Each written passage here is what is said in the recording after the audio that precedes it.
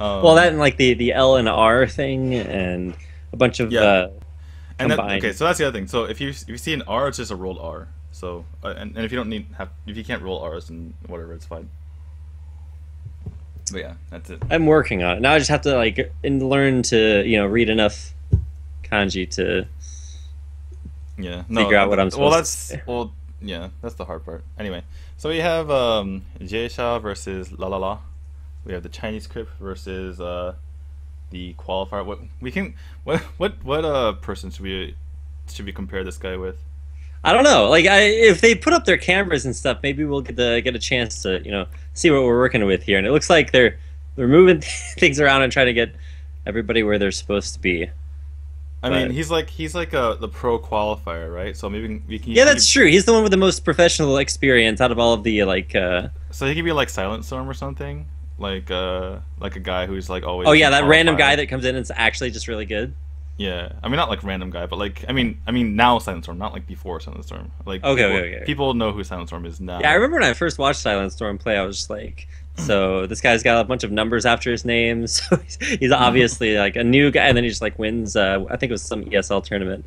Yeah, he It's won like, the ESL like championship, like the big one that yeah, yeah. it all culminated in. It's like, okay, well, this guy's pretty good. So All right, so we already see that La La La's camera is much cleaner, more HD than that's true. You got to get the J-Shot. extra pixels in there for high Yeah, definition Hearthstone playing. exactly. I remember going over to one of my friend's house, and he's the guy that you'd play like League or video games with, and he's got like 5 frames per second permanently, and you're just like, okay, I'd never want to play with this person. And he's playing Hearthstone. And he's like, yeah, I can actually play Hearthstone because even though I can't really see what the cards are, I can like make them out kind of because it was like a super tiny pixelated screen. So you don't always need the HD. Okay. If something happens, let me know because I'm changing my title right now. So Echo says my volume is much lower than Codecaster, so I turned the volume down on you. It's still the same volume for me, but it's lower on OBS. So guys, let me know if it's more even now. All right. So championship is English cast by D2, and what do I call you? Rapid cast? Just Rapid cast? just rapid. Rapid. Just rapid's fine. Yeah, I believe I was compared to Dog in chat, which is high praise for me. I don't know. He's one of my favorite Hearthstone players. Aside from yourself, of course. I Thank believe you. you were like the only person I've ever donated to. So Oh my god, that's lots of amazing. it's true. It was mostly just because you were like hyping up your donation sound over and over again. And when I finally donated, it like didn't play. Oh, I was so sad. I'm sorry. It works now, or it should work now. Anyway, Good. Okay, so so it's finally starting. I believe La La La is the Druid. druid, right? And Jaysha is the priest player. Yeah, so J-Shock kept. I didn't see the keep for La La La, but we kept, or sorry, J-Shock only kept Valence Chosen, which Yeah. is reasonable. He tossed the Power Shield, which you generally want to do. He basically went for like kind of a half measure. He went for like, okay, all I need to get is one early minion, and this Valence Chosen can maybe win me the game. Right. But he couldn't really go for like the all-in play of keeping Powered Shield as well. But he ended up getting it back anyway. Yeah, Um, that's kind of the way it works a lot of times for priests. Like you just get this one big dude and then keep either healing it or buffing it, which isn't super great against druid because they have so many silences. yeah. So La La La here is wondering whether he wants to go coin innervate pilot jetter, which is real strong, obviously. Priest can't really deal with that. We'll just go ahead and do it. I don't. Yeah, I think this is a little bit of a mistake. I think he's overthinking this. Honestly, this feels very crypt-y. It's like a Yeah, I very mean, arena I play. guess he's trying to save up for like an early Doctor Boom or something, but Yeah, power word like a death would just kill that instantly. So yeah. Like you want to in arena, you want to get a more whatchamacallit. board control. Yeah, it's just kind of board control, like value and stuff like that. And he's looking at these innervates, just like, how can I get the most value out of my cards? I don't want this like, I don't know what my next turn is. I don't know what I'm Yeah. gonna do. And you see a loot Well, order. That's kind of yeah, bizarre. he's got turn to Doctor Boom here if he wants it. So That is that true. That is true. that seems quite good. However, like Does if you do that and you get death like the turn after, how depressing is that?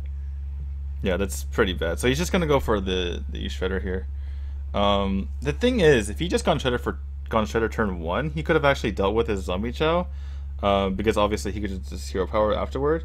Um, and I don't know if this coin is really. I guess he could play Doctor Boom on four, I suppose. Or Well, he could even play Keeper turn 3 and silence that. Yeah, and I think that's like the best option, right? Because he's gonna silence like so many buffs off of it. yeah, I suppose that was maybe what he was thinking about was that he could have, yeah, he can say it gets Valence chosen on three, then he can coin it the Keeper, but it doesn't really help that much because Jay Shaw traded into the Shredder, and so now his two drop just trades into the Zombie Chow anyway, even if he silences it. I mean, he can just kill it, I suppose, but it's the same exact thing, right? If you do the two damage or you silence, it's the same exact thing. Yeah, and so I think he's just gonna go for the 2 damage and get the heal off of it.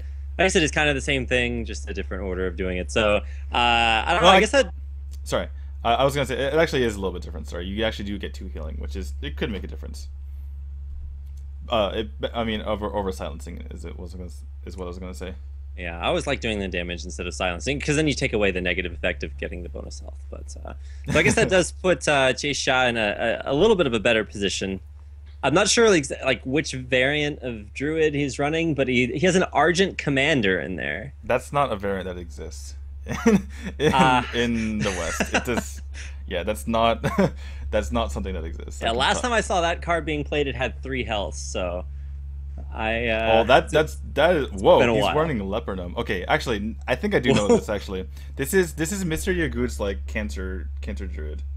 I actually know what this is now. Okay. Okay, so what is the goal then? It's basically it's like you kill him as fast as possible. So the fact that he got all these big cards early was actually kind of bad. It's pretty bad, yeah. Yeah, you basically try to kill him as fast as possible. Ooh, and now he's this is starting to get pretty bad because now with a death drawn, as soon as Doctor Boom comes out, it's just dead instantly, and the Argent Commander's not really gonna do all that much. Yeah, so basically this matchup typically comes down to okay, we see Doctor Boom, which is going to be death. Ooh. Jay Shaw, he could have gone Cabal as well on this turn, which it kind of like makes him a little bit sad because he wants to Cabal this 2/4 really badly. But deathing and healing is fine as well. Anyway, I was gonna say that Druid versus Priest is like kind of an even matchup. Usually Druid has a slight upper hand because they're more consistent in their openings. Like there's so many ways for them to get. They have like 4 ways to ramp, right? Whereas Priest, if they don't get their Valence chosen, they really can't get the upper hand on Druid. So that gives kind of Druid like the slight upper hand, but it can go kind of either way, right? It's only like a slight, like 55-45, something like that. But in this case, it's Priest against basically an aggro deck, which really favors the Priest deck. As long as the Priest kind of nullifies all the threats, he'll be fine. But now this is actually pretty difficult to take care of because you're going to take double Boombot damage, and I don't think there's an easy way of actually killing off that Argent Commander. What you could do is take a big risk and just steal the Keeper now, and then if you don't die the following turn, you probably just win. You probably just win the game. I mean, it's a risk that you really. He's gonna go for it, so yeah. A little bit of riskiness. We'll see if it pays off. Those Boombots have the potential to just like end the game instantly with a charged Druid. He just throws that down. That's what 8, and then another 8, 16. I guess he's 1 off with that, but he's got hero power with it. So this is technically lethal possibility. So you're just hoping that the Boombots not only hit phase but hit for 4. Yeah, I don't think. I mean, it's out there. I've seen worse things happen. Don't think it's gonna go for that, but okay. Yeah, he goes for the safe play. And what do you do from now? A death draw doesn't help. I guess he can clear the board, but the Boombots still have the potential to win the game. I think what you do is you just clear the board with the Holy Nova and then heal your face and just try to save off lethal as long as possible because he only has 2 cards in hand. He doesn't have Savage Roar because Savage Roar would have already been lethal. So he doesn't have like combo pieces or anything, or maybe he has some combo pieces, or maybe he has Force or something. But yeah. I think you just Holy Nova and heal yourself here. You could Holy Fire, I suppose, but then... And you could Holy Fire, I suppose, yeah. What you could do is run your Keeper of the Grove and your Cabal into the Argent Commander, and then Holy Fire the druid, but then you're not getting rid of the boom bots, which is kind of an issue. So essentially, not healing. You're healing for the same amount essentially because you're leaving 2 damage on the board, and the Holy Nova and the heal heals for 4. Okay, so Velens, then Holy Nova, and then Boombots win the game. Oh, my stream actually kind of lagged there for a second, and he gets 1 and 3. Okay, so yeah, you're a little bit ahead of me, so try to wait like a couple seconds. all right. Well, and spoiler alert, he draws a pretty good card. Yeah, that's actually really unfortunate for the priest player because he had mostly nullified the threats in the early game, and then kind of the Dr. Boom screwed him over because he would have had a really good turn had that not happened. Yeah, I was actually really impressed with Argent Commander. That was actually a little bit more more like I guess usable than I expected it to be.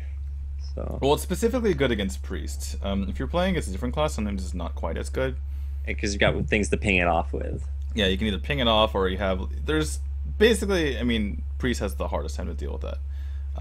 If you're playing like some sort of aggro deck, they can just use a little guy to deal with it. So okay, with La winning with his druid, that means that it's out of the way. He's won with it. This is conquest.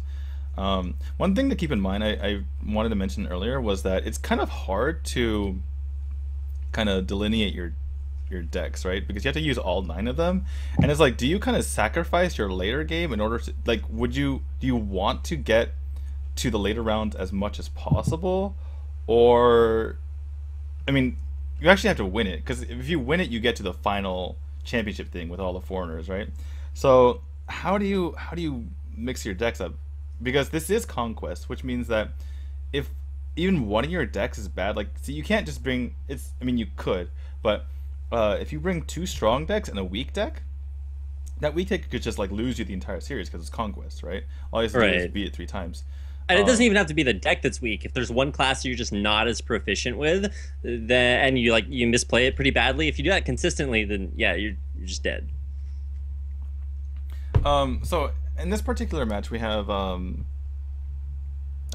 Mech Mage versus Patron Warrior, and I'm a little bit surprised that Jay Shaw went with a Fire Aurochs instead of the Armor Smith, because the Armor Smith can deal something like this, for instance. Yeah, Armor Smith is just so good opening. Like, I don't know what it was really expecting either. Like, what minions do you expect to come out? And this is actually a different variant of Mage. I haven't seen this sort of Mech Mage in quite a while. I don't know if it's necessarily coming back. Have you seen that lately, or is that new? Mech Mage is coming back. It kind of went full circle because Mech Mage was bad for a bit and Temple Mage was kind of the better deck. But now that Patron's kind of back, and a few other decks, I mean, for some, basically, Mech Mage is a little bit better again these days, but it doesn't really run the Mad Scientist anymore. It runs Mana Worms, and it runs Unsealable Portals. And I think the reason for that is to be a little bit better against aggro. Because aggro is populating a lot of ladder these days.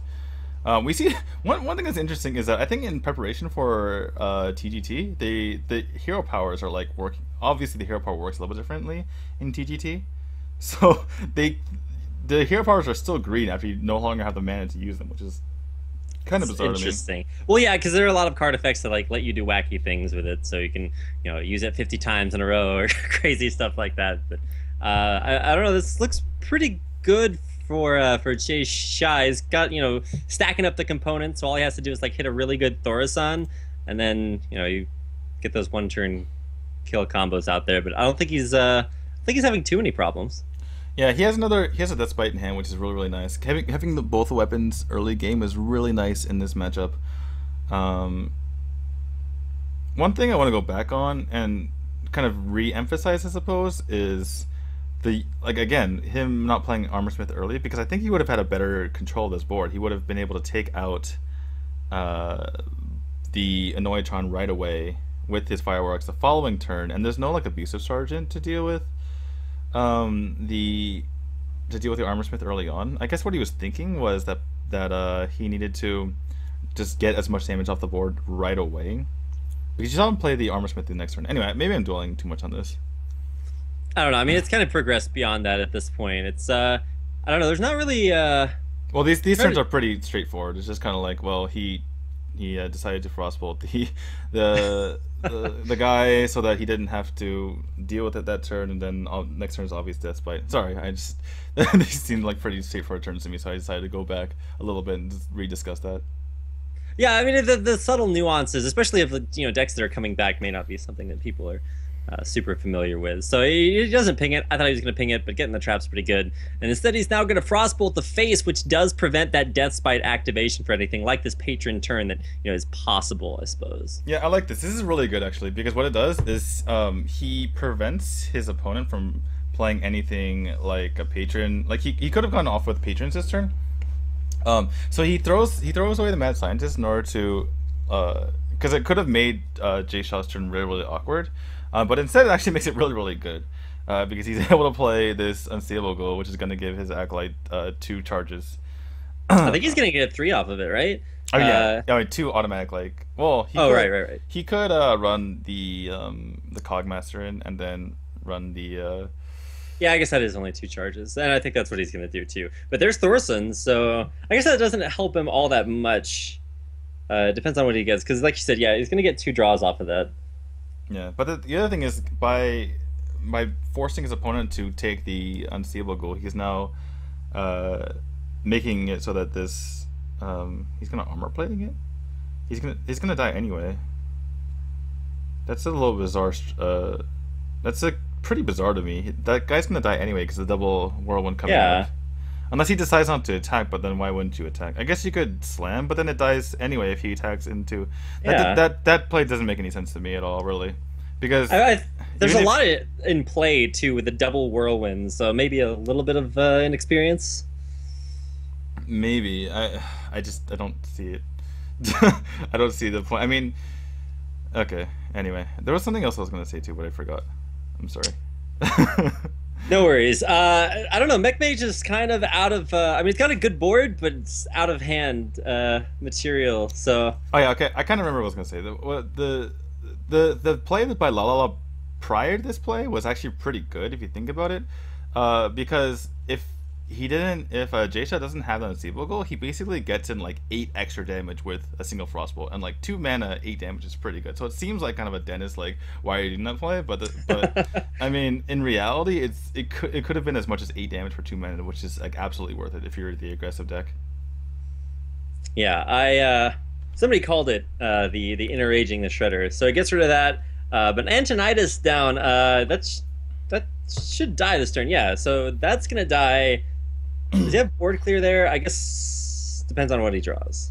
It at least dies to the Thorson. What he could do is, I mean, if he's been paying attention, he knows that La La La only has a spare part in hand. So what he could do is go War Song, Frothing, Whirlwind, and Battle Rage for 5 cards. No, 4 cards. Battle Rage for 4 cards, and kill the Antonidas, and get an extra chart, and get a kill off the Raptor. The Thorson has 1 health left, and he gets discounts on all the cards that he draws. Yeah, that seems pretty broken. But I don't know if you want to commit your War Song like that. No, but you draw another War Song because you draw a bajillion cards. Oh yeah, yeah, that's true. I'm not really fathoming like exactly how many cards he's gonna draw, because it'd be like 5 by next turn, and even more if his acolyte gets a bunch of hits. So it's like, this is pretty ridiculous. I don't like using this acolyte instead of the Frothing though, because now he's getting less cards. He would have gotten 4 instead of the 2 he's getting here. Oh, and we get a mystery. So he's gonna come back with a lot more cards in his hand. Why are they re-expecting? It seemed fine. Didn't seem like there are any bugs or anything. Well, we can at least see one player's perspective in the at the top of the screen. Looks like he conceded. Yeah, that looks like victory to me. The second character is usually using victory. I don't see any way that the other guy that he was gonna like concede in the next like couple of seconds. So yeah, I'm pretty sure Jaysha won. We're pretty sure Jaysha won that. Even though I don't really agree with the play that he made, I'd rather grab 4 cards instead of 2 and kill the guy without killing off your Thorson, and then get the. But anyway, it didn't matter. He was like way in the lead, and that was probably the top end of La La La's deck anyway. Yeah, and as Team Celestial's Twitter pointed out earlier, concedes now happen immediately. So I think that was happening. Just like conceded instantly. Yeah, it's actually very, very nice. I was streaming earlier today, and You basically get to concede, and your opponent sometimes doesn't even have time to BM you. It's like amazing. Yeah, I always hated that. Like when I was trying to spam concede, but he would still get to. Yeah, it Yeah, makes me feel a lot better. yeah. Like there was one instance where my opponent played out a BGH, Yeah. and to kill my guy, and I knew the game was over, so I insta conceded. And my fellow waver hadn't even died yet, and I was already out of the game. It was awesome. Wow. I was like, yes. I Nice. did not expect it to be like that convenience. Like it's never one of those patch changes that you'll see like huge Reddit threads about. It's like we need instant concede, but it feels so nice. Actually, you'd be surprised. There have been a lot of people who complain about that. Like, people get pretty frustrated. So, yeah, and they want to make it as fun as possible. I can see that concern, or that issue being a bigger concern to Blizzard than a lot of the other things like fix Patient Warrior, because they want to make it as like friendly as fun for everyone as possible. You know, so yeah. Right. So back in the game, new set. This is Chase Shad going back to his priest, which he can do because he hasn't won with it yet. Yeah. So they've never J hasn't won with the priest, and La La La hasn't won with their mage, so they're bringing their loser decks to this game. I have a question. Do you know the answers? I actually don't know the answer to this.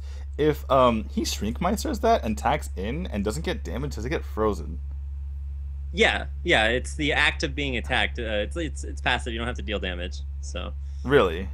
yeah, it's like there used to be an effect. Like for instance, if you implosion something with Divine Shield, you get 0 imps. Or for instance, like if you Yeah, but that's because it's based on the amount of damage that it deals, and it deals 0 damage. So it's not like being frozen is just like a state change. It's not doesn't rely on damage. But does the card text say deal? I'm not actually sure about the card text. Does it say it frees whatever it damages? Whenever something takes damage by this, freeze it? Is that what it says? I don't think so. We need to look this up. Yeah, well, that's one of the things that's like a difference between a collectible card game and like an online trading card game. Because like if you're playing it online, then like one thing happens all the time. But sometimes there's like confusing rulings about that. I know when I used to play a competitive Pokemon trading card game in Yu-Gi-Oh, you'd get different rulings depending on the referee that you had, and I feel like that could be something as gets interpreted very differently. But kind of the same situation, deja vu a little bit. I was having to think to myself, wait, is this like a replay? Because it did basically the same thing. You're just buffing up. The Zombie Chow? Yeah, the Zombie Chow. I was like, wait a second, what is that? The Zombie Chow. Although this time around, it does seem like there's quite a bit more tempo in the Mech Mage hand, so it's going to last a little bit longer. Well, typically this is a matchup that favors the priest because of the way that they can kind of control the board a little bit, but Priest has drawn all of his minions. Okay, we're gonna see. Okay, we get to see. Oh, it doesn't get frozen. See, that's what I was saying. That's Oh like, my- I didn't. It has think to that take was- damage for it to get frozen. That's what. See. I Yeah, told so it is damage. Well, Yes. there you go. you. I And felt several people, of course, said that correctly in chat, so I look like the idiot. Okay, But so I'm glad we Lala- actually figured out. La La La's like looking at his history, and he's like, "Why isn't that frozen?" You Yeah, saw. you can actually see that he's like, wait, what's going on here? Yeah. All right, So well, I I'm don't- glad that at least La La La and I are on the same page. A little bit of confusion there, but Yeah. should I be mean, able to... I felt bad because I'm supposed to be the pro player here, right? But I don't play that much priest. And okay, here's the Death Lord here, which is a really good pickup. It's gonna be really hard to get through that. Although he might just play he'll probably just play the Sludge Bolter instead. Probably a better play to do that. The problem is that this 3/2 trades really, really horribly into basically everything. He can't turn the 3/4. Like, Lala has set up that every single last thing is like a bad trade for J-Shaw here. It's so awkward. This is where you just like blink and suddenly you have Holy Nova in your hand and you're just like, damn, really like that card. Or Light Bomb or something like that. Yeah. I think it might behoove him to kill the Pilot Shedder just so it doesn't get, I mean, he's not going to Super get much crazy more- value. Yeah. Because what you can do is, like, you can hit it and ping. I mean, even if he doesn't ping, he can just run his 2/1 in, which is fine, and then run the other 2/1 in, the 3/4, or the other way around, whichever. And if this is a 2/3, it's really, really good for him. Well, actually, it's not the best, but Ooh, Armor Smith. That's going to get actually a lot of value. Yeah, but I think Jshaw's fine with that. I think this is one of the better cards for Jshaw's purposes because he doesn't care. All he needs to do is survive. Like Priest is the ultimate just survive class. Like if you're playing, I mean, this in particular Priest. Like if you're playing Patron, like the beatdown is the mage, but there are instances where you can kind of push damage and put pressure on your opponent and make them go into defensive. Whereas Priest, they almost never do that. Like the Priests, they're completely. Averse to doing to like going Yeah, I want to play it for the late game. I mean, they win by you run out of cards. You run out of cards, or you just get really frustrated that you're having to play against your own deck because they thought steal or mind control, and there's the mind control right on time. Yeah, so we're probably gonna see a Cabal here. There's no death target, so there's no reason to go Death Lord. Sorry, Shadow or Death Lord. That was a little bit confusing. So we're probably gonna see a Cabal. I think he's just thinking about which one's the best to take.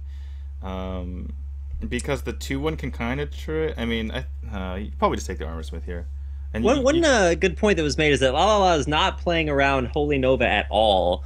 He's just like you can't. I guess that's kind of what your deck is supposed to do. You just like flood the board with like effective minions. But I mean, this is just a really bad matchup, and you can't. Yeah. If he played around Holy Nova, he just loses the game anyway. You can't not play. You can't play around Holy Nova because you're just gonna die. Because you don't get enough stuff on the board, and if you give Priest time, they're going to just have. They basically, the more time you give Priest, the more cards they draw, and the more likely they have an answer to your stuff. Because Priest has an answer to almost literally everything in the game, but really, he's gonna that's interesting. I don't actually see that a whole lot anyway. Cards, so it's not something that I guess he would expect, but I guess it's going to keep him in the game and draw things a little bit later out. But it's not really dealing with the tempo on the board. It's just I mean, would you rather have a 4-5 and a 1-4 versus a 4-4, 3-1, and 2-1, or nothing? I mean, he's not going to get punished too badly for it either. So I guess he had kind of a turn to burn. And now he's got double Death Lord, and I guess that means he can stall for a little bit, but he's just going to give away so much tempo. Yeah, but Mirror Entity's not now. That is true. So now what? I mean, I guess if he Cabals now, I mean, I don't know. Cabals. I feel like you just would take so much damage off of that. Plus, it would get copied anyway. So yeah, no. I mean, now that he's in this position, it makes a lot more sense to just go for the Death Lord because the opposing Death Lord only does 2 damage anyway. Yeah, when you eventually get minions onto the board. You want to be able to, take stuff out. But for the time being, he's not taking any damage. And on top of that, he can actually take his opponent's Death Lord. So he can actually go 3 Death Lords. So many Death Lords. All the Death Lords. He's going to have so much time. This is time to stall. Plus, he's getting closer and closer to turn 10 when you get the mind control. It's so good at stealing away anything that's big that your opponent's accomplished. But this is Mech Mage, and he's not really going to have that one big minion you want to mind control. He's just going to have a bunch of just random low health, low attack stuff that you don't really want to. I mean, Death Lord's the biggest thing he's going to take. Really. Yeah, and you can get that with Cabal. So. Yeah, exactly. Okay, so 2 things. I wonder if La La La is going to take damage on this. I don't know if this is intentional. To make sure that if it gets taken by Cabal, then it's easier to kill. Yeah. The other thing I want to say is I wonder if sorry, not you, but I wonder if I was being too critical and actually Jshaw's a genius and he foresaw this coming and he baited his opponent into playing Okay, finally the light bomb comes out, so he's got at least some way to deal with some of this stuff, but actually it doesn't really deal with it does a lot of it. It does a lot lot of it. Gets rid of 2 cards, and then he can clear with the Death Lord. I think Light Bomb is slightly better than Cabal here. Yeah, because you kill the 4-4, you kill the 3-2, then he's left with a 1-1, a 2-1, and that's it. And you're left with the 1-2. And then you heal your guy, and you have a 2-5 Death Lord. That's not bad. Okay, well, we're gonna get the chance to find out what happens when you don't do that. He takes the 6 health Death Lord and just goes ahead and heals up the 3 health. So, I mean, he's got a beefy board, but there's still so much stuff on Chinese Crypt's side of the board. It's like, jeez. I guess this kind of makes sense because La La La's probably going to be attacking into this, and that makes his guys with greater health than. Oh well, that's actually really good.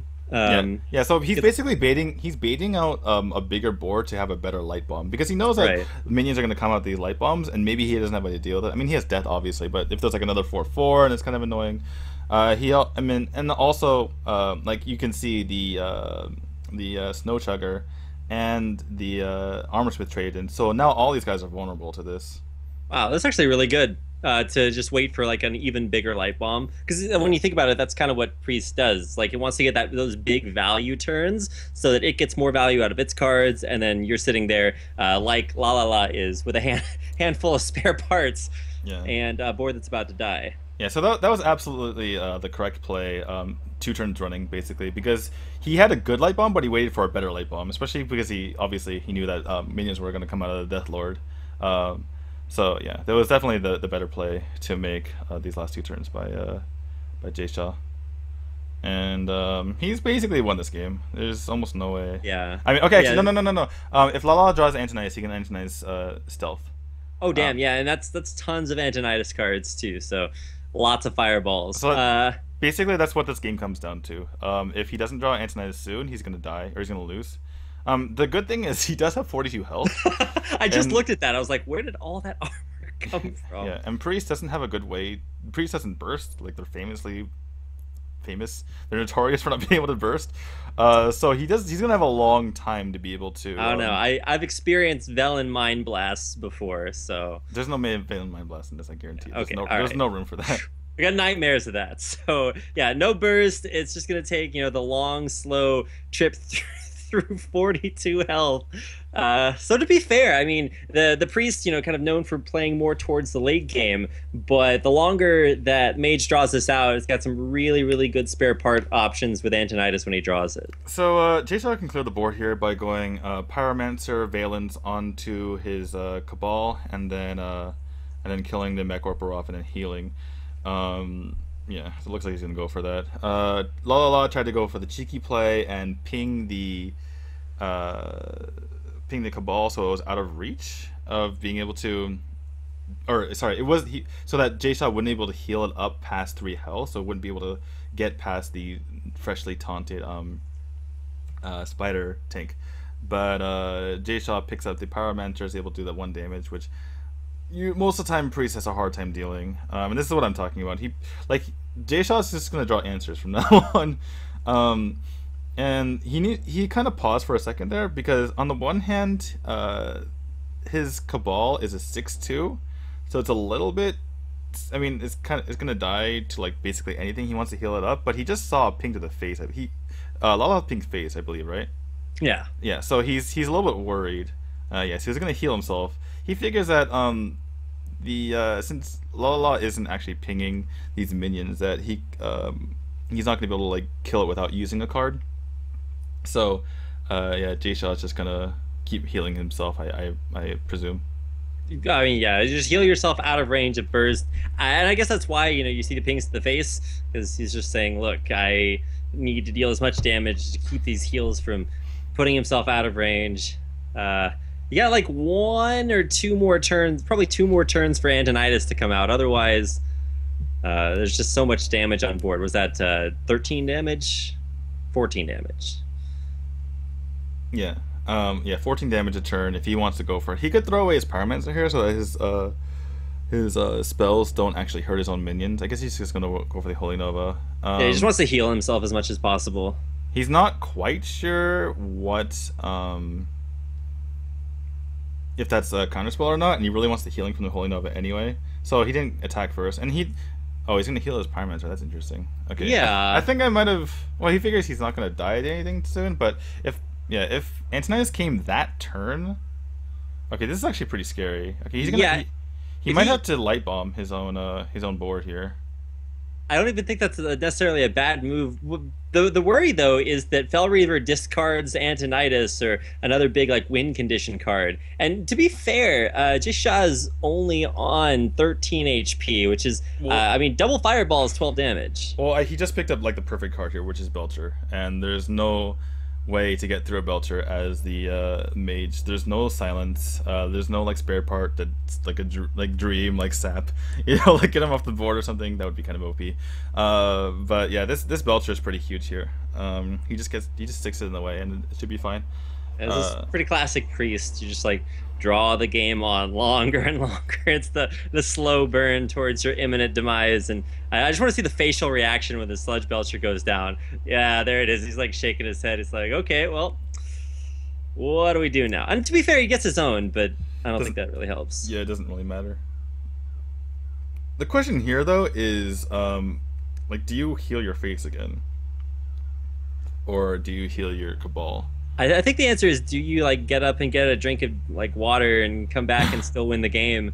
I mean, Fel Reavers didn't actually punish La La La all that much, but at the same time, like you said, yeah, there's very little way to get through this. Well, I mean, he can clear, kind of like he can fireball this Belcher. Although the question is, does he want to fireball the Belcher, or does he want to use his Fel Reaver? I guess he wants to play and just so he kind of just hope that his opponent doesn't have death here, and hope he has no way to deal. Oh, wow, that was so sick! Oh my god, that snipe.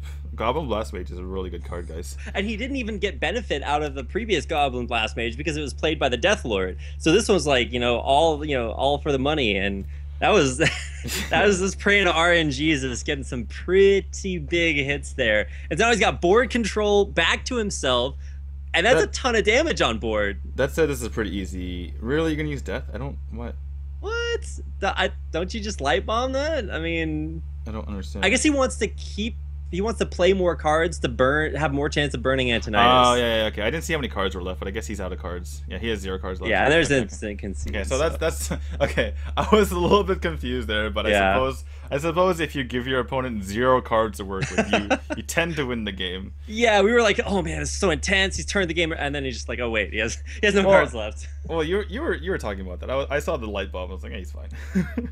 But hey, I was getting my hopes up a little bit too much there, but I don't know, unlucky. So what's the set score right now? I think it's 2-1 J-Shaw. Yeah, 2-1 J-Shaw coming out on top. This is game number 4, and we get a Hunter. So what variant of Hunter is this? I'm guessing it's the more common, like, sort of, I don't want to say tempo Hunter, but it's got all the death rattles in it as well as the face cards.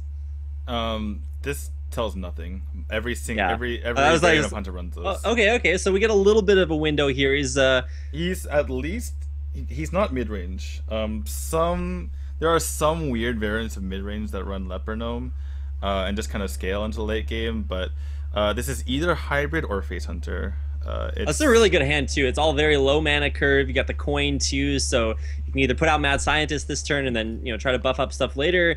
I don't think you want to play Leper Gnome with just 1 mana because it just gets pinged. But then again, you are playing against a Mech Mage, and Mech Mage really wants to get the tempo. And so if you play Leper Gnome and they ping, then you can follow up with a Mad Scientist, and now they're playing on 3 mana, and then you can get it frozen back or something. So because you're really slowing them down. I love that against mages, or that will ping you like 2 turns in a row. You're just like losing so much tempo, and they're like, but hey, I can kill your 1 health minion. But then you find yourself on 5 mana, and you're gonna get Huffered to the face and stuff like that. So in the end, I do like J-Shaw's play though. Leper Gnome would have been reasonable, but this allows him to trade up into basically anything. And he knew that most likely there was going to be a 2/3 coming up. So yeah, he's able to just go 1-drop this turn, which is really, really nice. And even without picking up the Anna Companion, he has the Eaglehorn Bow to back this up on turn 3. So I like this play overall by J-Shaw. Yeah, what's that? The Hunter's in a good position in the game. All right, and this Mech Mage just like really sort of thrown up a bunch of blanks so far. Hasn't really performed very well. He's come like close, and there's that weird sort of Fel Reaver variant in there. I don't know, maybe that's standard for the comeback variant of Mech Mage, but I certainly never used to see that card. Yeah, Fel Reaver is a pretty standard card these days in Mech Mage. The only difference he has is he's playing the Scientist and the secrets rather than having the Unstable Portals and the Mana Worms. But the funny thing is, which I was going to mention, is that you would think that the Mage's secrets are superior, so that their Mad Scientists are superior because they get 3 mana secrets, but they're actually worse because the Freezing Trap can be a really devastating thing, and on top of that, typically the Face Hunter / Mid-range slash Hybrid Hunter, I'm not quite sure what this is yet, but whatever it is, they can play like a 1-drop. So basically, you're getting, yes, the secret normally costs 3, but you're basically just getting 1 mana out of it because of what a hunter can typically play out. So strangely enough, the hunter has kind of better secrets in this particular matchup. So the hunter is so good, lower mana cards are worth more than higher mana cards from other sets. All right, cool. Exactly. I'm liking the I'm liking where this is going. Exactly. And so yeah, just a mech mage player trying to get a little bit of board control. It's coming, but he's still dropping a little bit lower. Ooh, he's actually running Worgens in this too. I don't know. This is like really heavy, like straight up smork. Yeah, this looks like just straight All up to the face. face hunter. The question is, so La kind of called Jayshard's bluff, or I mean not his bluff, but he kind of just predicted what the secret was there, and attacked in. It could have been snakes, which could have screwed him up. If it was freezing, then whatever, you just get back for 3 mana. But he decided to attack in, just kind of he wanted to get that trade, and he figured there was a good chance it was explosive trap. So I guess that traded, and now he's gonna have a really nice trade in this Leok as well. Yeah, it's actually it may seem pretty terrible to get a dumb 1 mana card for your copy, but I don't. I guess it's gonna help him clear out the board, and I mean, Hunter kind of running out of cards. Everybody likes to say face hunter, all you do is hit the face, but you gotta have cards to do that, and he's not really scaling. You have hero power, you're fine. It's just hero power. It's like it's the best move in the game. I mean, in these kind of aggro versus aggro matchups, I mean, La scales a little bit more, but it's basically aggro, right? So do we know what trap that is? It's freezing, explosive. right? No, it's explosive. It's okay. Explosive. He already attacked the Cogmaster and killed and traded with the abusive sergeant, I believe. So that's what I was talking about before. He basically just traded in and just kind of hoped it was explosive. But this is kind of, I mean, in aggro versus aggro matchups, like a lot of time when you talk about Hearthstone in general, like one of the first things you learn obviously is like use your health as a resource. Just because you're beyond in health, like the person with the board presence has to lead in the game. But in this matchup, you can actually look at the health totals and kind of have a good indication of where the game is at. Just because you put enough pressure on your opponent, and there's this inevitability, especially with a hunter of the hero power, that can just kind of burn you down. All right. Well, inevitability. Whenever I watch hunters, is something I don't know. I see happen more times than not. And so he's gonna draw Wolf Rider. So yeah, maximum to the face. He's got 5 mana. So I guess that's Wolf Rider and then hero power. Is there a better move there? You can knife drag a Wolf Rider, try to snipe off one of these guys. And that'd actually be pretty big if it hit the shredder. I think it would be better if it hit the Clockwork Gnome, actually, because I think that's better for him, to be honest. Because as the mech mage, you just want as much stuff on the board as possible to be able to contest the opponent's board. And now his Clockwork Gnome can't run into the Scientist. He only has one thing to deal with. He has to use 2 mana to kill one of these cards off, and he's at 10 health. So I think hitting if he hit the Power Jetter, for instance, he would have been able to trade 2 things in. And by the way, this is why he didn't attack with the Worgen first. There was one consideration to maybe nice, the time reminder on the Mad Bomber. Okay, sorry, I just missed that. I need to stop. That was pretty sick. Oh my god. Okay, kills off the Wolf Rider. He didn't get the Worgen, but he got the best thing. Yeah, if he had killed the Worgen too, that would have been that's a pretty big tempo swing. Draw a random Huffer. Summon Animal Companion, summon random Huffer, maybe. That's true. So he has 5. Yeah, he has lethal if he gets Huffer here. Okay. I don't know what he's waiting for. I think he's Moment of truth. Does he have lethal? Anything? No. Okay. Well, he gets Amisha. He's so close, and he's at 24 health. Like this, and there's no healing in the Mech Mage deck unless he gets something of. He doesn't even have a single portal to get an Eats Force moment. There's nothing he can do. This game is almost certainly over. Pretty over, yeah. And I mean, anytime you find yourself behind on the board control as a mech mage, regardless of whether it's against the hunter, probably gonna be some feels bad man in there. So yeah. He's just gonna trade out with everything he can, and he's got 3 health. Can't clear the board, and I guess that's can clear the board, but you can't really I get mean, away. you don't even play anything as J Shaw here. You just hero power. Because if you play something, it gives your opponent more damage to get your face, and maybe something crazy happens. Yeah, just don't even do anything, and there's zero chance that that's ice block. Yeah, I was gonna say this is that weird mech mage slash tempo mage freeze mage hybrid where you just put your extra ice block in there because I've played so many like tempo mech mage games where you just need that one more turn. Not really, but like when you're losing as mech or as mech, you either like build yourself an overwhelming advantage on the board and crush everything, or you just lose. The only way that La La La could win this game is if he went into the future and drew Wolf Ram Shield, which which absorbs. Grand tournament wear. But yeah, there's no way. Even with 10 points of burn in his hand right now, there's no way. Which is kind of funny because if he just survived a little bit longer, he might have been able to take this. Yeah, he's just gonna go ahead and kill himself. And and he says shit. He says thank you. Oh, the BM is real. See, I can read that. Well, yeah, there you go. All right, it's a good thing you're here to help us out. Yeah, I might have been able to figure that out if I had been on top of my game, but that's a 3-1 win. Yep. For so yeah, the Chinese crypt goes down to the lesser known pro. But he'll be able to get back to playing arena. So the streamer goes down to the pro. All right, there is Tiddler. Are we going to be looking at Tiddler, or I was gonna say, are we gonna like have our own screen to like have us talk? But I think it's too much work. Whoa, yeah, getting a little bit crazy up there. But I don't think.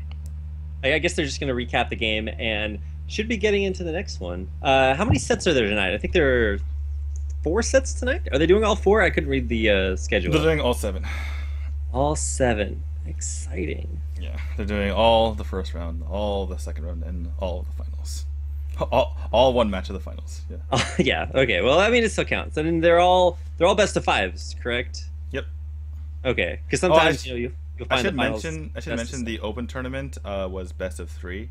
So like the pro qualifier was best of 5, and the open tournament was best of 3. So there is the possibility that maybe some lesser players manage to squeak their way in because it's a lot more variance when it's a best of 3.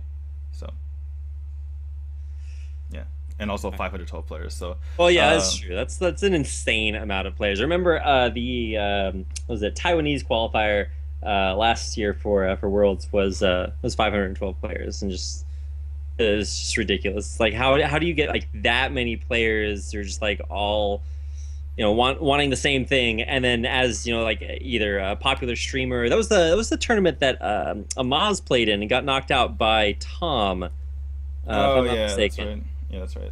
Yeah, so you have these huge names. And you have to make it through this bracket that's like absolutely ridiculously massive. I mean, even if you're super good at Hearthstone, it still has to make you sit there and think a little bit.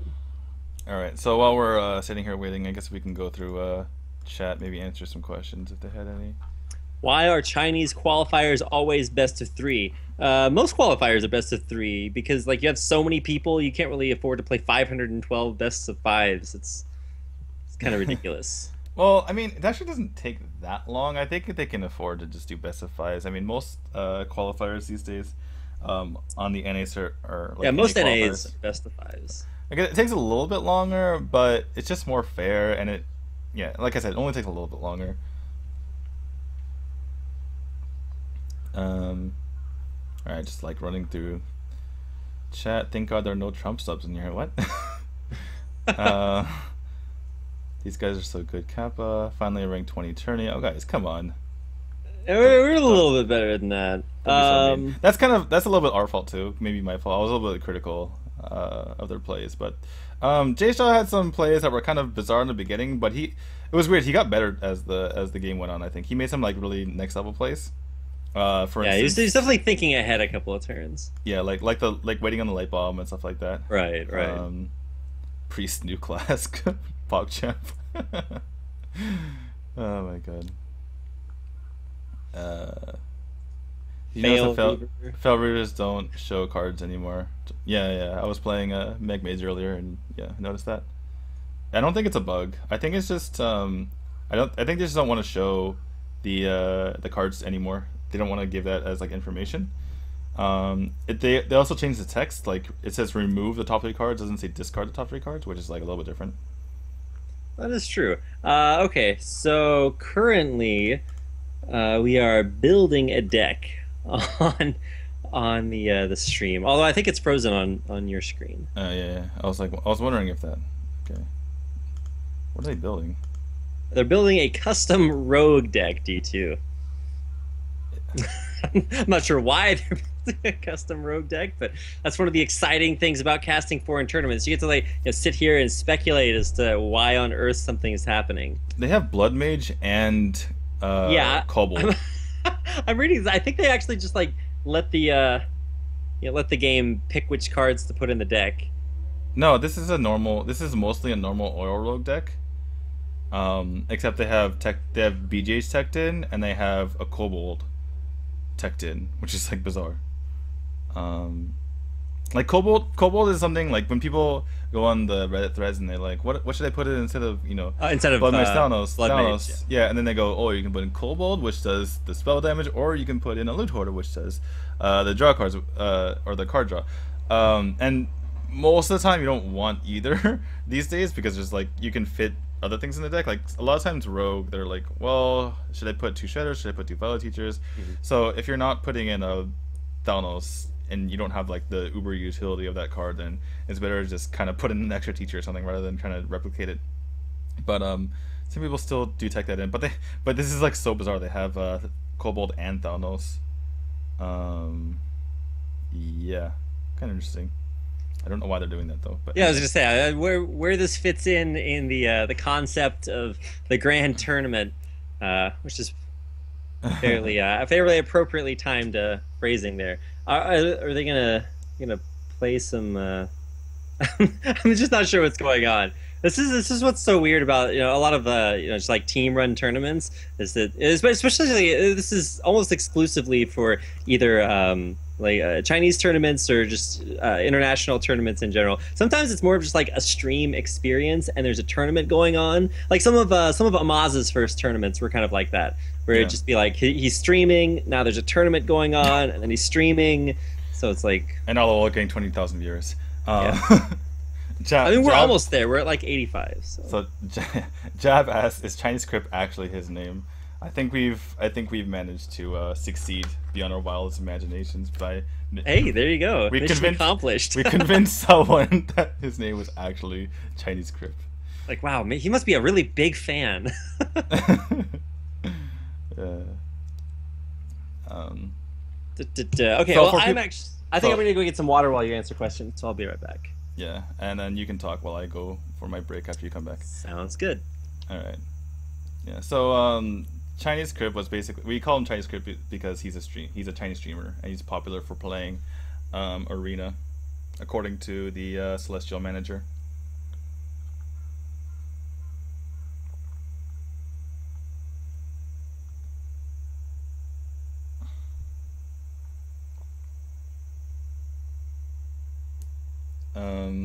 LW555. Most people here aren't Chinese. I mean, I guess there could be some people.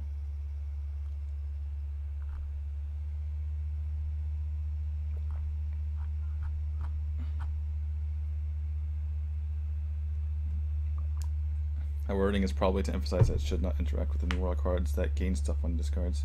Oh yeah, right. So if you played Fellow Raver and then you discarded what's the Jiraxis card? The Fist of Jiraxis, and then your opponent plays a card, and then you draw and discard Fist of Jiraxis, and then your opponent just gets wrecked. That would be really funny. The question we are all thinking of whether karaoke. I don't know. I haven't been drinking, which I feel like I have good energy. I don't really need to drink today to spruce up the stream at all. A lot of time, I mean, when I was drinking in other casts, it was because it was kind of like I was a little bit tired and needed to wake up. I know that alcohol is what's it called? Oh my god, I totally forgot this from like when I was a little depressant. Kid. Depressant, that's the one. Yeah. Got back just in time. Yes, nice. Yeah, even though it's depressant, it would help me do the cast because it would make me more like I don't know, hyper, I guess, and want to, I don't know, just I don't know. It kind of helped the stream before, but right now I have enough energy and enough. I don't know. We also have Rapid here, so. Yeah, that's true. I can totally take over if you need a break or something. I know it felt good to go up and get some water. I was like, okay, got to get ready for this cast. Go fill up my water and then leave it like in the kitchen far away. So I was like, got to go get that. So I hit that, and that is all I need to continue on for what is 7 best of 5s tonight. So I mean that one went to 4 games. So yeah. Oh, we got a lot of retweets.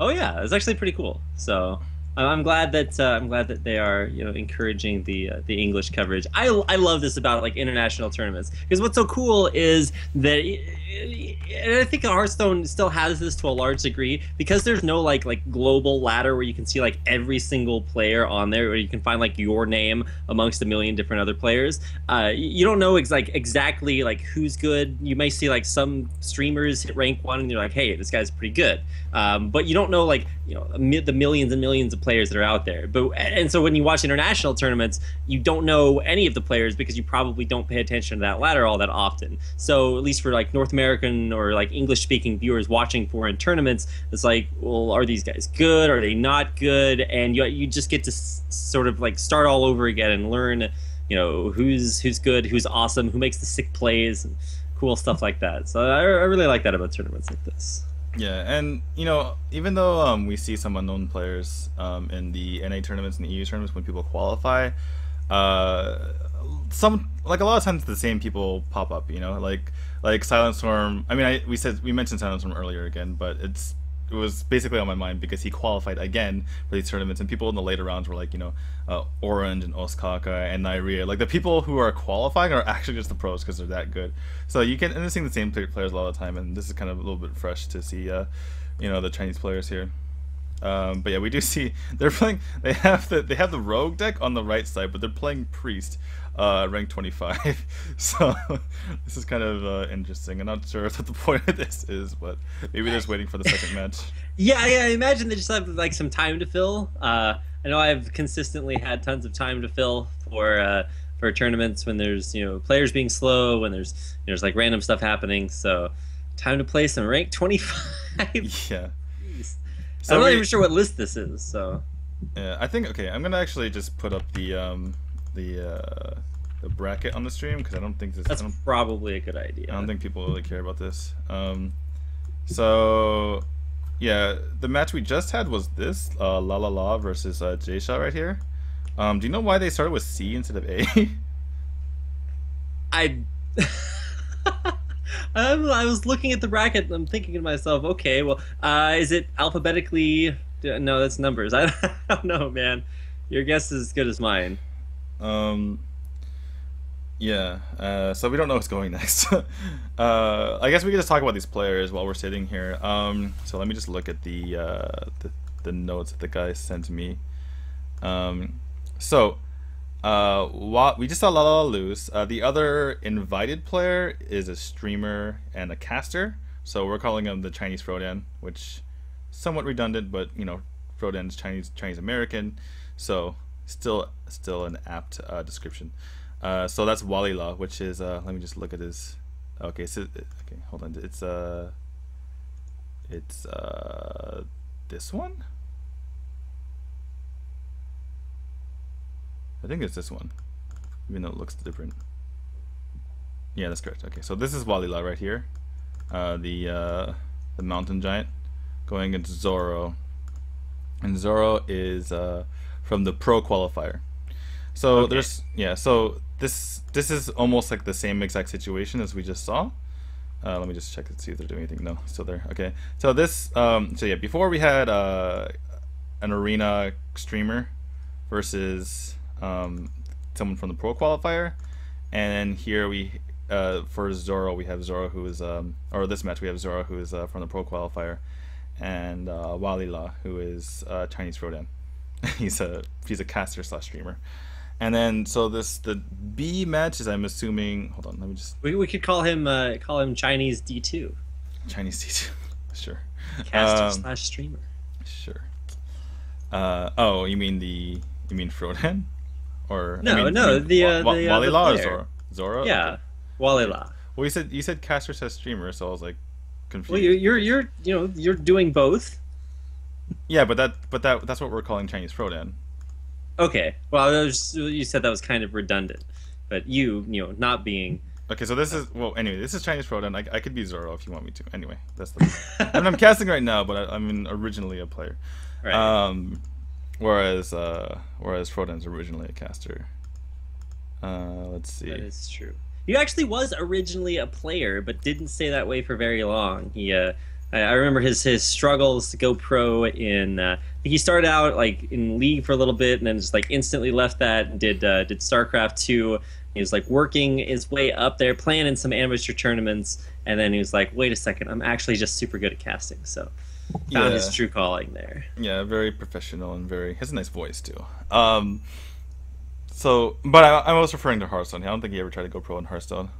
I don't know. He did. He got legend like several times, and I think he did play in one House Story Cup. Thousands of players. That was like a fun thing. Like okay, yeah. I mean, Artosis was playing in the same. We're gonna let the caster. That was basically like we're gonna let the caster play in this tournament. Yeah. Kind of thing, and see how he does. And it's funny because he just bombed out like right away, and he was kind of joking that was gonna happen. But I think in his like. Nobody thinks they're just gonna lose everything. Well, he was saying it out loud, but he was like, probably on the inside, he was like, "All right, I'm gonna show them that I'm actually good." Then he bombed. I was like, I think he kind of not reaffirmed, but like he probably was wondering how he would stack up, right. And he's like, "Oh yeah, that's right." It's like there's like, a reason why. Yeah, there's like some of the best pro players in the world. So. Yeah. Anyway, so let's see. So this guy is Baylay, and. This guy is Yikun. They're both from the Open Qualifier. So this B match is both Open Qualifier, and this last one that means it's going to be a Pro Qualifier and an Open Qualifier. Let me just check who is who. So yeah, Cheng is from the Pro and on the right side, and Xiao Ku is from on the left side is the Open Qualifier. So yeah. Okay. And just for future reference, for everybody wondering about the actual tournament, we're still waiting for the next couple of players to show up. So they are still working on their rank 25 priest deck. Oh my God, it's a Stormwind champion. They're playing against a Stormwind champion currently. So just to give you the idea about the cards you can expect at rank 25. I had it like wait a second, because the funny thing is a lot of the cards, like some are in use and some are not, and then you kind of remember which one's which because of like they're either the used or not, right? But all the Stormwind cards, like none of them are used. So it's like, wait, which one's the knight? Sure, I'm trying to think of a time where a Stormwind card was like in the meta, and I don't think. I guess the exact opposite of that is the Void cards. Oh, that's true. They're all used. Because every single Void card. Void Walker, Void Caller, Void Tear. Is there anything else? Void something. Oh, we're up to 155. Nice. Let's see. Void Caller, Terror, Void Walker. Void Crusher? Void Crusher? There's a Void Crusher? Yeah, it was never released. Or it was one of the new cards. I will link the Void Crusher in chat. Oh no. Okay, well, sorry, for those of you who don't know, I didn't want to do this on my crappy old laptop, but I kind of have to because my other computer. Oh, okay. So like if these things are taking long to load. Yeah, Void Crusher is a grand tournament card. It's a 6 mana 5/4. That's the one that like you destroys a random minion for each player. For Inspire, right? Yeah, for Inspire. Yeah, that's like basically the Bane of Doom nerf. Such a yeah. I guess you can look at it that way. Is your stream working, by the way? Mine's not working. Is my stream working? No, it is actually paused. So I'm going to refresh and see what's up. But I'm guessing it's not just you. I tried refreshing and it's not loading. Yeah. This is where we find out they're only doing one best of 5 today, and that was the last one. Yeah. They just like turned off the stream. So That'd be bizarre.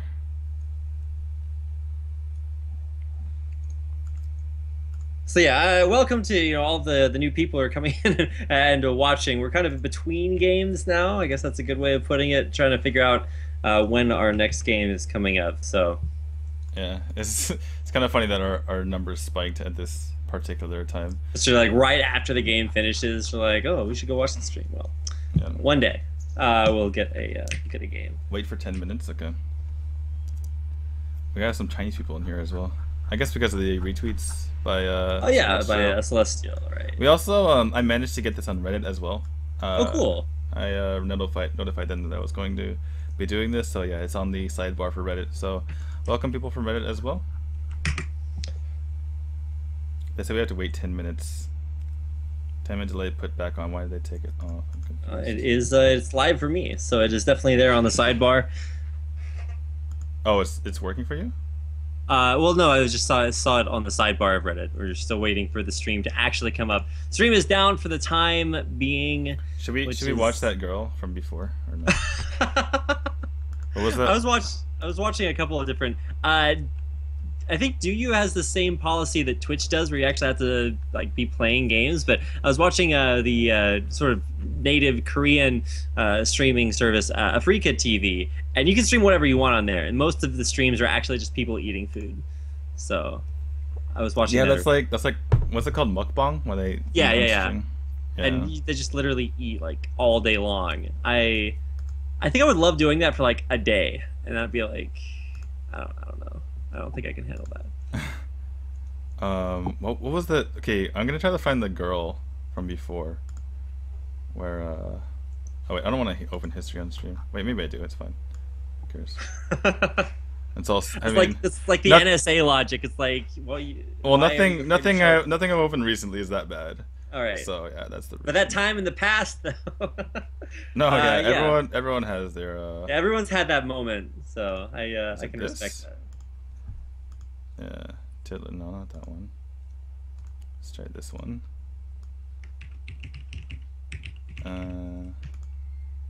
Oh. Saranghayo is not online anymore. Dang it, we can't see the girl anymore with like the sixes going across the screen. Damn it. Dang it. Foiled again. Dang it. Anyway, sorry guys. I guess apparently she's Korean though, because it says Saranghayo on the top. Hey, too, any must-craft cards in DGT like mini bot shredder? Boom. Bomb.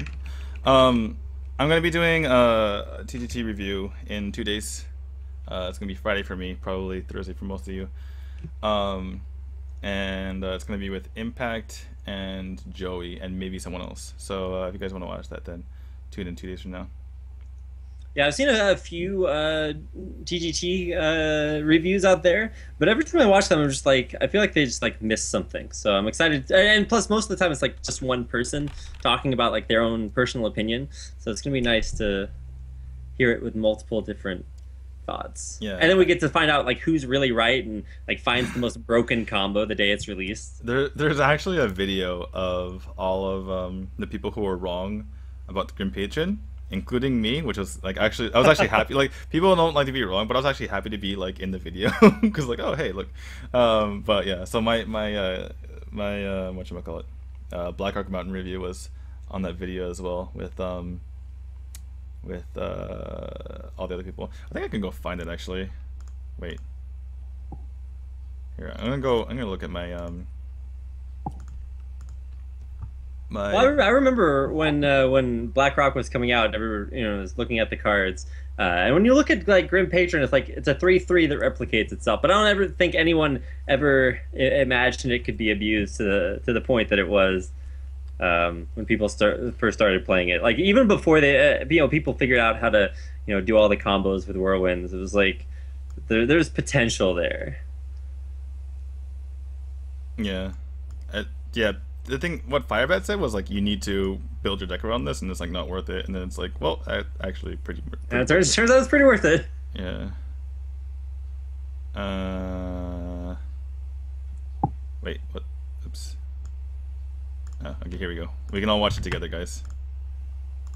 since there's nothing else going on and it's not loading. Alright, ready? Here we go. Green Patron. Whenever this minion survives damage, summon another Green Patron. Alright, next one is the Grim Patron. Whenever this minion survives damage, summon another Grim Patron. I don't like it.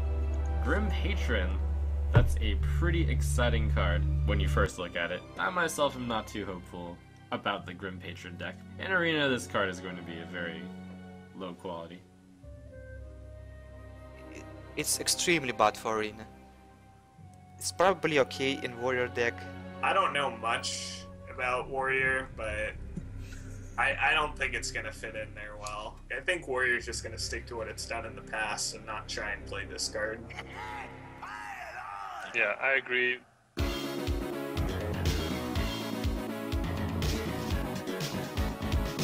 Obviously, people will try to attempt to combo something with this, but the cards that you actually have to play are also most likely not that great, which is why you just won't see it play in high ranked.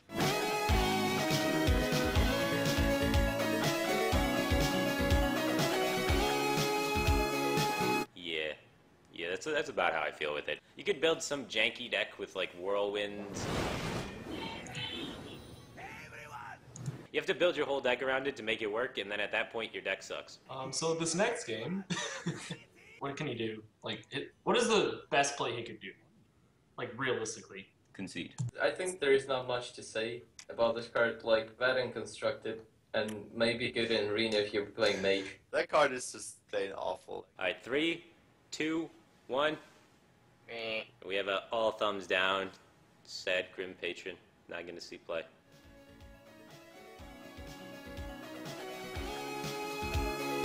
Nah, not impressed with this card.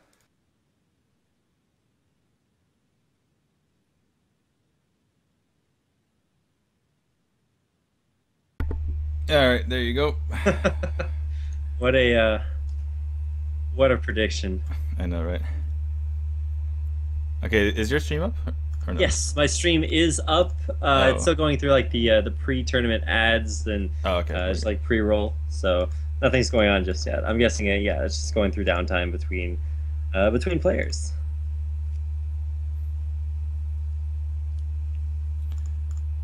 Oh, sorry. What was that vid called? That was called. I guess I'll just link it in the chat. Here we go. There you guys go. Somebody asked who invented Grim Patron Warrior. I remember 6-0 playing it a lot, like super early on. But I'm not sure who really like invented it. I think it was sort of a collaborative effort. Yep. Oh, sorry, I put the wrong thing on my bed.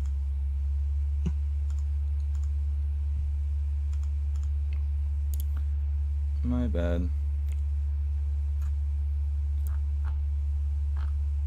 Oh, sorry. I'm getting distracted by chat. I'm trying to navigate all the Chinese and the English. Yes. One of the other people said Blizzard played Patron Warrior in a previous stream for Blackrock Mountain. I remember seeing that previous stream. I remember seeing Patron Warrior there. But when I was watching that, I thought, okay, well, this is them like forcing this deck to work. They're just like, hey, what if we built a deck around this thing working? Isn't it cool when this thing works? And I was like, oh, yeah, that works in their like specific context, but it's not going to work in competitive play. And it turns out it works pretty well in competitive play, especially when you put in like the OTK parts of the deck. Yeah. I mean, the first time I saw that was like, or when I was watching that stream, was actually, it kind of gave me a little hope, because once it started getting rolling, it was basically impossible to deal with. And I think he was playing against a deck that was actually, it had a tough time doing it, like Paladin or something. And then I was thinking, like, if you just get it off once, you actually can't do anything. But still, I was skeptical until people were actually able to build their own decks, or build like optimized decks around it.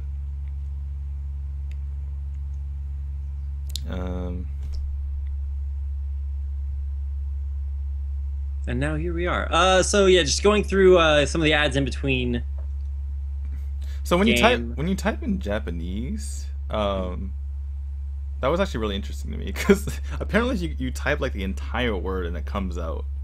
Because in Japanese you type like, I don't know, say I want to say I don't know, like jitensha, which is bicycle, right? You write J-I and then like the letter for that comes out. So first it comes out in like English and then it comes out in like one of the alphabets in Japanese, and then if you press space bar, then it comes out in the actual characters. But I guess in Chinese, obviously, there's not that second. There's only one alphabet, right? So you type the whole thing, and then it comes out in the characters. I've never seen that before. Anyway, just like watching that guy type in Hearthstone. So anyway, I had never gone through the process of typing a whole lot of Chinese, considering that I don't really know Chinese. And in general, the my Google Translate experience with Chinese has been pretty atrocious. So I feel very unqualified there. But that is interesting to know the difference between typing Japanese and Chinese. Okay, so we do have Zoro versus the Chinese Rodan. Okay, I need to actually like. Okay, we're gonna get the official way to say this guy's name really quick. In fact, we're even gonna put the Google Translate on the screen. Ready? Walila. Walila. Okay, it's just basically Walila. Okay, sure. So it was just like the Celestial Manager told us it was. Except for, I guess we could be more correct. Yeah, we could be like every time we say it, we could be Walila. But I think that would be kind of annoying to her. That's one of the interesting things. Everybody will say for a lot of different games, will say, you know, like Korean casters are so exciting, or, you know, Brazilian casters, or whatever. And a lot of like international languages have that sounds kind of weird to say. A lot of different languages have a much more like melodic tonal aspect to them. So maybe you have like accents and emphasis in speaking English, but especially for something like Chinese that is such a tonal language, it's a lot more melodic when you hear them say it. So listening to casting sounds totally different.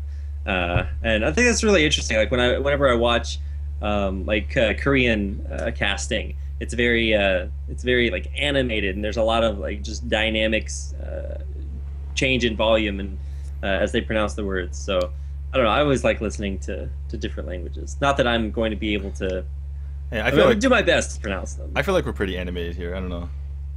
I mean, I'm trying to be animated. I'm trying to just like get into the game. And it looks like finally we're ready for our second best of 5.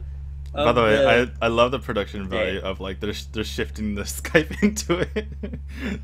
I'm hoping that this is like the first time they've not quite. Hopefully it'll improve as we draw. I mean, you know, everybody's got to start somewhere. No, including it was beautiful. Don't ever change Tiddler. All right, so we have a Hunter Mirror, and what's the name of this character again? I'm sad because it's not Rexar, but somebody's gonna type it. Illyria, or something like that. I feel like I've heard it before. I mean, in like the lore. Yeah, I never played WoW, so this Wait, is... but who's who? Is Zoro top? I believe yes. That's the way it was in the previous set. So I'm going to assume that Zoro is top, and then we'll check as they go on. But he's playing Web Spinner, so that is not a card you expect to see in any sort of like pure face hunter deck. Yeah, it's mid-range hunter mid-range hunter card. Because you want to combine it with whatchamacallit? Houndmaster. It's really, really good with Houndmaster, and you basically get more late game value out of it. Yeah, it's essentially kind of like playing a Quartermaster in Paladin. And you're just like, hey, I have a cheap card, now it's worth a wallet more. But it doesn't seem to be working super well. He's had the board cleared. The Web Spinner didn't last quite as long as it's... I guess it's kind of interesting to see spiders versus spiders. Not a matchup I feel super confident about talking about for a long time. And ooh, Misha. Yeah, Misha's a good pick. Ooh, Leroy. It's golden Leroy Zoro too. is driving me absolutely insane. Like hovering over every single one of his cards. Yeah, he's like, do I play this one? Do I play this one? I can't. What does this card do? Okay. Better look at. By the way, looking at so you got Hungry Crab, which seems like a very kind of a bad card, but 1 mana get a 3/4. If you have Houndmaster, is actually not that bad. So this could be useful in the future. Yeah, Houndmaster is one of the reasons that this mid-range hunter does so well against a lot of like early aggro decks, because you can put out stuff that just stops it. Whether it's Misha's, like you had already one of.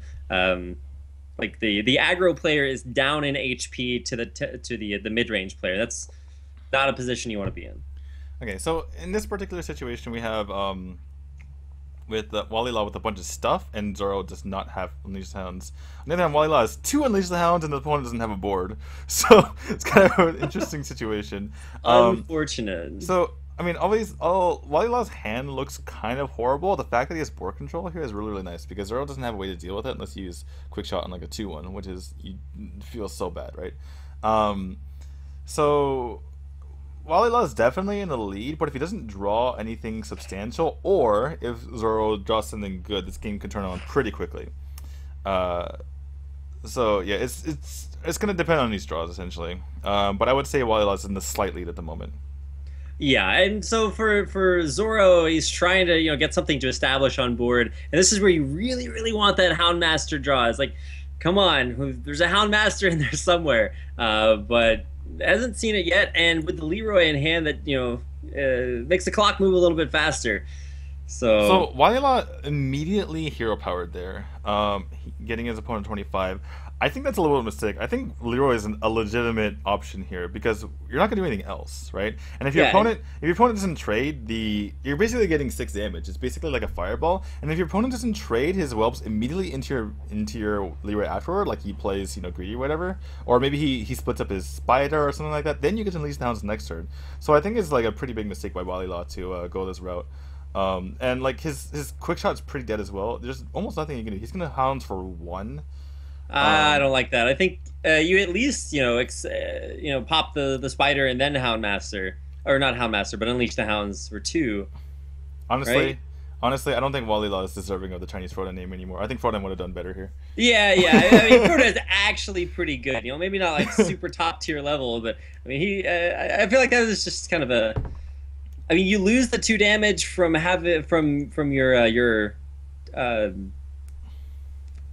your commander, but you don't actually you get 2 Hounds. So it's like twice as good. Yeah, I think definitely like Leroy's. I think Leroy is the correct play. And the fact that he didn't even consider it, it's just a little bit of inexperience on his part.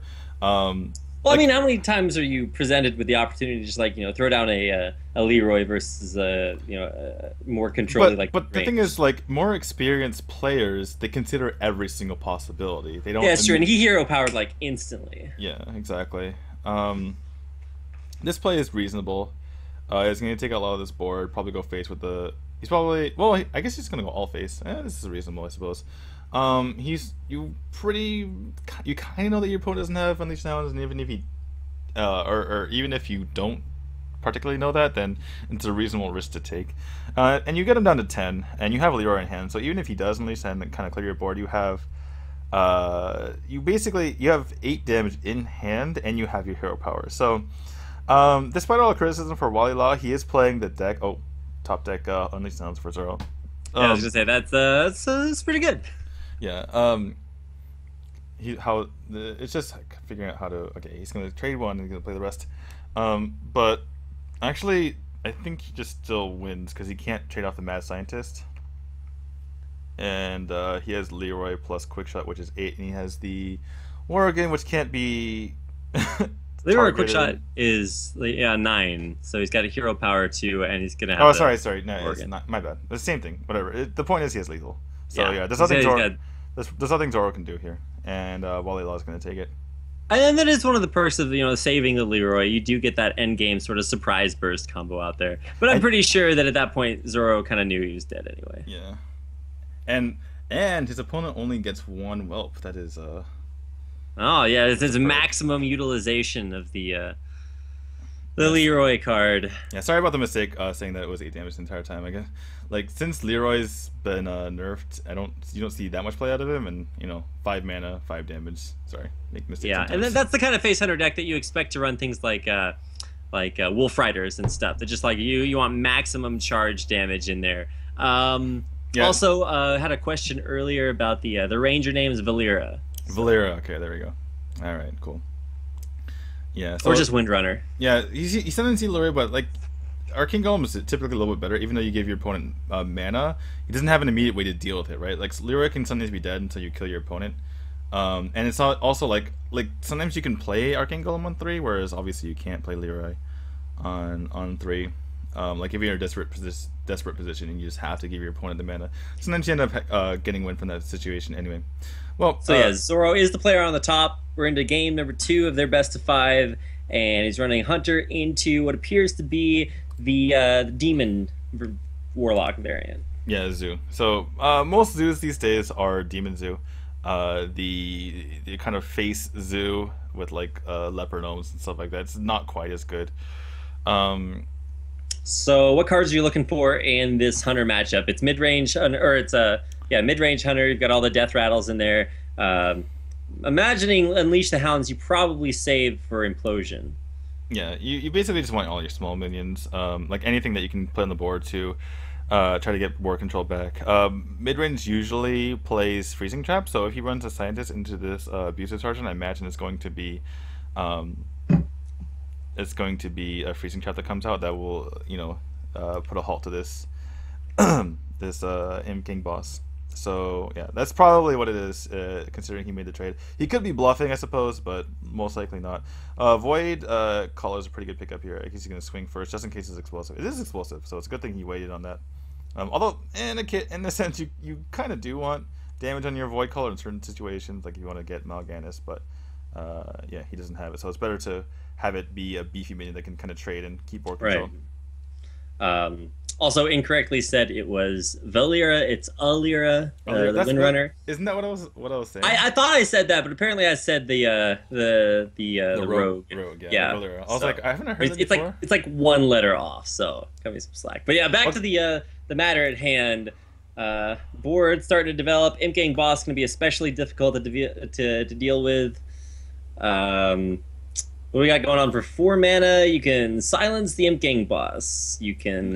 You wouldn't. I would almost never. Yeah. You silence the Void Caller because that's so much scarier. But do you silence here? It's kind of a sticky situation. You have a good turn 5 play, so I think you can make a weak turn 4 play here. Just so you can make come back with Lotheb. Yeah, exactly. Just basically play out. Just try not to get try to get as little behind as possible, if that makes sense. And like just basically play out your cards. Like I would just play this quick shot because you're not gonna have the mana for the next 2 turns to use it because you're probably going to Lotheb and Hyming. So yeah, just get your mana out of your hand. And those are pretty good, turns coming up. Lotheb into Hymane. Those are very cost-effective cards, and it's going to prevent the spell casting for the next turn, which is actually fairly important. Now he's going to get rid of the Implosion early. It's not going to get a whole lot of value for itself. 2 damage for a 4-mana card.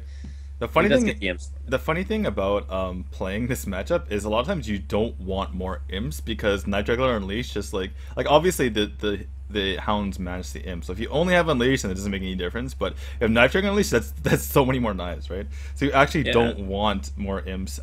Thankfully for Zoro's sake, actually he actually he rolled low on the Implosion when Zoro did not have the imp or the Night Juggler Unleashed.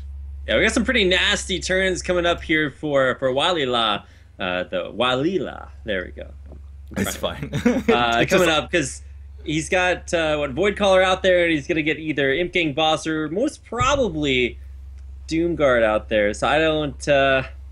That's so much damage in his hand, and Zoro's down to 17 HP. Yeah, this is really kind of the dream situation. Walila had kind of an awkward start with the Power Overwhelming and the Imp Gang boss in his hand, but he kind of curved out top deck pretty well. Top decked into being able to use all of his mana most of the turns. And yeah, he's picking up 2 Void Callers while having demons in your hand the entire time is like super nice. And yeah, Zoro he picked up reasonable options. Obviously his turn 4 was really, really awkward, but yeah, Walila looks to be in the driver's seat because he's still at 23 health. It's really, really comfortable. Zoro cannot race. He needs to be trading here. He could try to race, I suppose, since Yeah, it might be his only option here. He's still at 17, and he has 2 big guys on the board, but double power. Is that lethal? That probably is lethal. I don't even have to do the math. It's like you just get 8 damage for 2 mana. Sounds good to me, man. Yeah, he just added 13 damage to the board, so or he had 13 damage from hand, so probably yeah. Is that lethal? Not something you have to worry about when you've got that much on board. Yeah, he had lethal anyway with just the 1 power, so the top deck didn't matter because he didn't swing with 5 damage. No, almost like 6 damage on board. Yeah, so he had lethal regardless. I guess we kind of overlooked that, but I mean, people could just see the board state. It was pretty obvious that Loila was a pretty big lead there. Yeah, so Walila goes up 2-0 in this matchup, and now we're going to see a change of pace for Zoro. No more face hunter, or I guess it was mid-range hunter for him. He's going to be switching over to a warlock of some sort. Can't see his cards just yet, but as soon as we do, we'll know whether or not there are giants involved, and it's Zoo. And so Walila is going basically all aggro. The most control, if you can call it, deck is actually the Zoo, which is kind of crazy to think about. All of his decks his other 2 decks are face Paladin and face Hunter. So yeah, mid-range Hunter is kind of like Druid in a way. I mean, going back to the matchups and why Zero has lost so far, it's kind of like Druid in a way, because if you don't get your early drops, you kind of just get blown out of the water by super fast aggro decks.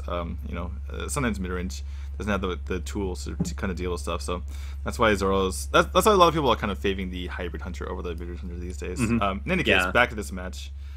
Alright, so we do have that aggro Paladin deck you were talking about. Just going to try to slam out as many tiny minions, get something to stick, and then power it up with Blessing of Kings, stuff like that. Yeah, but he's behind a little bit on board. There's a little... Is he going face with this? Okay, I don't know why you would power that up over... I guess he is going to trade that. Okay, so I mean, efficient utilization of mana makes a little bit of sense. I don't think he had any other good options there other than hero power. If that weren't a knife juggler, he could have gotten greedy and gone face. But since it was a knife juggler, you get punished really, really hard. Yeah, that play. And that's a naked void terror, so not what you ideally want to be thrown out there, and especially with this coin, he's going to be able to hammer that. Yeah.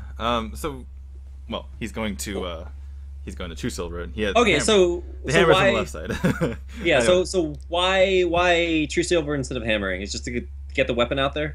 Yeah, it's True Silver has 2 charges, hammer has 1. Okay. I would have thought the extra options from drawing a card would have been good, but you're coming up on turn 4 anyway, so you've already got cards to play. Yeah, no, this is you 1000% play True Silver there. In fact, like hammer's kind of like not even a good card in the first place. It's kind of I was kind of surprised to see that. I would expect the hammer to be the last card he plays from his hand. Like he's gonna probably trade like a paladin quick shot. Yeah, like a divine favor kind of thing. It's like because you only do it when you're running out of cards, and it's kind of something to fill up your hand. You don't really want to be using it just to like have more options. You're not playing the control. Okay, he's gonna do it here because it's scary. The knife juggler can kind of deal with his mini bot or his dude. Like if he goes mini bot dude here, the knife juggler is obviously a big threat. So he's gonna use it here, but because he couldn't poke it with his True Silver. But you definitely want to be playing the rest of your stuff before that, unless you have a specific reason, like we just saw. So he's gotten rid of both knife jugglers, and that's actually pretty big because you don't have to worry about crazy implosions just killing you. But there's still a ton of tiny minions left, and he's playing into Doomguard coming up. So, I mean, Zoro's not in a terrible spot here. In fact, he's actually in a pretty good one, but does have to worry about a ton of board clear coming up. He's got Consecration. He's got, I don't know what he's looking for, but that is going to be difficult to deal with mini-bot. Walilot drew all of his high end. I mean, I'm assuming this is about as high mana cost as his deck goes, is 4 mana. So really, really unfortunate that he drew so many high cost cards. It's going to be just 1-drops and 2-drops coming from now on, which is really unfortunate. And on the one hand, if he was able to, it was kind of okay for him at the time because he was able to kind of get a board and then curve into his 4-drop, being the true silver champion with the coin. But now that Zoro's kind of dealt with it, he's in a lot of trouble because these 4-drops aren't doing anything for him. He can't blessing anything. And I like the use, by the way, of the owl there, because what owl does, like, sometimes you want to save owl because you want to get rid of something like a divine shielded huge guy, right? But if you have board control, he can't really use the blessing. Like, he can't use it as a charge minion, you know what I'm saying? Like, he can't buff something already on the board and get a good trade. He can only put something on the board and then buff it, and once that happens, Zoro can just deal with it normally. So good call. And so now should be just emptying his hand for Zoro and just throwing as many things out on the board as possible. We'll be able to clear the board, and there's not too much coming out of Walila's hand. I mean, he's going to be able to, consecrate, which is pretty much exactly what he wants here, but he's still going to be taking these Doomguard hits without a really big way to deal with it. Yeah, and even if he top decks Divine Favor, it's going to do absolutely nothing. That said, Consecrate was pretty big, and this Knife Juggler is kind of threatening this Doomguard a little bit. And yeah, the knife hit's really good. Knife helps. I mean, well, I guess the 5 total attack on this. Okay, is fine, so it didn't. I was trying to make it seem like it. No, I mean, I was thinking, does it matter? But yeah, in the end, not really. No. Well, I don't know. If he left the Knife Juggler alive and then it got more hits next turn, then sure, maybe that matters. But I don't think. Yeah, there's no way he leaves that alive. So he kills off the Knife Juggler, and there's Mukla. Yeah, Mukla you sometimes see in Aggro Paladin. You don't always see it. So Zoro held onto the Flame Imp, and I think that's a slight mistake because you're going to be dealing with 1/1s every single turn from that. What did he say? Did he say well played? The second Flame Imp is really, really bad. But I think he's going to be dealing with a 1/1 and likely a minion every single time from here on out. So I just don't see the reason for holding back. I mean, I suppose he can use his imp that he's summoning, but all these things are going to have 1 health from now on. So I think he really needs to get this imp on these flame imps on the board. He's only going to die to charging plus buffed guy. So I think he's fine. And now he taps into Dr. Boom. I think he's playing a little bit too scared. And now he just gave his opponent value in Divine card, Favor. yeah. 2 more cards actually. So now he by not playing the Flame Imp, he gave his opponent more damage. Yeah, and just more options too. When he was kind of up against the wall, Paladin's like, once you burn down your hand, there's not a whole lot of ways to come back outside of that. Yeah, so it's impossible to get Arcane Golem into abusive. It's impossible to get a charger and a buffer on the same turn if you just play your cards out. It's just really bizarre. So I think Zoro has kind of thrown away this game. If he could just got board control, he would have taken away the ability for Walila to get cards out Divine Favor. I think just really maybe wilting under the pressure here is Zoro. Can he? Can he clear the board? No. But he can't get rid of 2 threats. He can power overwhelming his own Boombot to try to snipe something off. That's actually really cool. The alternative option would be to power overwhelming the imp and then clear out the Knife Juggler and the Arcane Golem. But you still leave 2 damage on board, and when you've got 5 health, that is a lot. I think he's almost has to play the imp now though, because you have to kill him before he can kill you, which means you need to get something on the board. This is a very confusing decision to keep both of those imps in your hand. I mean, I guess that you're low HP, so you don't want to play that. But he's got to power overwhelming the imp. So he's gonna power overwhelming the imp on board and not use his flame imp. So they're complete dead cards in hand. I think he would have been in so much better position if he just played him out earlier. And now he's on 3. I mean, now he's in a position where he obviously cannot play them, but. He was at something like 13 health. He would have been down to 10. Well, he's going to Doom Guard them both away. So I guess that's pretty good. If you have to discard 2 cards, those are probably the best 2 cards. The ones that you were never going to play, yeah. Right. And, I mean, there's good board control. The downside is, you draw that second Hammer of Wrath and you just win the game. What did he say? I'm not sure. Oh, the equality draw. Right. Well played. For all our criticism of Zoro, he ends up pulling it out. I mean, it helps to get Dr. Boom into Doomguard, but yeah, I just can't help it. Even though he won that game, I can't help but be critical. I felt like he would have won that kind of going away if he just played those flame imps, and instead it got really, really tense there. And that's going to do it for the third game of our series. That makes it 2-1 in Walila's favor. So Zoro back up against the wall. He loses one more game, and he's not going to be one of the players moving on. He's going to, let's see, swap things up, and this time bring back the Hunter, still into Walila's aggro paladin. Yeah. I think that Druid is a little bit better against the Paladin. Obviously, it doesn't matter too much because he has to win with both of them anyway.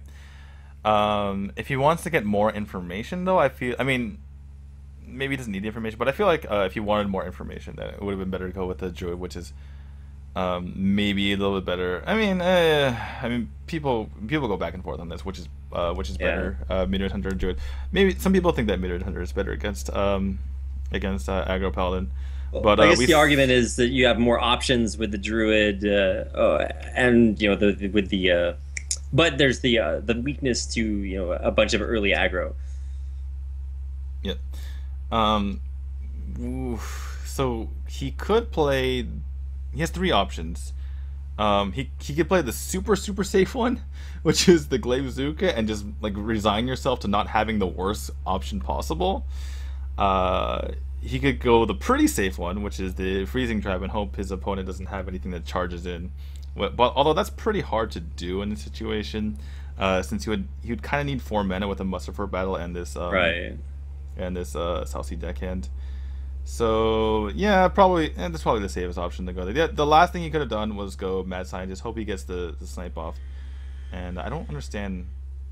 Yeah, that's a little questionable too. There's no real combo ability. You play the Deckhand, and it doesn't really do anything. You risk getting it sniped the next turn anyway, and now he's just gonna lose his Knife Juggler for free, which is a fairly large part of a lot of the just throw down a bunch of low cost minion facets of that aggro Paladin deck, especially or you just talk about the Muster for Battle. Yeah, to be fair, I think his play was okay. Just playing with the Knife Juggler. What was concerning was the fact that he just did it right away, and then he's like, "Wait a second, this is a bad idea." And it's kind of like, just can you please like just think about your turn before you do it. Time rewinder. We've seen him do that a couple of times though, whether it's like instantaneously hero powering or just having a move that he's thought through ahead of time and just going for it, and then realizing that between when he thought about it and now things have kind of changed. Yeah, I kind of like this move by Zoro. The other thing he could have done is go with the Web Spinner and the Animal Companion, but that sometimes can get punished. Especially with like Blessing of Might plus Arching Protector or something like that, if Walila is indeed running that. In this case, it's kind of, you don't really want to be doing that versus just a simple Knife Juggler, especially because bigger things are going to be coming later. On the back end, Walila again with a decent play, has the Shielding Mini Bot and the Leopard Gnome to contest this board. Zoro really did not want Huffer there. Yeah. Especially when it comes to matchups where you're trying to get more control over the board, doing extra damage to the other guy's face isn't really. He is pushing a lot of damage though, to be fair, and this Shielding Mini might get bounced back once more, and the Shielding Mini Bot frozen back. Oh, it's explosive. Okay, so okay, not as good. Yeah, good testing out by Walila there, just seeing how it is, because you really don't want it to be, if it's snakes, you're kind of in trouble. You can't really deal with 3 snakes, so it's better. Obviously, you don't retain the Divine Shield onto the Minibot to trade better, but it's better than the worst case scenario in this situation, and he's going to start pushing damage here. All right, yeah, so down below half HP, Zoro's, like you said, got a lot of damage to push, but this is the mid-range version of the Face Hunter, so maybe you don't have to be quite as scared of dying from 14 HP, whereas if you're facing off against a Face Hunter at 7 mana, there's tons of combos that give you 14 damage. I don't like this. Oh, okay, he's going to quick shot the guy. Okay, that makes sense. Okay. So he wants the beast. gets the 5 HP, and Z. Okay. Okay, Yeah, he's gonna stay alive for at least one more turn. He's considering whether he wants to trade this mad scientist into the owl, and he does. He's read that this the card in Walilaw's hand is a buffing card, and he is rewarded kind of. He does get it on an arguably better minion, but that minion doesn't have charge, as in it's not already on the board. So yeah, this game can kind of go either way. But Walilaw's gonna have to deal with this this Dr. Boom, and I think Dr. Boom is absolutely the choice here. You don't. Why wouldn't you? You know, I suppose he could try to get something out of the web spinner, but I think you just kind of point it towards face. Get every single point damage matters at this point. You only see 5 damage from Walilaw at the moment.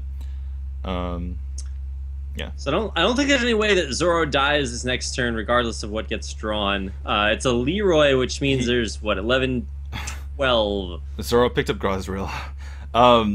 That's strictly a mistake, by the way. If you're going to be trading your guy in, it's not like a Pile of Shredder where you're going to drop a mana Wraith and it changes how you're going to be able to play out your turn. If you're going to be trading your web spinner, you need to figure out what it is first before you deliberate and think about what you're going to do. Because what if you pick up, you know, a charge beast or something? You know, it's just doesn't. It's strictly a mistake. What just happened? So now, do you Leroy into the Dr. Boom to live, or what's the play here? Because he's going to be giving up the whelps no matter what. You have to, because you're dead on board.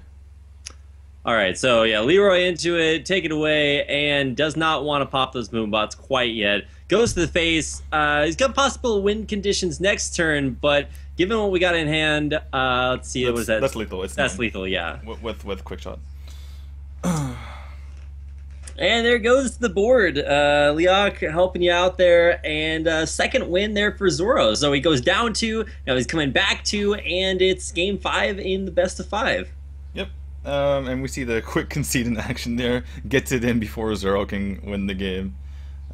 Got him, Walilaw. Oh, and we're already in the next game. Oh my goodness. Holy cow. That's a little ridiculous. The quick concede, definitely the MVP of this patch, even before we know what the TGT cards are all about. So definitely good to see that come in. And ooh, wow, that's actually really good starting hand for the Aggro Paladin. Yeah, I'm surprised actually that he threw away the owl, because there's so many taunts in Druid, whether it be Sludge Belcher or whether it be the Druid of the Claw. I guess he's expecting them a little bit later on, and he wants to just like dump all this early aggro. Yeah, but your deck is so streamlined that I mean, obviously there's the Nightmare scenario from a couple games ago where you get, you know, all your 4 drops. Draw all the 4 drops. That's just not gonna happen most of the time. So you're basically gonna draw your early minions, like a lot of stuff that you can use, and then when you're out, when the taunt comes up, it's pretty clutch. You can get rid of that. This Wild Growth is one of the better things he could have drawn,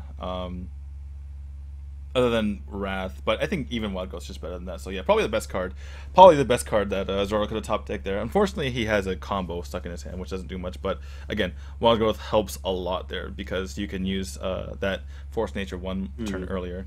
And now he's covering up perfectly, because he's going Shredder into Belcher into Force. 4, 5, 6. So yeah, that's actually really good. Unfortunately, those are, you know, kind of late combos, so you're not really going to get the benefit, or you're not going to be able to counteract the early aggro immediately. But especially when Belcher comes down on 5, that is it's a big roadblock. These jugglers are trying to snipe this Shredder as hard as they can. He attacks first because there might be a taunt coming out. I like how the Juggler Knives resolve before the respawn of the Death Rattle minion. Yep. Otherwise, you could just have it like, fully snipe the entire combo. Yeah, those jugglers, man, they went 3 straight to the minion. Just like, no, we're taking this guy out. Yeah, although I don't think Walilaw wanted that, because the Shredder trades poorly into the highest cost minions on the board anyway. Or sorry, the most threatening minions on the board anyway. So probably just gonna see. Well, we could Swipe doesn't do much here. I mean, there is some extent to which you want to like preserve as much damage on face as possible. So having your minions tank up all that early damage, it's not terrible, but at the same time, he's going to be able to get out these taunts coming out. Kind of questionable because he played off curve there. He didn't drop the Sledge Belcher, but even still, Force is going to be such a good card to play this turn. Yeah, I really question the reasoning behind not playing Belcher, because you're already taking a Nitric out of the board. If he has 5 damage remaining, they all just die into the Sledge Belcher anyway, and it's on curve, and you can swipe in hero power later on. So I gotta question that that decision just now. I think what you want to do here, okay, you can either force or you can Belcher and kill the 1/1 so that you're kind of forcing the 4/2 to go into both, or the 4/2 and the 2/1 to trade poorly into this. But it looks like he's just gonna go for the force nature, kind of clear the board. Which is it 12 health though, so that's yeah, definitely a precarious position. I'm just gonna turn this Divine Favor into an Arcane Intellect, draw 2 cards. Another Divine Favor, I don't know if he wants that. Owl's pretty good, but yeah, I mean, Zoro, he's just been playing off curve every single time, and he hasn't been weaving hero powers. He could have been at 14 here if he played a little bit differently, but yeah, Wally lost closing in the victory here because of this owl. Yeah, Owl's really gonna upset these taunts. He's not gonna get super maximum owl value from taking out the Sledge Belcher, which is still gonna come down. But he's got Leroy in hand. He's got Consecration. He's gonna get a bunch of value from those. I mean, Zoro really wishes he had, either Force Nature or Swipe here, right? And he just used it too quickly. Oh, that's a card. That is in fact a card. To paraphrase Amaz, or to yeah. quote Amaz, I should say. That is quite the card. So we were hyping up Wally Laws. We were saying how Law is probably going to win this soon, but when you can draw a 5/10 taunt after an owl has just been used, pretty good. Yeah, and that's after owl. Now I guess Kings is going to be pretty okay as far as chunking through the 5/10, but I mean that's still damage. It's not going to phase. You got to attack in here though, because that's an owl. That just happened. All right, so he does have another owl. Of course, somewhat unfortunate because he just ran all that damage right into the tree. So it's like, what's this? Well, I guess you can still owl Belcher, and maybe Zoro's running a second Ancient War, so it still works. He's gonna clear the board with a roar, and yeah, he can still play. Yeah, I think this is fine. This is a good play. I mean, he's gonna heal. He's gonna heal the war. No, it makes sense. It makes sense because he already saw an owl, right? But this is gonna be really devastating. Does he have lethal here? Oh god, look at his face. He's got Leroy. Yeah. I mean, he doesn't have the mana, I don't think, to be able to do this. Jeez, it's still. Ooh, that could have been so bad. You play the deck in here. Did he just pass turn before he was able to what? Wait, why didn't you play the deckhand? You've already seen Swipe put more minions on the board. I don't understand. Yeah, a little bit of a mistake there. Maybe he's just trying to. I mean, he played. Save his he played the Argent Squire before he used the Hammer of Wrath. He could have gone a 2-drop instead of using the 1-drop. He could have got a mini bot, which would have been better. It's kind of bizarre. They're playing so. There's no reason for them to play this fast. There's no time limit.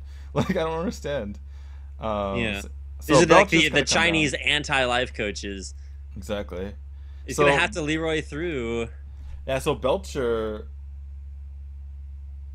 I mean, Consecrate's gonna do a lot of work here, actually. Oh, that's a good point. That's a good point. He gets rid of what 3 minions off the board. Yeah, this is a really close game. And okay, what does he pick up? Is that lethal? He's got a combo. Okay. I didn't see the combo in his hand, so I was like, okay. No, he just top decked the Force of Nature, and Walila's not happy with that. Yeah, that's way more than lethal. Oh, just 1 4-drop or just 1 4-attack minion on the board would have been lethal there with the combo. So he had an extra 12 damage. Yeah, he used 12 over lethal there. But yeah, some good plays, but some strange plays as well, I gotta say. And in the end, Zoro takes it in a 5-game series. So that's our first 5-game series of the night.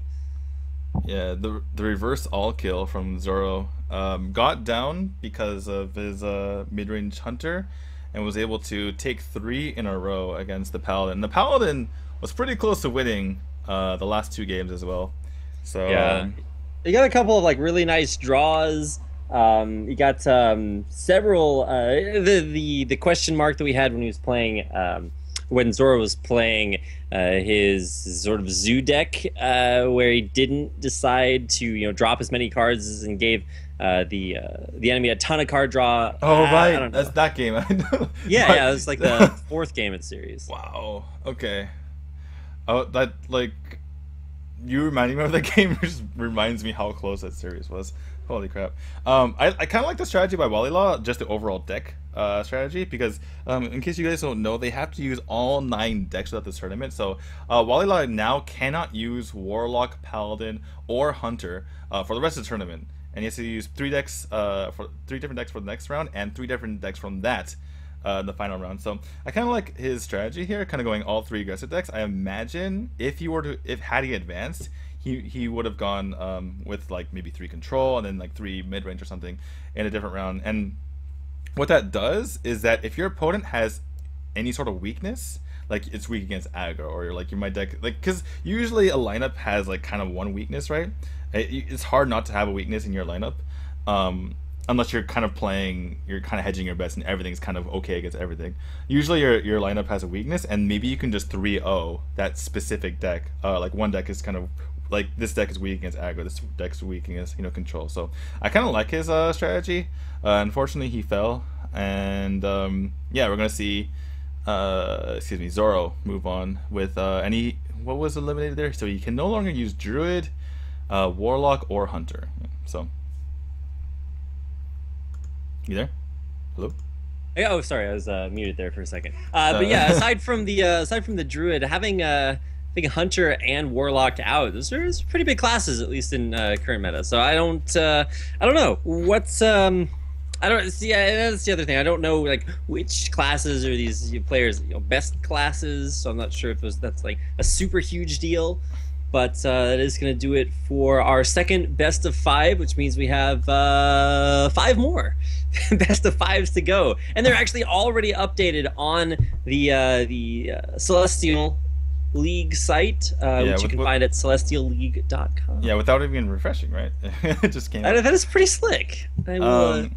So what was this guy's name again? He had like Walila. No. The guy who won in the first match we casted.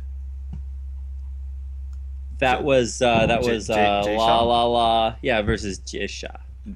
Was it Jisha? I forgot. We need to type. Sorry, we need to get this pronounced again. Oh, oops. Jisha. Was it Jisha or was it Jisha? Well, they're just saying. I think it was more of a CH sound. It was both. It was like in between. Jisha. Yeah, so talking about decks that they can't use anymore, Jisha used Priest. And that's huge. Wow. Yeah. So like no more priests. Yeah, he doesn't have to use priests anymore. Now he can use good decks. Right? It's a single elimination tournament, so he's singly eliminated the priest from having being able to play. So Zoro and Jay-Sha have already advanced on to the semifinals, and now we get to find out which players will be there to join them in our next 2 quarterfinal matches coming up. I wonder if someone will bring like Shaman Priest and like just completely disrespecting his opponent. Like, yeah, I'm gonna get past this round, no problem. And then saving all your good decks for the later rounds and going like Priest, Shaman, and like I don't know, some other garbage deck. And then just like no problem, I got this. And just that's actually a good way to think about it. It's like, you've got decks or classes that are considered I guess a little bit lower on the tier list, and then so you look at your opponent, you're like, well, I need to make it to the next round, but I want to save my quote unquote good decks for later. Or maybe there's some players who are specifically very good at certain classes and they're like, well, I don't want to use these up. So interesting format. I don't think I've ever seen a tournament with this format before. Yeah, super interesting.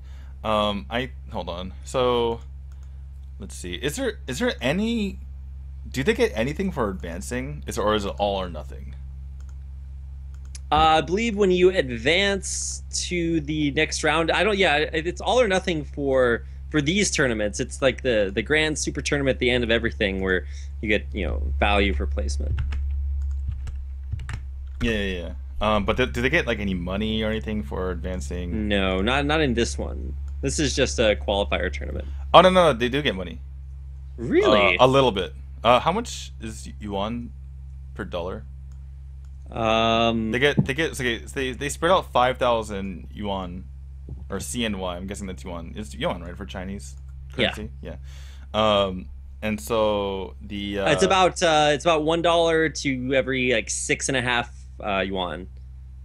Okay, so first place gets 2,500, second place gets 1,500, and third and the semifinalists get 500. So it's like they get a little bit less than $100 for advancing. So it's kind of a thing. But that said, if they've qualified through, like, especially for instance, if you're someone who qualified through the open bracket, then you've gotten this far. You want to win the whole thing. You don't want to sell for, you know, like $90.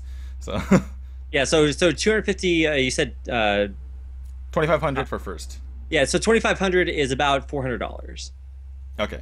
Yeah, and then 1,500 for second. So divide by 1,500 is about 235. 235, so. And then 500 for semifinals. So semifinalists are gonna get about $80. Yeah. So they don't. Yeah. If you don't want $80, you want to get first. So. Well, yeah, definitely. And especially since you've already played to get to this point, you played through a 512-man bracket. So. Yeah. So you're not. I mean, obviously. The reason why we're saying this is because, like, just to emphasize the rules, they have to bring different classes every single round. So if you, like, in a normal tournament, obviously you just kind of play to win. You just, like, every single round, okay, I'm playing to win this round, get the next round, play to win this round. But you kind of have to, like, budget your decks. You know, which strong decks you can use this round. If my favorite deck is this, if I'm comfortable with this, do I bring that deck or do I use something different versus this particular player? It's tough. I think the biggest thing that you do, I think the thing that probably people are strategizing with is they probably look at who their potential opponents are, if they know who their potential opponents are, and they say, okay, so maybe I'm most likely to play this guy in the second round, so therefore I want to save these particular decks because, like, he's bad against, or he likes playing aggro, so I'm going to play anti-aggro in the second round or something.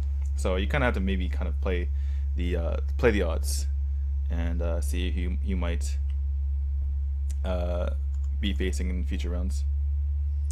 Yeah, and that's especially relevant if you are if you know who you're playing against, which obviously, you know, we may not, but a lot of these players do. So now there's going to be a lot of downtime, or a little bit of downtime in between games. At least I think last time there's like 15, 20 minutes of downtime. Yep. In between games, and this is good. This is kind of going to be the pattern for the rest of the games tonight.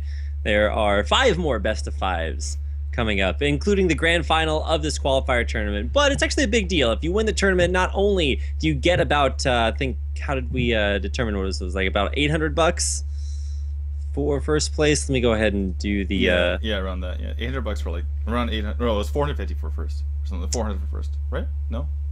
Was it? Let me reconvert everything. Yeah. So for 2,500, it's around $400. I was a little bit off, bit off there, but yeah, around $400 for first place, and more important than the money, you know, advance to the further tournament to play against, you know, the internationally invited players.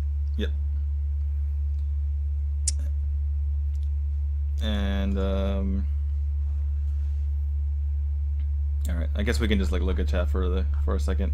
Yeah, were there any questions out there? What's going on? Yeah, and in case you're wondering what we're going to be seeing in the interim while we're waiting for the next players to set up everything, between now and then they're just going to show a lot of sort of like Chinese trolled-in videos and just crazy plays. Sometimes they might play games themselves, so there's going to be some stuff going on in the meantime. But that's just to fill time in between tournament games. Yep. As far as the tournament itself, just like giving you information, you know, to fill time. We have Zoro's going to be playing versus one of these players, and J-Shot is going to be playing versus the other one. So Zoro and J-Shot are not going to be playing each other. We're going to have the winners of the upcoming matches playing them. I guess we can kind of talk about the match we just saw.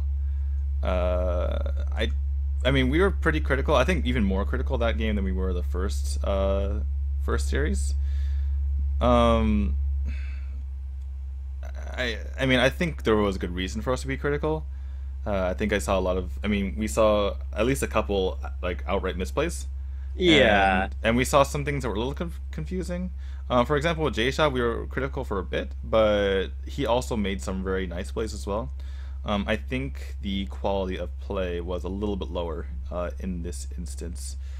Which is actually kind of surprising, especially for Zoro, who's a more professional level player. He's got some tournament experience behind him, and coming into this matchup. I mean, granted, you've played through a 5-12 bracket to get here, so you've probably seen a whole lot of stuff, but you don't usually really want to let that rub off on you.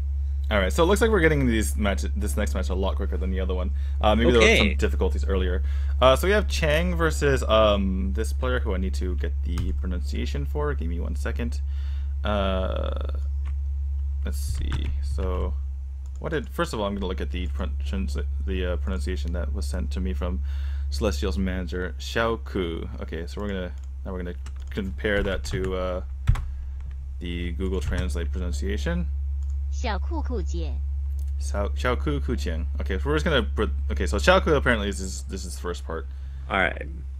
And it means small pants cut. Apparently. What?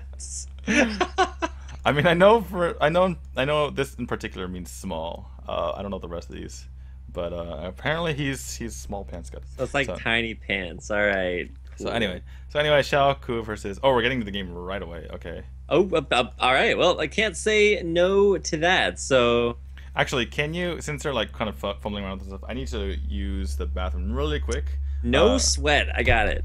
Okay. All right. One second, guys. So while D2 is away at the bathroom, we should be able to get into game. Usually, they're pretty quick about starting these once they actually do get everything set up. So, if you guys have questions, then drop them in chat, and we will check them out. And answer them as soon as possible. But in the meantime, this is the Celestial Championship Series, brought to you, of course, by Team Celestial. If you want more information, there's a really good article on Liquid Hearth with all the breakdown, the prize breakdown for some of the interim tournaments, as well as who plays who, how the playoffs work. If you want info on how stuff's working out, then you can go check that article. I just posted it in chat. But, all right, it looks like for the two players we have coming up, we've got Chang with Warrior, Hunter, and Warlock. So we've seen a lot of Hunter and Warlock, but he's bringing Warrior along with it this time. I think the only Warrior we've seen tonight has been the Patron Warrior-esque kind of builds.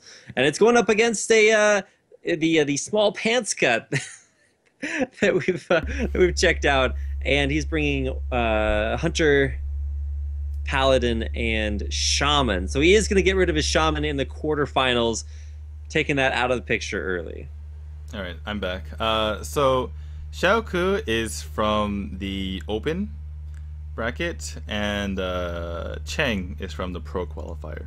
So for the first time, we're not seeing a professional streamer in one of these matches. Yeah, so Chang is on the right side, Xiao Ku is on the left side. Chang, maybe with a little bit of disrespect, bringing the Shaman against the Open Qualifier. Too. To be fair, I believe one of our first players brought Shaman as well, but never actually had to play it. So we've seen it in there too, but it hasn't been played yet. So we'll see what happens here. But it's starting with a Shaman before you even know what you're getting yourself into, and he is going into what I guess we don't know exactly what kind of warrior this is, although it does look a little bit more late game than your traditional like Patron or 1-hit KO. Actually, all these cards can be in Patron. Did you see the mulligan at all? Okay, this is Patron 100%. Never mind. We have because we see the inner rage there. Yeah, I think a little bit interesting to see the Harrison Jones. I think I would have liked to. Sorry. Oh no, go ahead. I'm sorry about that. I think I would have liked to see the YOLO Crackle on that turn because his hand's really bad. You really need to just kind of push your opponent out of the game as fast as possible against Patron before they can kind of stabilize and get back into the game, because once they get to around turn 8 and get the Patron combo off, you've lost. You cannot do anything more unless you have one last ditch burst effort. So I don't really. I mean, he might be inexperienced as Shaman. Maybe. I mean, obviously you have to play all decks, so might be an issue. Getting to your Harrison point, Harrison, it fits pretty well into He's probably gonna use Warp Biter here, right? No, just the Earthshock.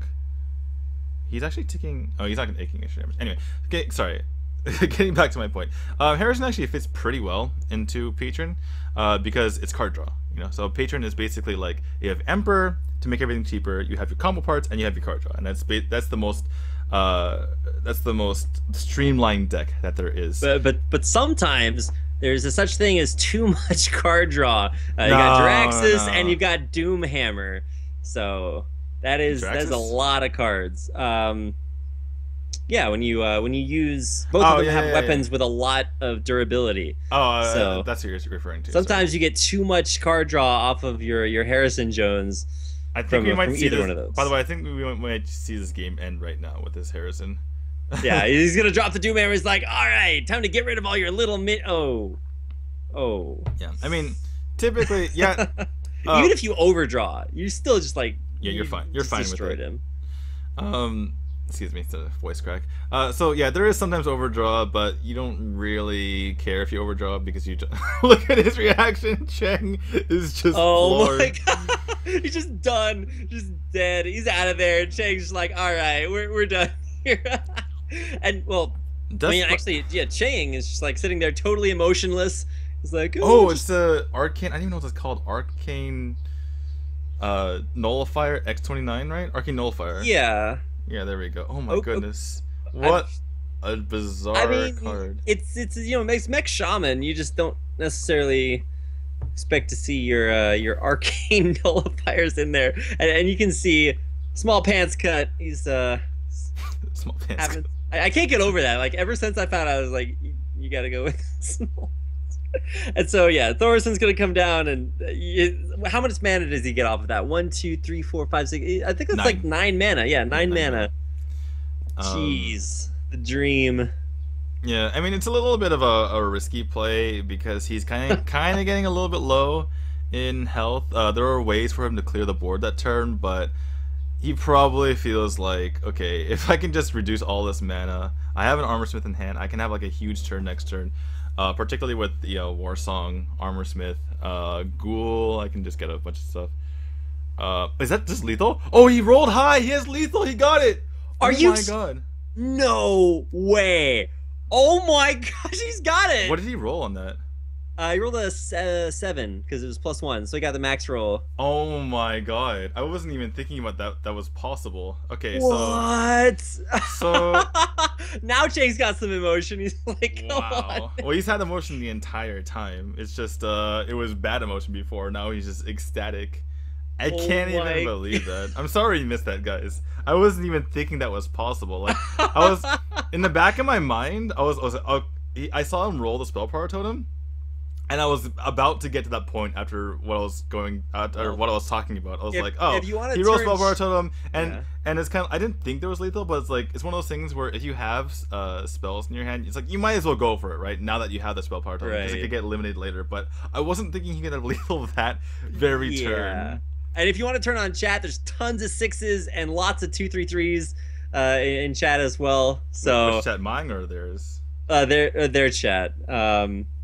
Because it's just all the Chinese spectators spamming out their 6s. That was pretty awesome. Like how much of an emotional like crush, like devastation is. You play your Doomhammer, immediately gets Harrisoned, and you're just like, I just lost the game. And then you're like, wait a second, I actually just won. The sickest RNG. And now we get into game number 2.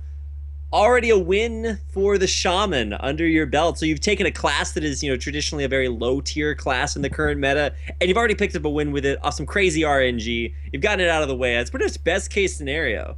Yeah, Firebat likes to say that Mech Shaman is 50-50 versus every single deck in the game. So it's obviously a pretty inconsistent class because you can kind of blow your opponent out of the water very early on, or get a really horrible draw, like kind of like what Cheng got there, but it ended up working out in the end for him. So yeah, I mentioned earlier that excuse me, what was Xiaoku? He took a chance the other game and pretty much got punished for it. We have the aggro paladin here, and so this is a very good matchup for Patron Warrior, but it's kind of an awkward start at the moment because Yeah, because these shield minion bots are extremely hard to deal with. Yeah, and it's like, well, there's no like holy fire. There's no consecration. There's no way to deal with a bunch of low cost minions. You don't see brawl anymore, by and large. So there's not a whole lot to deal with just spamming the board with minions.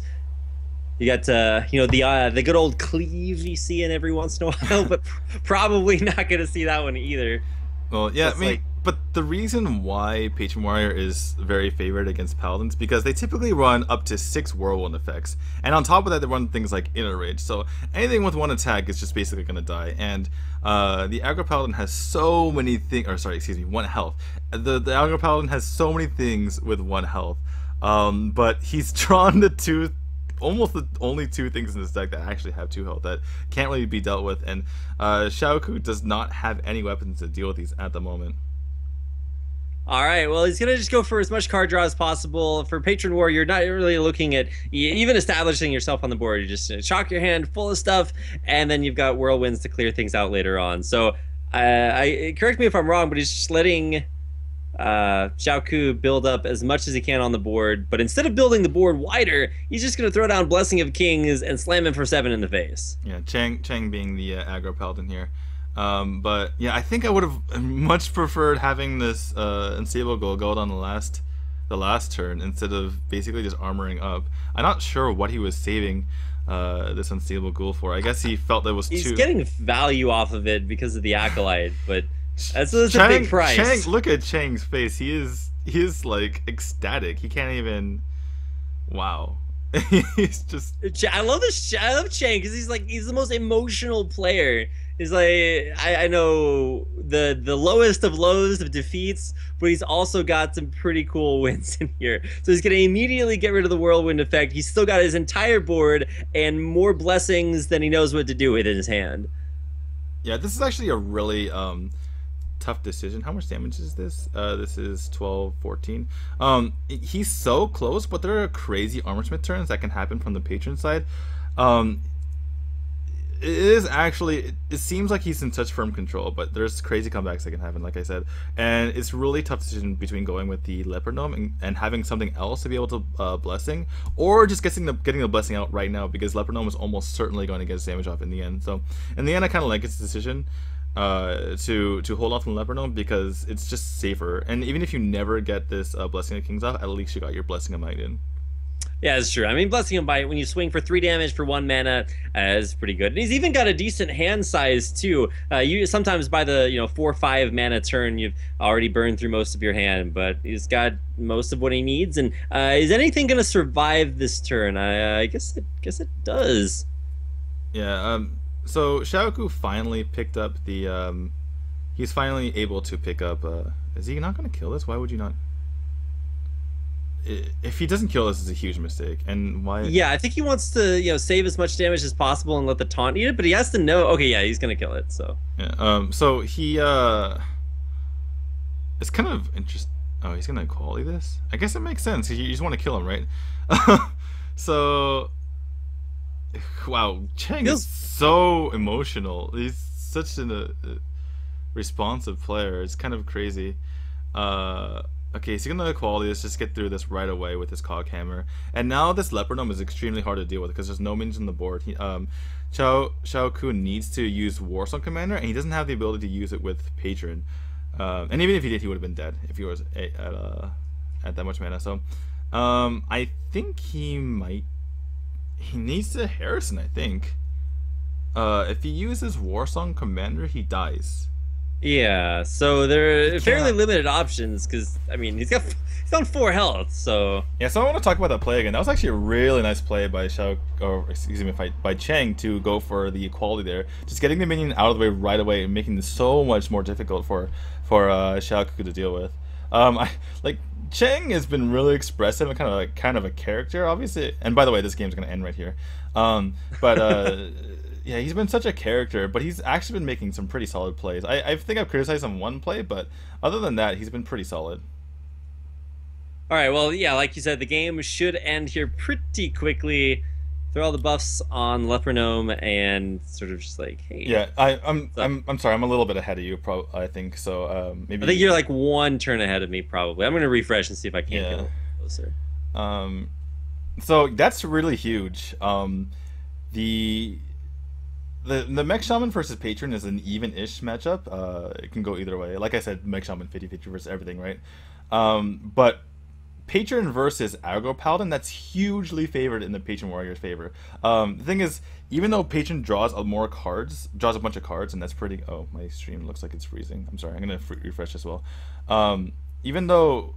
Okay, we're back up, I think. Yeah, I think we're actually very, very close to being at the same place, so... Mission accomplished. We're just catching the mulligan, and we only do get to see one side of the mulligan. So we're going to see what the Hunter decides to keep. Hunter is Chang in this situation, if I'm not mistaken. Yep, Chang. Cool. Yeah, I think they were so still. I thought my stream was frozen, but like apparently they were just like not moving. But yeah, but like I said, it's actually so huge that Chang was able to take that. Now he's going into actually another unfavored matchup. Face Hunter is also unfavored against Patron. Let's see if he can pull this one out. He's all right. So he's laughing again. I'm trying to figure out what's so funny here. He doesn't have a weapon in hand. That would be something that I could see being relatively hilarious, but he's just gonna lose his pirate immediately. No South Sea deckhands here, and now he's coming into a turn 2 that's also pretty bad.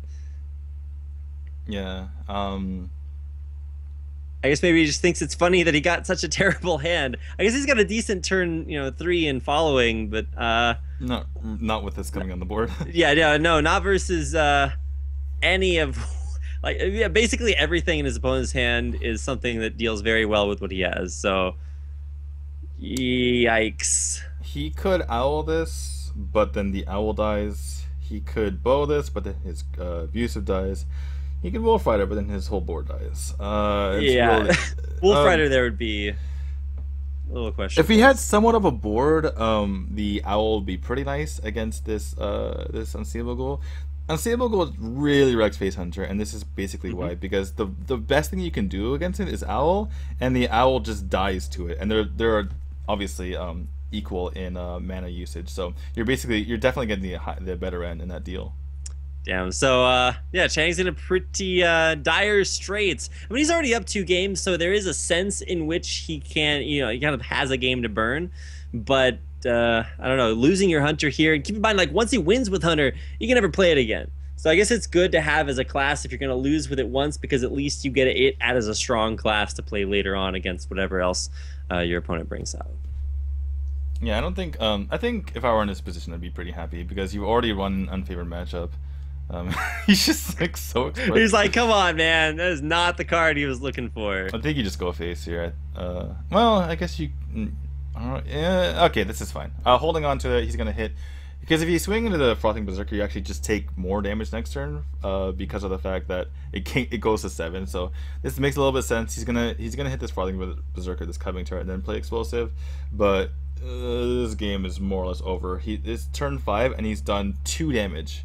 Yeah, and as a Face Hunter, to be down in health to the Warrior player, you're just setting yourself extremely far behind. So he's got, I guess, the opportunity to kill off the Frothing Berserker. Is he going to hit that in the face, too? I think he should use his face to do it, because... No, because if he just hits it with a quick shot, then it'll die to Explosive Trap. Yeah, but the quick shot needs to go to face. You can't win the game unless you... And you're also, if you quick shot, you can't hero power this turn either. Oh, that's true. So like you need as much damage as possible. This basically gives him, like, by using his face here instead of quick shot, he's gone from 0.01% chance of winning to like 1% chance of winning this game. But yeah, it's pretty much hopeless at this point. Xiaoku doesn't really have to even do anything. He doesn't need to attack at all. He doesn't need to give his opponent any bow charges. If Chang ever plays anything on the board, he could just trade into it. I mean, he's not pushing damage anyway. This is okay. Yeah, he's not gonna attack. Good. Yeah, so this game is pretty much over. There's almost nothing you can do. I mean, Phase Hunter wins through repetitive damage. They do 3 here, 2 there, 3 here, 2 there, and then maybe they have one burst turn where they go, Arcane Golem plus abusive and then hero power. And that's 8. It's not even that's like a lot of damage, but it's not like a ridiculous amount of damage. But when they get this far behind, it's just it's pretty much over. Ooh, and the charge frothing. He's just done it with the game. It's like, all right, Warsong frothing. He knows the explosive trap is exactly, and that's the other part of explosive trap. If you're playing against patron, like that just spams patrons out there. Even though he didn't get to patrons, still had the damage down there, and that's the first loss of this series for Chang. So obviously, very emotional player. Gonna face this loss. We'll see if he can recover from it. Now playing a Hunter once again versus Warlock. Yeah, this is a good matchup regardless of what kind of Warlock this is. Typically, if you're facing a Demon Zulok, you are more consistent in your low drops. Obviously, if you fall behind, it's a bad situation, but you get that early. You get board control early on, then you just press to the face from like turn 3 on. If it's handlock, they do have the heal bots and potentially the Lotheb and stuff like that. But again, if you can get early pressure on, you can finish out the game. It does look like it's going to be the Zoo, and picking up this Flame Imp right away is good. Obviously, if you ever draw that later in the game, it's pretty dead against Face Hunter. Yeah, and we already saw games in which Flame Imps later on were pretty bad and nigh unplayable, actually unplayable. So we're going to see how things go early on. Early Owl, most likely going to go to the Mad Scientist, and damage to face. What do you know? Yeah, I think this is fine. It's now a 3-2 versus 2-2. Even though Hunter likes to go to face in this situation, it's still fighting for board control in these early stages of the game. So it definitely makes sense to go face there. As you can see, the Hunter was forced to use his face into the Flame Imp anyway. If you really wanted to go smart, he could have gone face, but I believe that would have been a mistake. So good play by Xiaohu there. All right, so getting right back into it, I guess both players have decent early game, hands. You're gonna see most likely Animal Companion come out next turn, but what's it gonna be facing off against? I guess you don't really need to play the, probably not Void Caller, so Knife Juggler just comes out, and I suppose fairly predictable hands. It really does throw me off with the hero powers and the cards not turning or not losing their green outline. Yeah, I still think it's that player's turn. Yeah, exactly.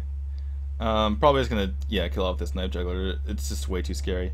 You're gonna 21. It's kind of scary because again, Zoo is a pretty aggressive deck, but you have board control, so I think you're in a good position here. He definitely would have preferred Misha or Huffer there. Leok is by far the worst. I mean, there's degrees to how bad Leok is sometimes, and this is pretty bad, I would say.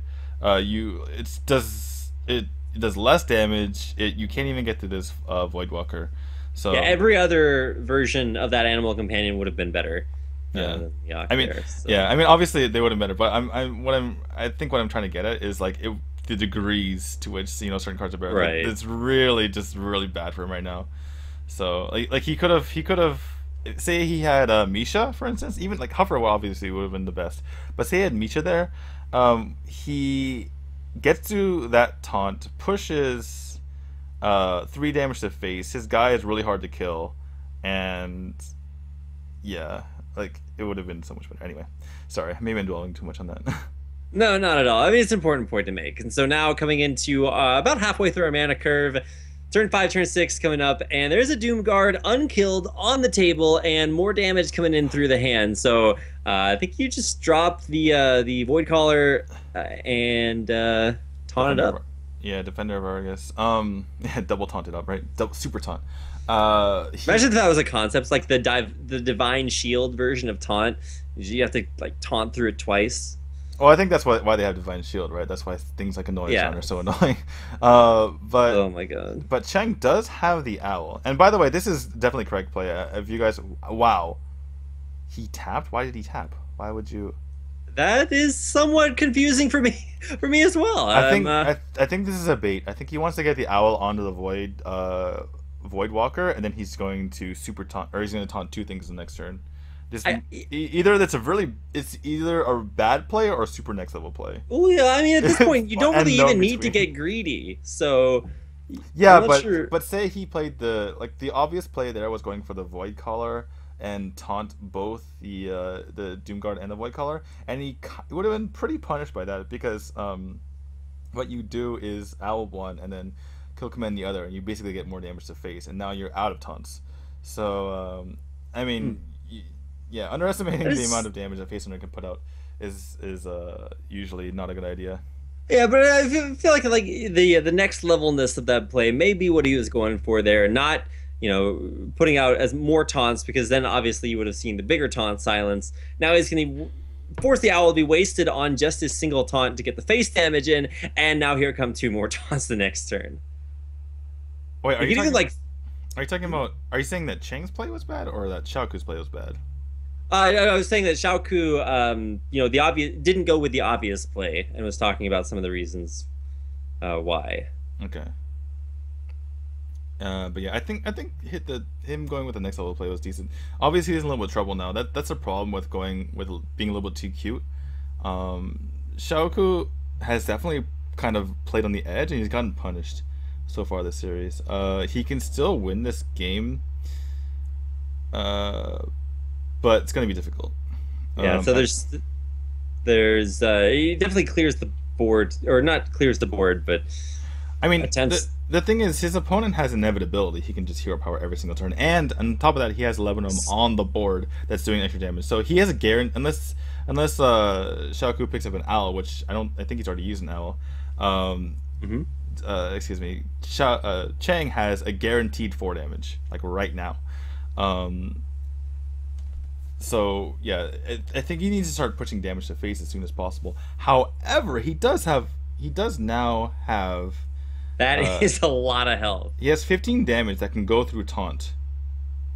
But at the same time, yes, it doesn't actually matter. Okay, there's actually only 3 damage. I thought he had a beast on board, but yeah, only 3 damage. But with 4 on the board, like you said, that's pretty inevitable. Yeah, he is. Was that actually that quick shot was the difference? He wouldn't have had lethal otherwise. Oh, that's true. Yep.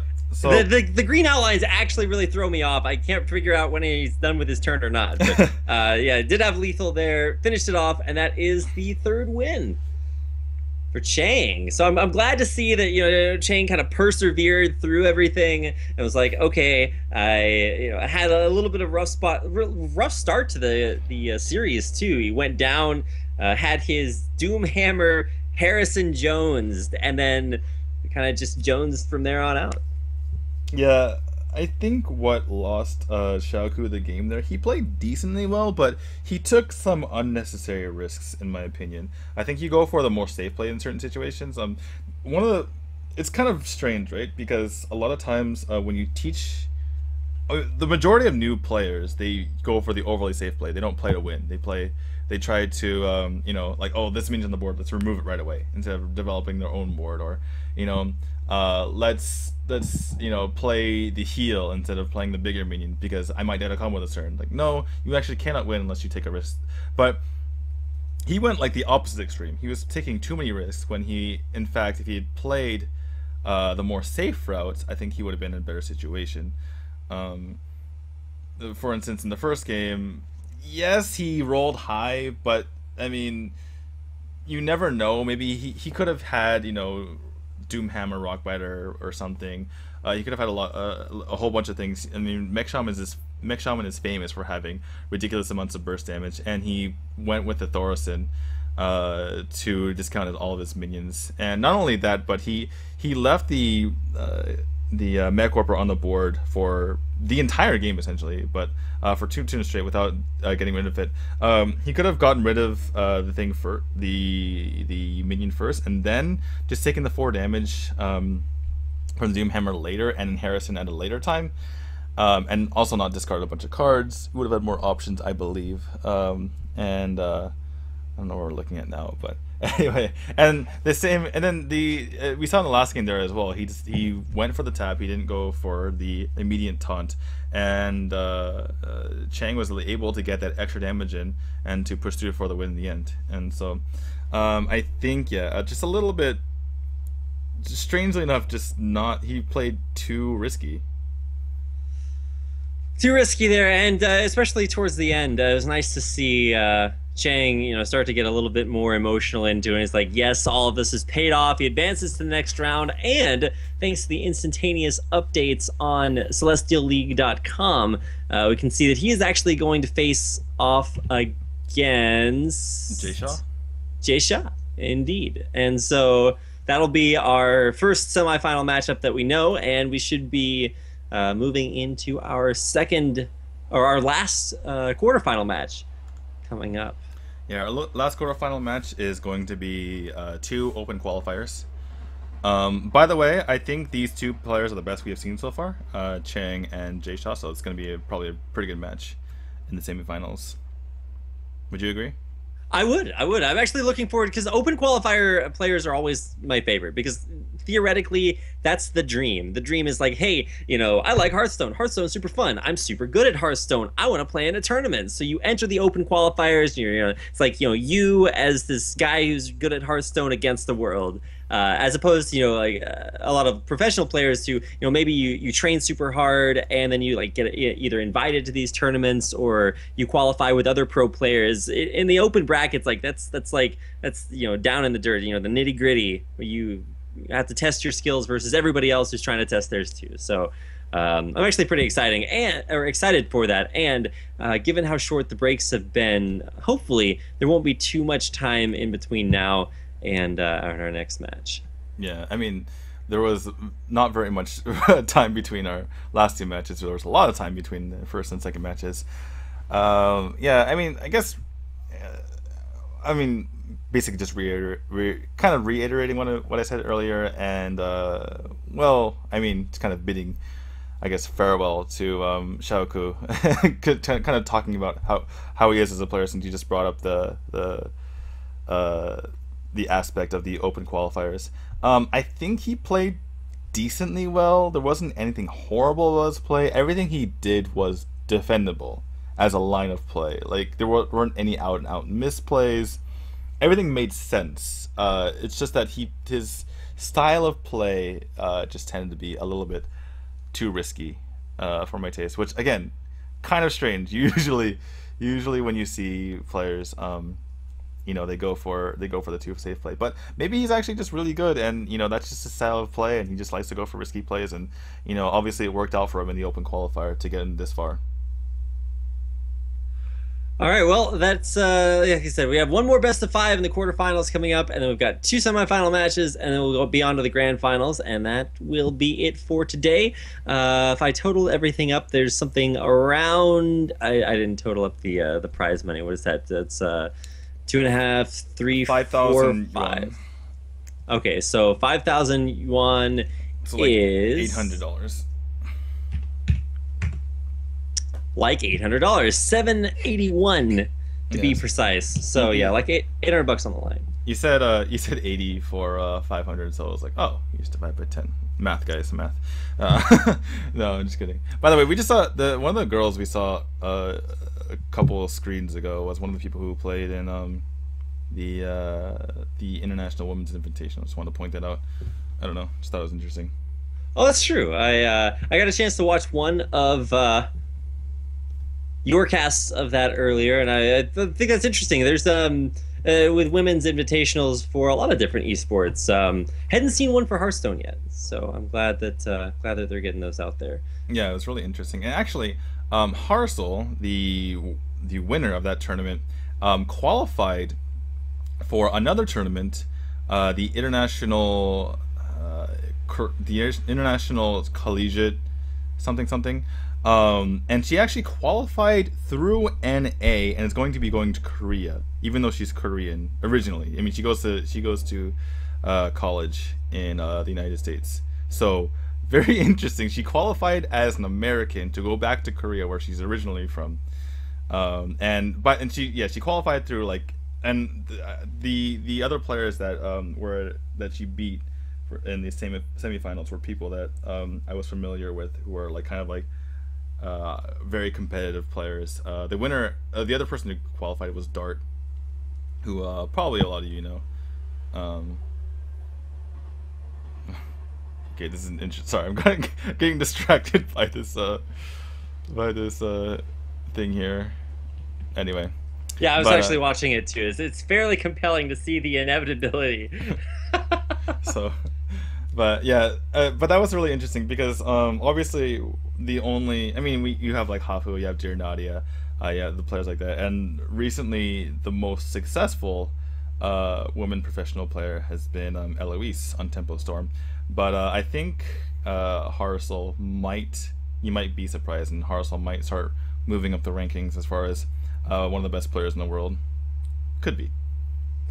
It's really exciting, I think. Yeah, certainly hope to see that and a lot more advancing up the ranks. And open brackets are a great way to do it. So, like the 2 open bracket players coming up. So, interesting to see if they'll decide to bring Shaman. I'm actually just gonna chill out and watch these sort of like Chinese trolled-in videos because they're actually hilarious.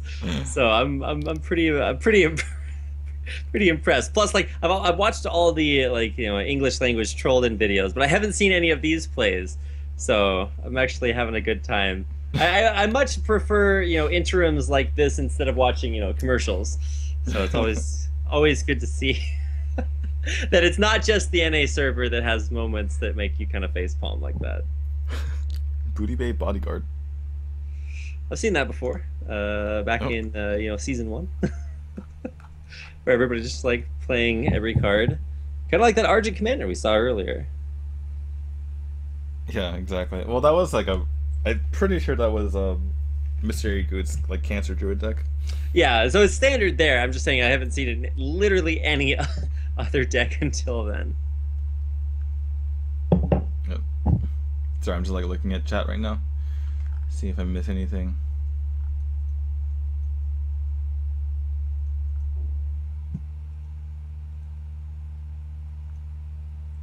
I too am looking at chat. So let's see. Anyone else rooting for Chang to win the whole qualifier? I wouldn't say no to that. I love seeing him like get super emotional. So if he loses, I hope he loses in some like absolutely hilarious way. So we'll see how that what the trend is there. D2 BM other caster. Well, it's only because I missed something super obvious. So. Oh, what did you? Oh. I think I missed the lethal on board the last game. Something like that. I can't remember exactly what it was, but may possibly have deserved it. And here we go. So we're already into our last quarterfinal matchup of the night. We're just going over the player introductions, and now I get to find out about these players. All right, we're gonna go with the Google Translate. Okay, let me just look at hold on. We're first gonna look at. I wish they showed their battle tags. Sometimes those actually have just their gamer tag in it. Okay. So it's gonna be Beilei versus Yikun. Okay, we're gonna that's just reading the English. Yikun. Yikun. Okay, Yikun. It's not. I didn't think Kun was like a normal Chinese sound. Yeah, Yikun. Okay. Yikun.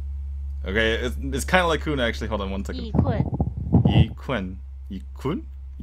Yikun. Oh my god, that's like in between. I can't make my mouth do that. Yikun. Yikun. Like KWUN kind of. Yikun. Okay. Yikun. Okay, we'll go with it. And then this was Beilei, yeah. Beilei Mao.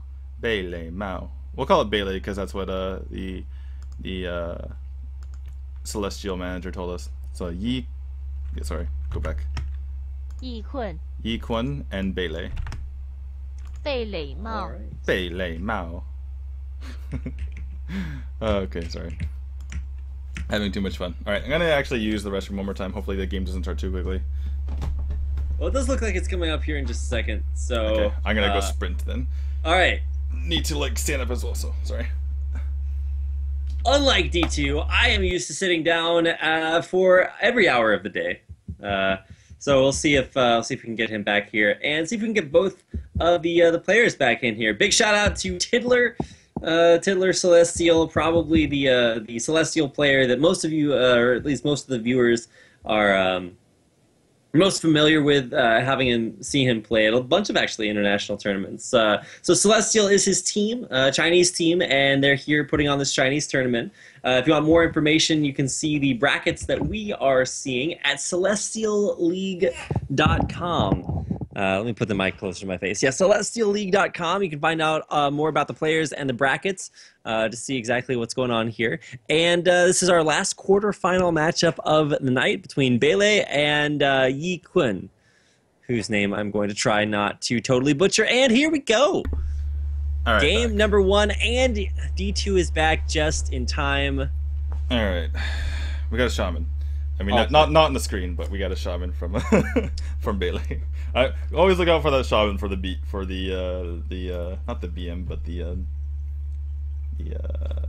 kind of I'm better than you, so I'm playing shaman kind of thing.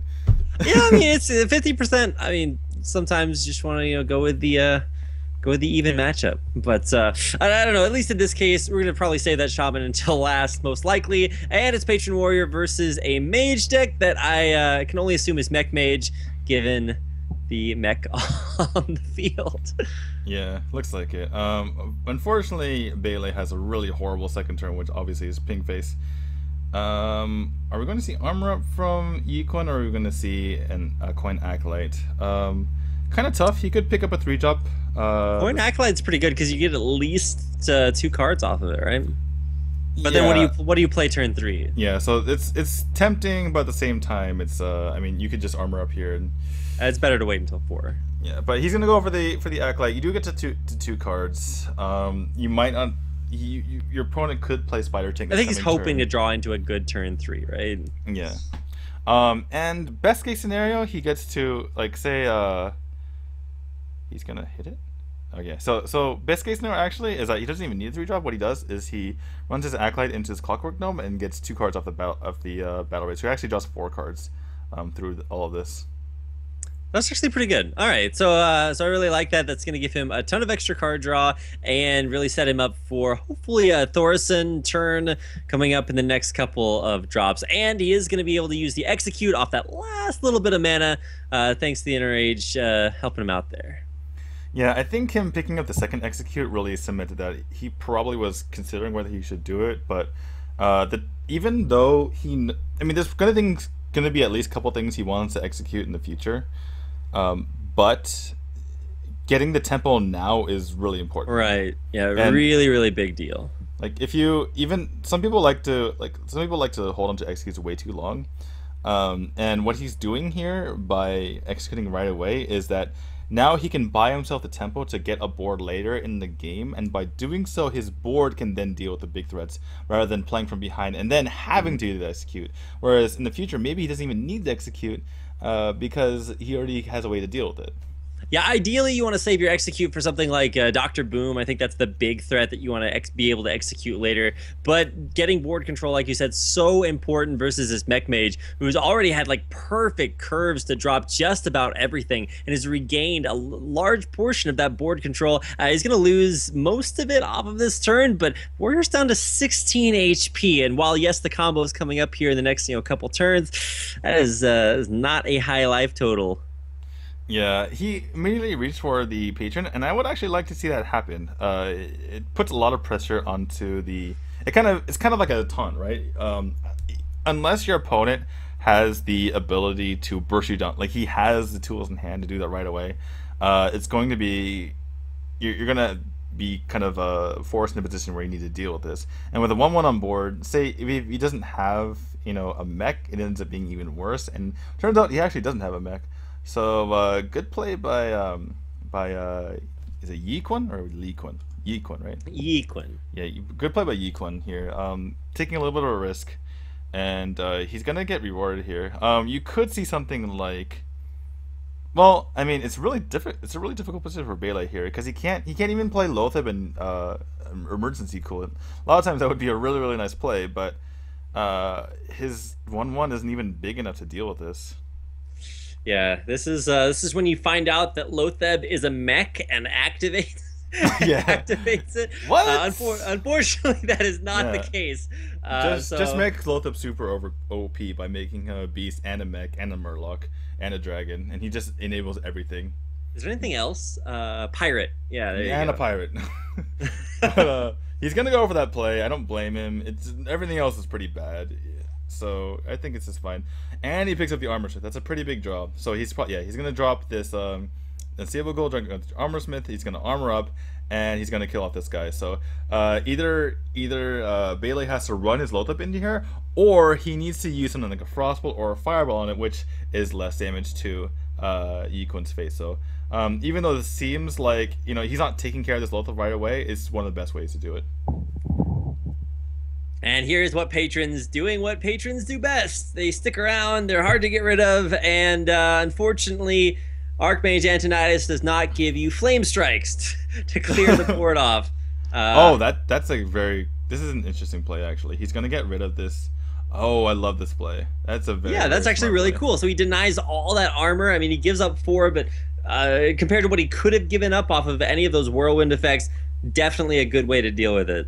Yeah, I mean, that was, well, he gave up 1 because that's true. I just He already had 3, but yeah, it would have been, he would have gotten the 1 from what was on board, and he would have gotten 4 more, so he would have gotten at least 5 armor while healing for the amount that was pushed into it. So I would say that this is kind of a desperate situation for Bailey. I would say that Yi Kun is still in the lead, but he needs to hold on for a little bit longer, especially since we see Archmage Antonidas with a spare part coming up.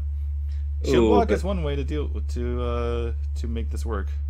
Yeah, and I really like the inclusion. A lot of decks are starting to do, or a lot of patrons are starting to do that. Just put like 1 armor block in case you deal with like early aggro matchups, or just need to survive for just that 1 more turn longer per combos. So he's going to be able to drop the whirlwind, drop the. I guess he can't play axe at the same time, but he just wants the armor. He has such a commanding board presence that. If he just doesn't, all he needs to do is not die, and he wins the game. Not lose right now, and this is that Flame Strike draw I was talking about. Unfortunately, it's not. Wait, what? You're kidding me? What? Wow. He top decked the Flame Strike. Did I call it?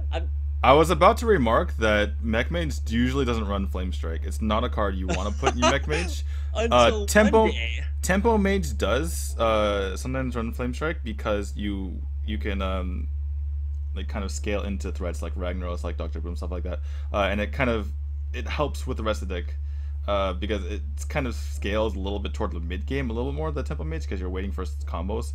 But yeah, Mech Mage is not typically so, and the reason why is because you're not going to get a very good start in that situation. Obviously, it didn't hurt him early on because he didn't have Flame Strike stuck in his hand. He got it at the exact perfect moment. He top decks the only card that keeps him in the game at that point. Like nothing else would have been able to deal with that many patrons on board other than Flame Strike. It's the perfect card for the perfect situation, and he gets a little bit of luck on his side. So that is Bailey is not out of this one just yet, and he reestablishes board control. That's one of the other reasons that Flame Strike doesn't really make sense, because when you're using it, that means you're losing in board control, which is probably a sign that you're losing in a lot of other ways too. Exactly. This is a decent play for Yi Kun. However, Bailey has the ability to get 2 fireballs this coming turn with the double emergency coolant, thanks to his play earlier when he decided to time rewinder back his Tinkertown Technician in order to do that. So, and he has a 3rd fireball. Okay. All right. So that's a lot of damage. Freezes. So there's no more patrons come out that can actually attack next turn. Actually, no, he has Warsong Commanders, so he can get out a couple more. Yeah. The question is, this is lethal because he has 1 whirlwind plus a frothing. I don't think it's quite lethal. Well, he has. Okay, he can double. No, might not lethal. Hold on. Warsong, and then he frothings, and then it's 6 guys in the field, so he goes up to 8, and then he gets 2. He gets 2 patrons, which is that's lethal. 6 more, so 8, and then 6 is 14, and then he has. He's got the axe. Yeah, so that's actually lethal. All right, wow. Patron balance deck. I don't care if my sub's frozen, doesn't matter. Yeah, down to 9 HP, doesn't matter. You lose all your patrons to Flame Strike, top deck, now can't even top deck your way out of that one, and wow, what a first game in this final quarter final. series. That's going to be one way to win it. So patrons go up one game, but that does mean that Warrior's out. So Equen cannot play that anymore. No more Warriors. Is going to have to default to either a Druid or Warlock. Yep. And I think pretty good series play, or excuse me, game played by both of these players. At the end, Equen actually didn't need lethal there. I mean, kind of, sort of, but he could have armored up. He could have dealt with the Antonitis with Whirlwind and execute, and he would have had enough damage in order to kill the next turn. He wouldn't have been dead to the fireballs because you can't use all three in one turn. So he's actually fine there, but he had the lethal anyway. Ended up being okay. And yeah, what are we looking at here? We have Druid and Warlock left versus the Mech Mage with Flame Strike, along with a Warlock and a Warrior. I'm going to presume that this is Patron Warrior. Control Warrior can be okay. It can be okay against something like it's good against Patron Warrior, kind of. I mean, although Patron Warrior has gotten a little better, and it's decent against Hunter. But never mind that. We have Warlock Mirror here. Maybe a Mirror. Yeah, we've seen a remarkable consistency. Like when you see Mage, it's Mech Mage. When you see Warrior, it's Patron. When you see Warlock, it's the Demon Zoo. Yeah, very interesting Warlock. Because people on the EU server and the NA server typically favor the Freeze Mage. If you watch the Archon Team League, it's almost always Freeze Mage. And you basically just play Mech Mage or something to shake it up and kind of throw your opponent off. Also, we see that people on the Chinese server, which I think Monk mentioned, or someone mentioned the other day, that they tend to favor the Zoo, which is not a bad thing, I would say. It's very, very strong, obviously. I think that Europe and the Americas are tending to favor Zoo as well, but you definitely see more handlock than you see. Oh, and this actually looks like it's handlock from Bele. It's actually really cool. All right, so we're going to see our first little bit of variation, and it's interesting that variation comes in this mirror matchup. So you're not just going to see the same decks against each other. There's going to be that variance, and so yeah, we get to see taps for the first 3 turns into most likely giant drops. I think we might see Coin Ancient Watcher. Oh, not Coin Ancient Watcher. He doesn't have the coin. Just the Ancient Watcher. Yeah, right? The Ancient Watcher into the Owl. Unfortunately, Ancient Watcher and the Owl doesn't combine too well with Hellfire, because you're looking for well, you might tap into Mountain Giant. You never know if he feels like he has enough time, but yeah, I'm not feeling the time there because he's gonna get. Oh, and there's actually Sea Giant too. So both giants. I don't think I've seen a Sea Giant versus a Mountain Giant in a while. So we are gonna get both of those on here. Yeah. You still silence this instead of tapping to try to get your mountain out. Well, you already played the Ancient Watcher. That's true. That's true. So it's impossible to get the mountain. If you're going second, you can get it on turn 4. You can still get the mountain on turn 4. But going first, you cannot get the mountain on turn 4 if you play anything before then, and you have to tap every single turn. So yeah, let's see what this Night Traveler can do. Sniping off stuff hits the Ancient Watcher. Oh, doesn't kill it though. Ouch, that's pretty painful. That removes the activator from the egg next turn too. Yeah. What do you do? Well, I guess you still have the Void Terror, so you can still activate the egg. Yeah, the Void Egg into Void Terror is such a powerful play. It's pretty crazy. He's also potentially setting up for Sea Giant, but we're probably going to see some removal coming up from a Bele here. Yeah, he can at least take out one, but can he get...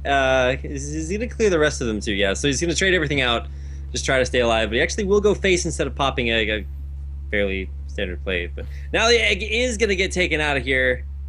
Yeah, I mean, it seems normal, like you don't pop the egg if you don't need to, but I think it would have been an actually normal play because, I mean, I suppose he would have gotten really punished by something like Implosion, but barring Implosion, you basically have a 4-1 that can't, I mean, Implosion or Defender of Argus are the two things that you would have gotten punished by, but other than that, it would have been, you know, there's no way to buff the health other than Defender of Argus, and there's no way to kill other than Implosion, so basically you can just get a nice trade-off. And you want to do as much trading as you can with the handlock until you get your big giants out in the field. So I would like to see him think about that a little bit longer, to be honest. I think that's been a fairly common trend amongst most of the players here. They don't take a lot of time on their turns, and we've seen sometimes that bite them a little bit. But for now, I mean, it's just an okay play. I don't think more thought would have resulted in anything different. So for now, just Zoo doing Zoo things. Board control is there, and I don't know. Voidwalker doesn't have a whole lot of potential to drop anything good. You don't really want to drop your 3/3 Void Terror with it, but. Yeah, I mean, yeah, the Void Terror is oh, that's a card. So now you okay, all right. Now we can actually use. Here, the thing is, it's kind of awkward because if you play your Void Terror out, like for instance, if you scoop up the if you eat up the Void Terror, then obviously you get bigger, but you're not getting the attack off on the Void Caller either. If you eat up, and the same thing with any other minion, obviously, like you a 2/1 you want to be trading into stuff because that's where it gets its most value. It looks like he might just go for Haunted Creeper and then eat that up, and then just get this Doomguard out in the field. Okay, yeah, he's got enough mana for it, so I guess he also could drop the Sea Giant too, just to get the 8 damage body out there, and then that would trade fairly well next turn. Well, yeah, he could just go Haunted Creeper into Sea Giant as well, or not. Okay, well, completely different. Forget everything else we said, because he's actually just going to taunt up, clear the board. I mean, it's not a bad board to have necessarily, but it is it clearable? No, he's going to have the spiders behind. This is a reasonable play. The only problem is that he sacrificed. It's kind of like he used removal spells on his opponent this turn, because he could have gotten something bigger out. He could have gotten a minion, like bigger minion out right now, instead of dealing with his opponent's board. And really, the only thing that's scary about leaving stuff on your opponent's board is if he has something like Shadow Flame, which wouldn't have really dealt with something like a Sea Giant. I guess he may be worried about Big Game Hunter as well. But he's gonna get a little bit rewarded here. Oh, maybe not. So this is kind of a tricky turn because, well, he can play the Imp Game Boss. He can play the Void Tear, which makes why. Okay, well, okay, he tapped there almost instantly, like you said. I don't think that was the best play. I think, like you said, the Void or the Imp Gang Boss into Void Terror is pretty much infinitely better. He can Void Terror the Haunted Creeper and put 2 extra guys on the board, which means that he can play a Sea Giant as well. So he can Void Terror Sea Giant. But I was thinking he could he have gone Imp Gang Boss? He could have actually Imp Gang Boss, Void Terror, and then he's getting the Void Terror. See, I don't understand this. Jeez, yeah, that is like the lowest or the worst possible outcome on all fronts there, because he doesn't get the Sea Giant, he doesn't get the Doomguard, he doesn't get the Imp Gang Boss, and he could have played his entire hand, I believe. He could have gone Imp Gang Boss, eat the Haunted Creeper with your Void Terror, put Sea Giant on the board, or get the Doomguard and actually get the Sea Giant on the board. Obviously, there's a little bit of risk involved with something like. Yeah, he would have still had Implosion in his hand, and he has Hellfire to. I'm guessing his tech against Patron Warrior. Wow, and this is terrible because now that he lost the entire board, there's no way he's ever gonna see that Sea Giant down there, barring reclaiming a huge board. And so now he's just gonna try to discard it. Saves the Sea Giant. Oh my! That's no, basically he gets lethal. Yeah. Okay. Well. Wow. Okay. Well, the lethal comes out there, but if he hadn't had lethal, he'd be pretty screwed there. And I think we've seen that a lot of times. Players just having like one last out, getting it, and then that's the way you win. I mean, I'm pretty sure he wasn't happy with his line. I mean, for a couple plays there, he seemed like he had a plan, right? But you could see for instance, when the Void Caller came out, the Void Terror came out, that he was pretty upset about it, and he could have manufactured it so that it didn't happen that way. I was gonna say that obviously there's the fear of getting Shadow Flamed, but in the end he's able to win the coin toss. What was the coin toss? Okay, so he had 5 cards in hand.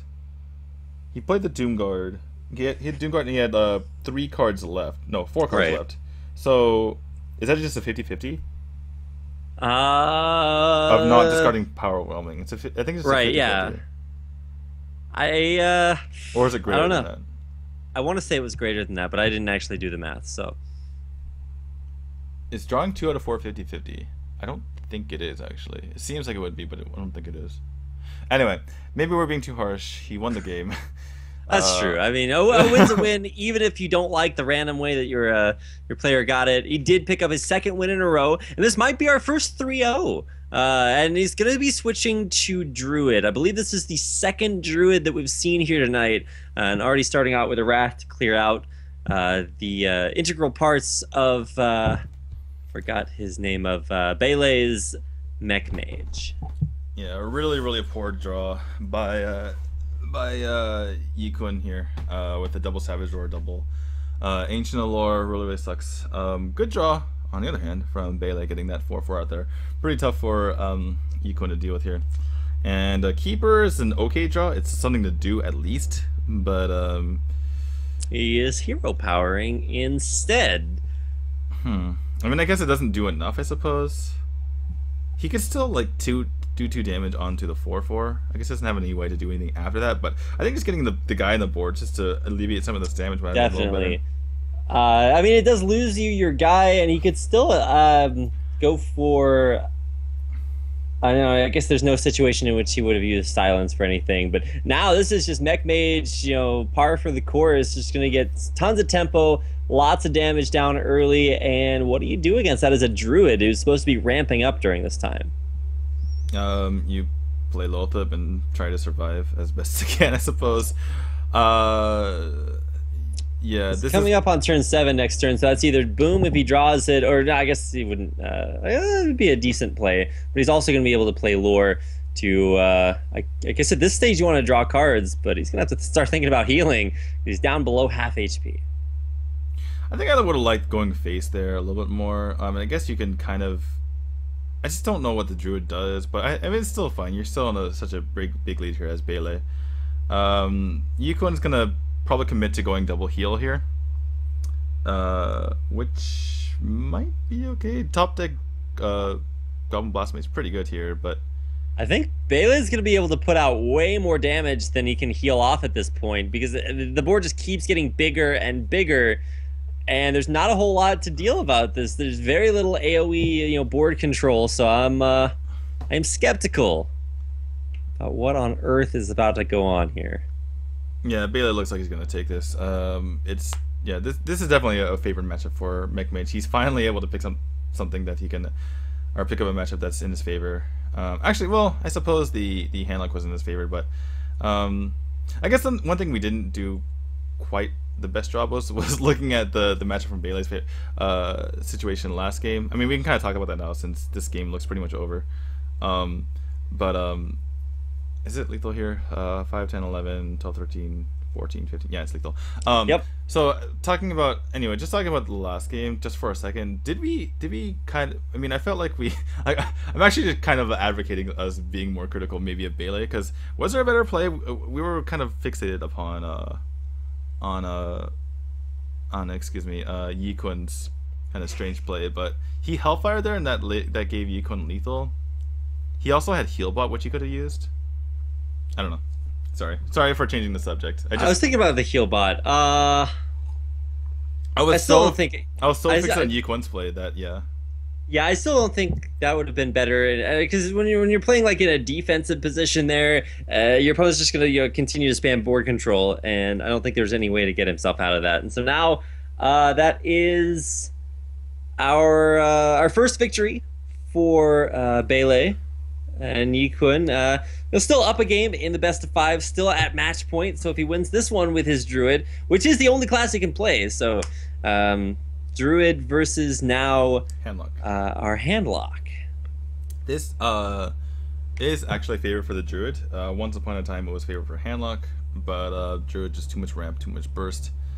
For the mid-range Druid, ramp Druid is not favored, but anyway, that's a different thing. We have some ramp here for Yikun, but it's no clear-cut way to go into it. He could go turn 3 Emperor, which is always nice. The one thing about Emperor is you actually do want your other cards. You don't want other ramp cards to ramp into it, because that means you're getting cards out of your hand. You're getting less value out of the Emperor. So in that sense, it's nice. Yeah. So you can turn 3 Emperor, and then turn 4 Lothib, and hopefully picks up a 5-drop, and then he gets 6 Dark Boom, which is pretty nice. Pretty nice indeed. And as the game draws on, tapping continually to get the giants out. Still looking for a giant in hand for Bele, but he's not really facing up against too much pressure early, that's for sure. Yeah, the zombie tile is really nice to be able to get combat against aggro decks, but it's really almost worthless against something like Druid, because you're basically just making your Twilight Drake have less health. You're making it impossible to get Mountain Giants out. If you play the zombie tile on turn 1, you can't get Mountain Giant on turn 4. So I don't love it. People like Strifecrow, Trump, they run it. But yeah, that's kind of, I mean, maybe a little bit inconsequential. Now we have the Thoros on the board. He's going to take that out right away so you don't get double buffs. Double buffs, definitely pretty scary with Druid. They can get several combos off. And looks like Equin's hovering over that Druid of the Claw right now. Yeah, I mean, it's just coming up on turn 4. I think you can play Lotheb, but really, what spells are you scared about coming up on turn 5 for the Warlock? Probably not a whole lot. It would block the Dark Bomb, but I think you just charge into his face. Or do you play Dr. Boom? Dr. Boom. All right, well, yeah, Dr. Boom, always an option for Druid at any mana cost, because you can play it. You can play turn 1 Dr. Boom. No, you can play turn 2 Dr. Boom. Okay. Yeah. Let's not get ahead of ourselves here. Yeah, you can play it at a lot of crazy mana costs. This time it comes down on 4. And there you go. Dr. Boom is in the building. Exactly enough damage to kill off the Twilight Drake. So really, really good curve. And man, this is it's looking good for Yi Kun. Yeah, he has lethal next turn with Savage Roar if this doesn't get cleaned up a bit. And that's what he was saving his Lothib for, was a situation like this where you can kind of lock up the game. 4-man Lothib, better than 5-man Lothib. You can kind of fit it in anywhere. I mean, obviously, he floated a mana last turn, so it didn't matter. But yeah, like you were saying earlier, you want Lothib in a more opportune moment. And definitely at 4 mana, you can just squeeze it in and just make things super hard for your opponent. I think this game is over, if I'm not mistaken. He's just gonna. Oh, got the taunt. He got the taunt. Okay, all right. Well, that is basically the only way to keep the game going. Does he still have lethal? Is the question, because he can Druid the Claw roar into this. He did the math really quick on this, apparently. So 7, I think it was 9, just like the play that he was going for anyway. 12. No, that's lethal. Exact lethal. It's exact lethal. Even... Oh my gosh, yeah, because he gets 4 damage off that and gets the 3 from the bomb hit too. So yeah, a little bit over there. Yeah, he was 4 damage over. Oh, he had exactly lethal even if the bomb didn't hit. So, yeah. So I mean, and even then he would have. Did he really do the math that quickly? That's pretty impressive if he did. If he did, then mad props. You definitely deserve to go into the semifinals, which are coming up next. So that's right. It's over. My bad. Well played, Yukon. Yeah. Oh, OBS. Okay. All right, yeah. So Yiquin advances to face off against Zoro, and then a little bit after that we'll have Chang. A lot of people are rooting for that guy, and Chang will be forcing up against Jay Sha. Jay Sha or Jay Sha? Jay Sha. It's pronouncing it more like an SH in Google Translate. So okay. Jay Sha. I can hear it in the background. That's really funny. Working on it, yeah. Yeah, I guess maybe he was thinking like, what's the worst thing he could do here? Because he couldn't play Moltons, and Taunt. He's at 16. Yeah, he's at 16, so he couldn't Molten Taunt. So maybe Yiquin was already doing the math. Like most likely the worst thing he can do here is play Defender, and I can get through that. Is maybe what he was thinking. So maybe that's why he was able to do the math so quickly. Or he's a genius.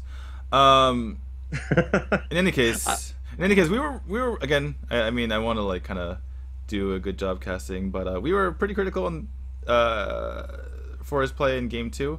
But you know, weird things happen sometimes. He is playing for a lot of money and a lot of exposure and a lot of prestige. He is one of the open qualifiers, but overall, I think he definitely did play well.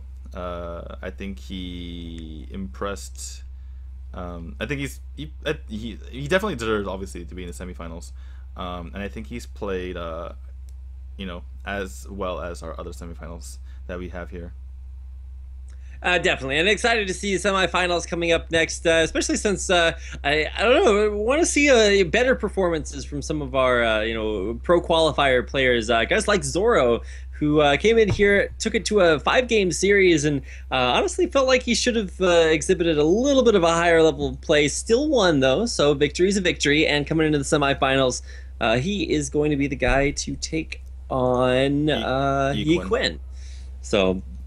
What do you think? I think that Yi Quinn is just based on their play. I mean, again, we were really critical of him in the second game, but I think I would favor Yi Quinn here. I think his play was a little bit more solid. Yeah, I would say that the play style definitely got better and better as the game drew on. So I'm excited to see. Apparently, there's an updated bracket link that should help. But yeah, the play style got much stronger, or at least it looked cleaner. Things like that fast calculation on the roar damage there at the very end for Yi Quinn definitely makes me think, okay, this guy's got it going on. He's thinking ahead of time on things and knows exactly what to expect. So I'm excited to see him play off against Chiang. Oh, we're changing the bracket's different now. What happened? Okay, so what? It looks like the exact same bracket though. Chiang versus. Oh yeah, it is different. Okay. So Jay Cha versus. Yeah, it looks like it's Jay. Okay, so this one says Jay Cha versus Chiang. This one says Jay Cha versus Zoro. Yeah, so Jay Cha versus Zoro, and then Chiang versus Yi Quinn. Maybe, hopefully, we'll see. Theoretically, yeah. That's the idea. We're gonna go with it and see how it works. So again, I think we were both in agreement that Zoro is the weakest of these 4 players, even though he's one of the pro qualifiers. I would say that Jay Shaw and Chang are pretty good. Although Chang played a lot of aggro decks, it would be interesting to see how he performs with more control oriented decks, which he's going to have to do now that he's already used the classes that are most affiliated with aggro. So yeah, that's another thing to consider. I don't know. We mentioned early in the broadcast, but maybe a lot of you haven't caught it. Is that they have to use They have to use every single class today if they advanced. So if they won with 3. Say they won with Hunter, Druid, Warlock in the quarterfinals, they cannot use that class, those 3 classes ever again for the semifinals or the finals. So whoever the winner is, they'll have one with every single class in Hearthstone, which is pretty crazy, and puts a lot of strategy into what you pick, because if you bring your strongest decks early on, then maybe you just fizzle out later on. So that's a big consideration going into these games, and it kind of limits what they're able to do. So for instance, someone like Chang, he has Shaman out of the way, so now he can maybe potentially pick up or use some stronger decks going forward. Alright, so in the meantime, we get to watch some Chinese trolled-in videos of pretty incredible plays. The Deathwing into Deathwing is what I'm watching right now, and it's just like, wow, what's even happening here? I don't know. But we've seen plays similar to this in the actual tournament. Some I don't know, the top deck Flame Strike was my favorite. That was just like out of nowhere. How do you even do this? But now we get mind control drive. Oh my gosh. Okay, well this is pretty crazy, but it's a good way to spend some time in between the downtime before we start our semifinals. So I guess that's 3 more best of 5s. Yep. And I think the best players have won so far. I'm trying to think, like, was there a situation where we thought the worst player won and they got lucky? I don't think so. Maybe a couple of the games. I know the game that Bailey won was kind of interesting. but that was fairly dominant. So I actually thought he was about to make a comeback, but I definitely I don't know, maybe a couple of Zoro's wins were a little bit on the edge, but I would say that by and large, all the players in the semifinals, they definitely deserve to be there. So excited actually to see now with the updated bracket. So thanks for whoever sent us that in chat. It was Lilith Walker for getting that to us. Definitely excited to see Chang versus Yi Kun. I think that's going to be a really, really good match. Yeah. I do think that now the best players are on opposite sides of the draw. I think Chang and Jaesha are the strongest players here. Yi Kun obviously pretty strong as well. One thing I'm going to say again is that it's really interesting to see how Chang handles playing not aggro, because he played aggro very, very well, but there's going to be a lot more decisions to be made when he switches to either mid-range or control coming up, depending on what he picks.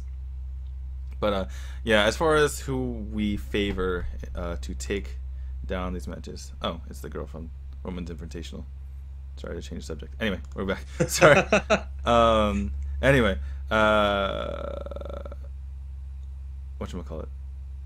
Yeah, so as far as who we'd say is favored in these semifinal matches, we say Jaesha over here, and Chang, kind of. I would say Jaesha's the strongest player, and then Zoro's the weakest player. So it's pretty easy to pick Jaesha. Yeah, it's easy to call match E of the semifinals. F is close. Yeah, it's definitely gonna be close. I don't know. Chang, he's the guy with the crazy reactions, so I'm excited to see him play. Win or lose, you're guaranteed that at least he's going to be pulling out something crazy. So yeah. All right. Oh my God, these children videos, these Chinese children videos. It's just ridiculous. What is he clapping about? He got zapped for 1 damage less than it would have taken to kill him, so he lived with 1 HP off the zap. Wow, that's really funny. And now he's just. I mean, his reaction. Where's the Wow. BM? 0 BM. Wow. 0 to 10 BM. Yeah, not approval. I just I love looking at the setups just to try to figure out like what kind of like crazy stuff is gonna happen, because it's always like, geez, how ridiculous can this game possibly be? Like, I mean, I've played my fair share of Hearthstone, and you think, okay, I've seen some things, right? You've all had games that you thought was in the bag, and your opponent draws the perfect card combo. You're like, okay, well, that's fairly traumatizing, but sometimes you just get into these situations where you're just like, there's no possible way this one thing could happen, and it happens, and you're just like, oh, okay, well. Oh, actually, I had a moment like that in the Japanese Pro League group stages a couple weeks ago, where my opponent had a full board, and there's actually a screenshot of it. I can show you guys. I think. Hold on. So I guess I'll just show you guys since we have downtime anyway. All right, here we go. So this board state. So this is game 5. I don't know if you guys can see that very well. Maybe you guys can see it. Anyway, so this board state, he has Tyrion, Shredder, Cogmaster. He's playing like a weird aggro mech paladin. Knife Juggler, Shield Minibot, dude. And I have this hand, more or less garbage. And I won this game. I have 9 health, by the way. Shield, block into brawl, OP. And he's left with a 1-1. Then after that it went, and then he got a patient assassin off of the Shredder, so I was able to go frothing, patron, whirlwind, coin armor the next turn, and then yeah, win the game. So that's kind of like what your situation you're talking about, like how you possibly win. It's yeah, I don't know, and because of that, I'm still in the tournament and be playing 2 days from now in the finals. So humble brag, kind of. Anyway, I'm just saying, yeah, it happens to everyone. So, including these people that we're seeing on stream, like, geez, how ridiculous do these plays get? But all right, I guess we can take this time to look at chat here. Just saying, has graced us with his presence. So let's take TV. I don't think TV's still here, but they were in the chat earlier. Salt. Wait, what? Oh my god, just say it. Rainhead Salt 1, Rainhead Salt 2, Rainhead Salt 3, Rainhead Salt 4. Oh my god. I can't believe that exists. Oh my goodness. I wonder how you get it to fit together adequately. You just do it twice in a row and hope it's not in slow mode. Well played.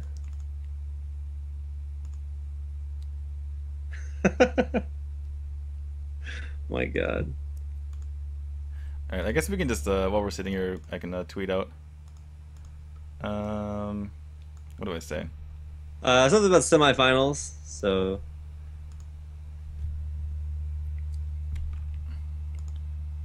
Let's see. On to the semifinals of the Celestial...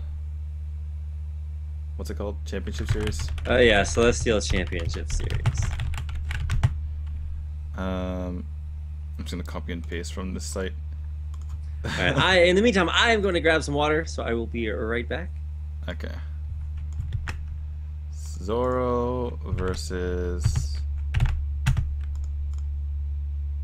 Jay Shaw and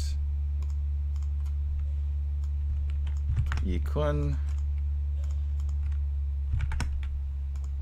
versus Chang. Oops. Chang.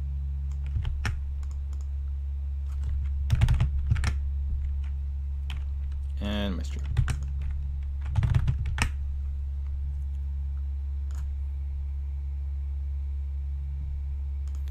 How you guys doing? So earlier it went up to like 200 viewers or something, but I think it was a bunch of Chinese people for some reason.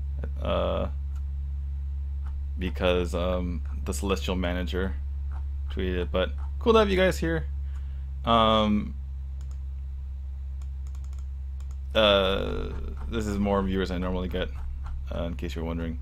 So yeah, gonna shamelessly plug my stream now. If you like my casting or enjoy just being here, click follow. I actually have some stuff coming up that's I'm kind of excited about.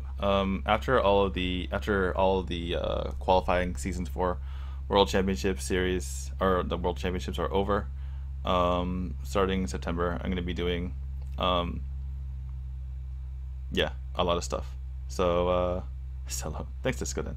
I'm going to be doing stuff then, like, running tournaments, or hopefully enough people sign up for me to be able to do that. But yeah, doing that, analyzing more series like I've been doing on my YouTube channel.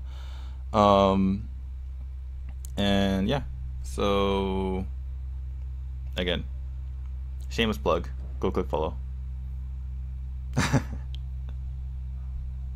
lot of stuff. I mean, I don't want to. I'm gonna do an announcement later. Basically, okay. So I guess I can just tell you. So I'm planning on doing something like what Day9 used to do with StarCraft, and like, for instance, like on Monday he had like Fun Day Monday, right? And he like put restrictions on like what you're allowed to do in certain games, and it ended up being super fun. So try to do the same thing and like put restrictions on what kind of decks you can make, and try to make it in a situation where like you use cards you wouldn't normally play. Like for instance, you know, I mean this is an example. This isn't an example, but like Kranich used a lot of like Spectral Knight in his decks, and it worked to great effect in the HBL. And stuff like that. Not like, okay, everyone, you're only allowed to use, I mean, I might do something like this, but you're only allowed to use odd mana cards, you know, or something like that. It would be something that would kind of force you to think outside the box and kind of come up with cool decks. And I'm not sure if I would ask for like you to save replays, or if I would want to have people play against each other. I haven't hashed everything out yet. And then Tuesday would be like everyone who has in like Dana used to Newbie Tuesdays. I would maybe like run a tournament between like just maybe like a 4-person, 8-person tournament between people who haven't made rank 10 yet. Just kind of like you know, have fun. You know, just look at the plays and kind of see the different like thought processes that go on there. And so because we're all used to constantly watching, pro matches all the time. And then like Wednesdays, just like analyze a professional match and go in detail over everything, like going through deck choices, going through mulligans and stuff like that. So, yeah, so that's what I'm thinking about doing.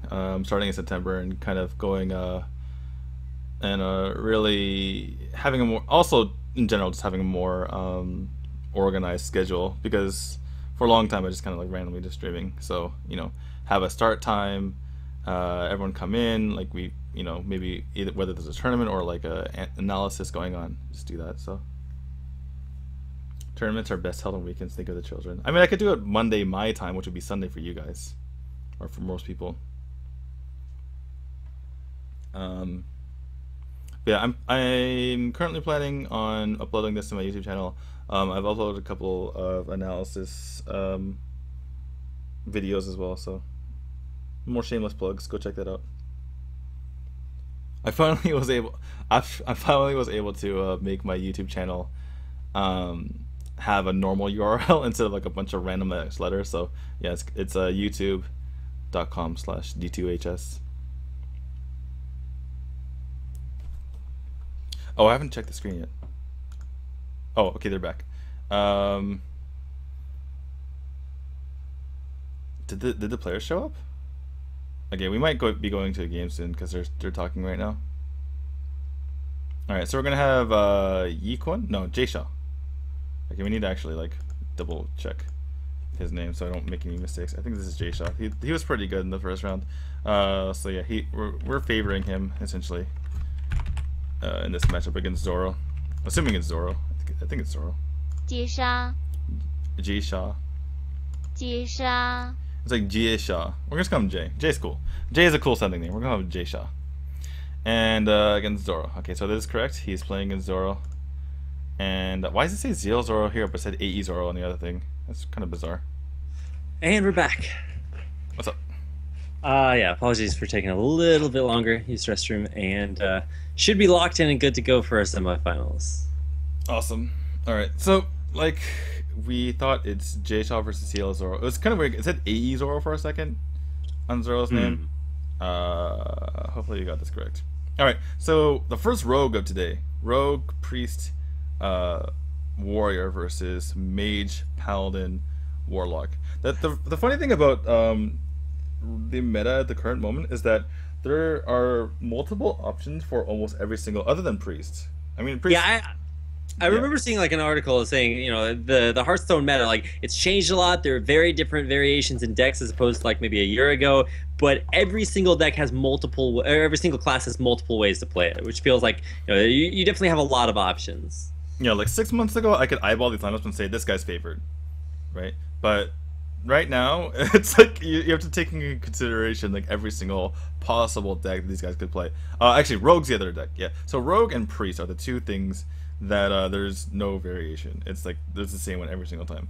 But everything else, there's multiple decks of everything. And Zoro's doing this thing again where he's hovering over his cards, and now every single card, yeah. Yeah, we're on his perspective this time as well. And don't please stop, just enter and I can't. I'm sorry, I can't do it. Yeah, everybody has. I think that's what's interesting about watching it from like a player perspective rather than like a tournament perspective, is that you see players like nervous ticks, but already a super strong start from Jayshaw because he's dropped down a 4/4 and a 3/5 on turn 3 for his demon. Yeah, one of the strongest starts you can possibly have. The only downside of this is that you don't get to like attack with anything on turn 2. But Zoro had backs up his hand. There was no way he was ever going to attack with anything except maybe. Oh, he's going to clear the board. Wow. Wow, yeah, that's actually pretty impressive to be able to clear the board, and that's essentially what 9 damage on turn 3. That's pretty darn impressive. Of course, you get 4 of that for free and 3 of that for 1 mana. So, but still, the ability to clear that much off the board that early, really strong start for Zoro. Yeah, looks like we're going to go for a Yola implosion here. Kind of have to. There's nothing else to do really this turn. And rolls for 3. Okay, got the 3. But it's right into Fan of Knives too. So these guys are just trading blow by blow, back and forth, each having the perfect counter for the other. It's actually really cool to see this go so back and forth. Yeah, but Jay Shaw, if he didn't roll 3 there, he would have lost the game on the spot because Zoro would have had a 3-1 remaining, and he would have had the fan there. As it is, Zoro is still in the lead. Zoo, there's ways for Zoo to kind of recover from this position by getting huge minions on the board via Void Terror, but it's definitely an uphill battle. You want to get the ball rolling before that and really put pressure on the Rogue and make them have to do. Well, put them in really bad positions, but Zoro had that double backstab into SI, into the deadly poison, and he's curving into his 5 death perfectly, only having taken 27 damage, or only 3 damage. He has 27 left, excuse me, and yeah, amazing spot for Zoro right now. Yeah, he's got double 5 drops. He can even draw and cycle with the Drake, but yeah, I think you just drop Lotheb here. Not too much you have to worry about. You can worry about maybe I don't even know what you would be too worried about there. So yeah, Lotheb definitely the best option. Yeah, Lotheb is. This is true for every class, right? But Lotheb, he basically guarantees that your Lotheb's going to be there, in the next turn, because unless you get some crazy minion buffs, he could get rid of this by going double Beast of Sergeant into it, but it's not. Yeah, like it. Typically, unless your opponent has like a very good answer or he goes for an extreme option onto it, your Lotheb's gonna stick around. Looks like he is gonna go for that. He has seen the Fan Knives. I guess I agree with this play. He could have Doom guarded into it, but at that point you risk losing like so much out of your hand. Yeah, you don't need to risk that. I think he's gonna wait for a Void unless he really thinks he can either put a lot of pressure on his opponent or he needs to play the Doom guard in order to make something happen right away because he's falling behind. But at this point, there was no need for that. Yeah, he's gonna hold on to that Doom Guard until he gets a Void Caller to get it out because he has such a strong hand. He can just go to Dr. Boom right here. But yeah, going to the Doctor. Yeah, so this shows the strength of Demon Zoo. It's not as fast. It's not as consistent in getting out super quick. Starts like the old Zoo was, but it just has this huge power to the mid game. I was saying how good it was for Zoro, but this is definitely a possibility where the Zoo just kind of ramps into these scales into these huge minions later on. So yeah, just 2 turns after saying it was good for Zoro, now it's looking pretty bad for him. Yeah, and so what's his options? He saps Dr. Boom, and he just gets it right back the next turn with 2 more Boom bots. I guess you could drop Shredder, but that just feels terrible. Yeah, I guess Shredder sap. The one saving grace is he has Healbot, and he's still at 25 health. Healbot, strangely enough, is kind of like 5 mana 3/3 and like draw 1 to 2 cards.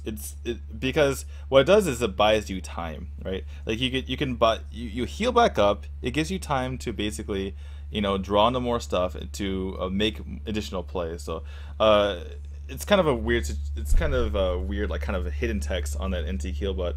But yeah, the Healbot will give him time. Unfortunately, he does have to sap that Dr. Boom back. I presume we're just going to see it right back unless Jay Shaw can come up with an even better play than Dr. Boom against a 2-drop.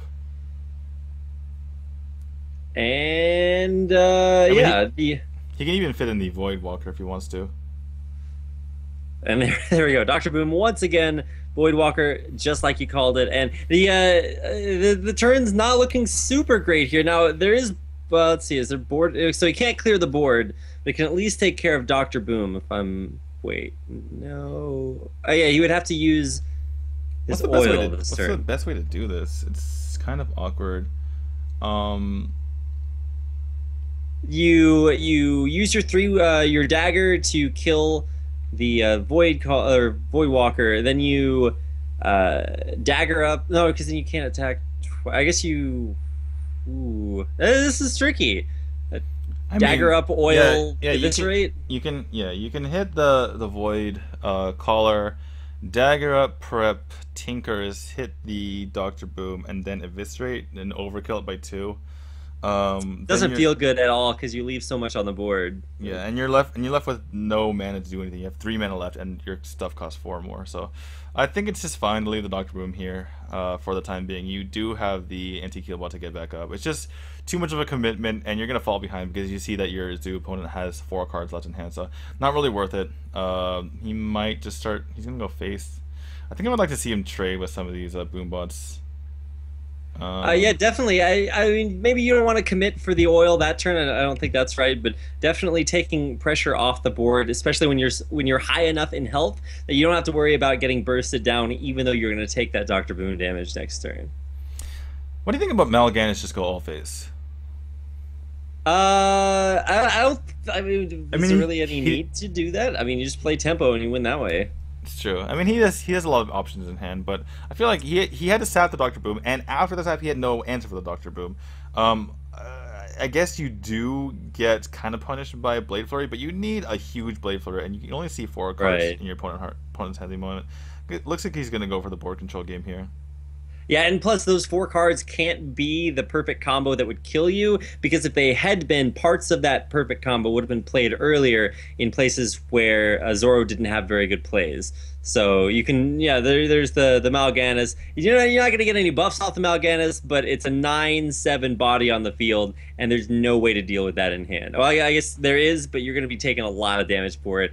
And he's only at 10 health, so he has to fit that heal bot in, which takes away most of his mana, and yeah, it just feels bad, man. He kind of half did what I suggested. He went with okay, so he's gonna guarantee to getting this this buff on this guy before he plays Azure Drake.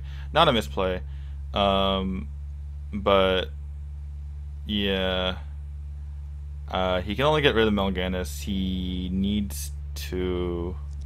He can swing into Dr. Boom, but he's at 10 health, so no. Yeah. Because then he just dies. I mean, he can get a Vitality Totem. Nope. Yeah. So looks like that's it. This game is over. He can't do anything. Yeah, he can't prevent any damage. No, he can eviscerate a 1/1. That's what he can do. And at that point, yeah, you're just kind of prolonging the inevitable. Yeah, exactly. So yeah, good play by Jay Shaw.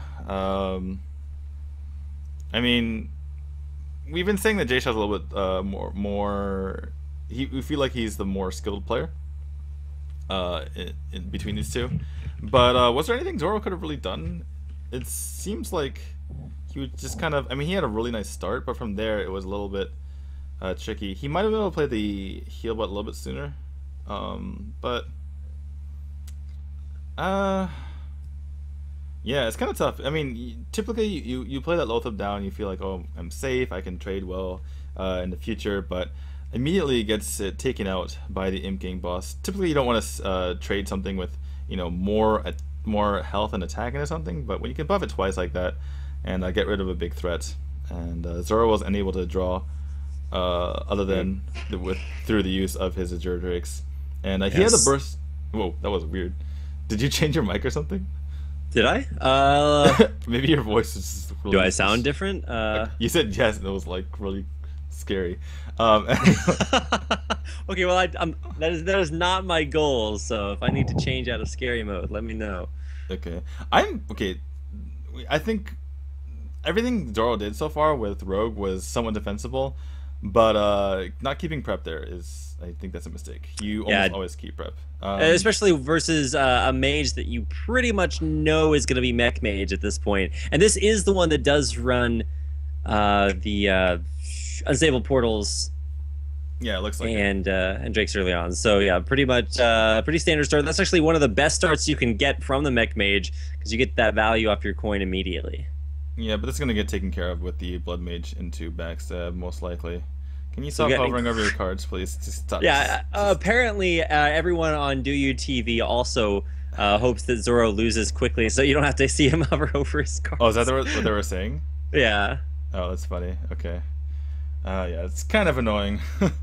So we're probably going to see, I mean,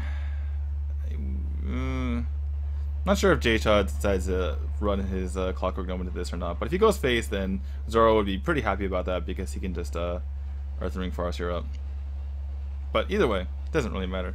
He's going to be able to get An extra card off of that. So this is kind of interesting because he has the choice of taking this out right away or playing. Okay, he's gonna go to take it out right away. It makes a bit of sense because you don't want to be frozen so long, and you might be in the position next turn where you need to use your deadly poison to take something out, or not next turn, but 2 turns from now. And maybe your opponent they frostbolt your earthen ring, and then now you're frozen for a couple turns, and then you play your shredder, and then you're just getting annoyed. So it makes a little bit of sense. Could have gone either way. Could have gone with the Frost here as well. But he's with the snow chugger coming out 2 turns in a row. He's not going to be able to attack this coming turn as well. Yeah, and that's really annoying, especially since you can kind of bank on getting either getting a little bit of early tempo as the rogue off of your early weapon hits, especially with the deadly poison, or you can prevent your opponent, in this case the mech mage. Early tempo is so important for developing, it's just that board control, and he's not going to be able to stop that. And now, he's actually going to not trade into the... Okay, no, he still gets the extra damage. I would have thought he might have traded Shredder, but generally trading Shredder is pretty bad. Yeah, I mean, locking up the rogue. I mean, if he traded into the Shredder... Why did he use the spare part for like 1 extra damage there? Oh, it's to make the trade onto the Shredder better. So Zoro, he's anticipating Zoro's gonna likely trade into this, and it makes it so that he doesn't have to use a hero power later. I agree with that. Another play that J-Shot could have done was go with the Mech Warper, ping the Shredder, so that the Shredder trades poorly into both of them as well. But he sacrificed a little bit of tempo to get some more options this turn, and I think it's kind of starting to bite him, kind of affect him negatively, because even if Zoro had a Blade Flurry there, well, I guess if he Blade Flurry, he would have been in a good spot. So it was just a bad spot for J-Shot to be in there. All right, so decent board control, or board presence, rather, by Zoro, and he's got the ability to clear the board this turn if he so desires. But he can also just build it, and he does still have that big Blade Flurry that will deal extra damage thanks to the Azure Drake. Yeah, I see a pretty easy turn here. Just oh, he's gonna Flurry. Okay. I guess that makes sense. It does clear the board, and it does use his mana curve perfectly. He still has crazy board presence, and outside of that 6 mana Flame Strike, which thankfully doesn't exist, I feel fairly confident on that one. He's going to keep his board this turn. What about the Blizzard, though? You got to tech in the Blizzard for these situations. That's true. This is a hybrid Freeze Mage, Mech Mage that has... with control elements in it as well. Yeah, no, probably not. Yeah, so what I was expecting a little bit was the Eviscerate onto the Tinkertown Technician, and then from there go with the have the Blade Flurry, in hand for future situations. But I mean, the play he made was fine as well. What allowed him to push more damage this way to face, and yeah, he gets to use the Eviscerate here anyway. It doesn't matter. Zoro is a pretty commanding lead here. J-Shaw has the Dr. Boom, but he's taking 10 damage this turn. And actually just dead on board. He can't play Dr. Boom. So. Yeah, gotta stabilize the board at least some point. So Annoyatron pretty much definitely, and then freezing out some stuff as much as he can. Actually opts to go ahead and kill the Shredder. I think he was thinking that hoping for Doomsayer. Yeah, Doomsayer. Yeah, he figured his chances were so bad at winning the game that he needed to get Doomsayer there. He figured that his chances were less than 1 in 69. So I think I kind of agree with him there. It was a really poor situation, and there was no AoE in his hand at the moment. I don't know if there's AoE in the deck at all. So, and if you're using your burn spells for that kind of situation, you're pretty much dead anyway. Yeah. Yeah. So I mean, he's probably correct in thinking that he had a less than 1. Yeah, and you can even see it in his face. Like, he is back up against the wall. He's got a few struggles in there to try to come back from this. And I mean, I guess when it comes down to it, you've got a couple of different options. You can't use your rogue anymore, but there is this priest. We talked about priest and shaman being classes that you may want to get out of the way earlier. Now here, semi-final matchup, down 1 game, priest versus mech mage. How does that work? Priest is definitely the favorite in the situation. They have a lot of removal. And Zoro has come into a really, really nice situation with the Death Lord and the Valence Chosen, and there's no silence in the Mech Mage. He even has the Northshire Cleric to basically threaten any openings by J-Shaw. And like if he plays any of his two mana mech minions right here, triple M mana mech minions. If he plays any of those guys, then Zoro just attacks into it and heals and draws cards.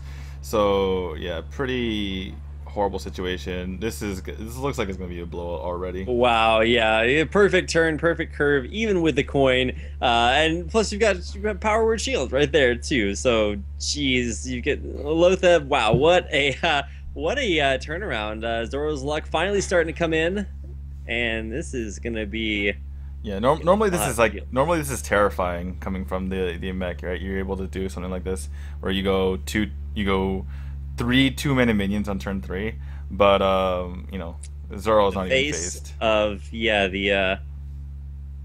Wow, this is gonna be how many health is this? This is 12, 13, 14 if he uses shield next turn. Jeez, and of course he has that, another Valence Chosen. So it's like, oh my gosh, and it's gonna stack the spell power too. So if he wants Holy Nova, can pretty much clear out any field that Jaysha builds up. Yeah, I mean, Priest gets a lot of flack for being a little bit weak, but it's definitely stronger than something like Shaman. Mid-range Shaman is just kind of weak against everything, and Mech Shaman is it's like 50-50 versus everything. Whereas Priest has strong matchups, and this is definitely one of them. It's strong against Mech Maze, it's strong against a lot of aggro decks, and yeah, there's Holy Nova. And he can even get extra spell damage to get 4 damage Holy Nova on, which is kind of scary. But yeah, so. I mean, we were talking about being able to use, or the difficulty of this format, having to use every single one of the decks in Hearthstone, and it's actually affecting Jayshaw, in my opinion, worse, or more, I should say, than Zoro. This is, he's really struggling to find wins with this Mech Mage, whereas Zoro looks like he's found the perfect matchup. Absolutely, and yeah, the Doomguard, you win so many matches as Priest just by making like one big dude that the other guy can't deal with. Like you said, no silence and some pretty bad Mech Mage hits. I don't know, or Goblin Blast Mage. I guess technically the Goblin Blast Mage isn't a mech, so it's not a Mech Mage, but. Well, he is what makes Mech Mage strong, so whatever. That is true. And yeah, here comes out the yeah, ironically, and he's gonna get 3. He's gonna draw 3 cards off of this, clear almost the entire board. Jeez. He can throw away. He can even just throw away his Northshire Cleric right now. He's already drawn enough cards. It doesn't even matter. I mean, you'd rather just have a bigger guy. Yeah, he's gonna toss away his Northshire Cleric. Holy. Because he already has enough cards. His 3/2 trades better and stuff anyway. It doesn't matter. I was gonna say like.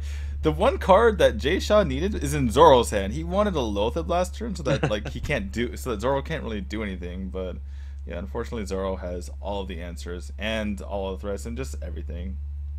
Well, I'm pretty sure he thought to himself, and he's like, "There's this owl card. I really wish I had it right now. That would make all of his problems go away." But unfortunately, no silence in Mech Mage. Maybe a tech you think about later on, but certainly in this situation.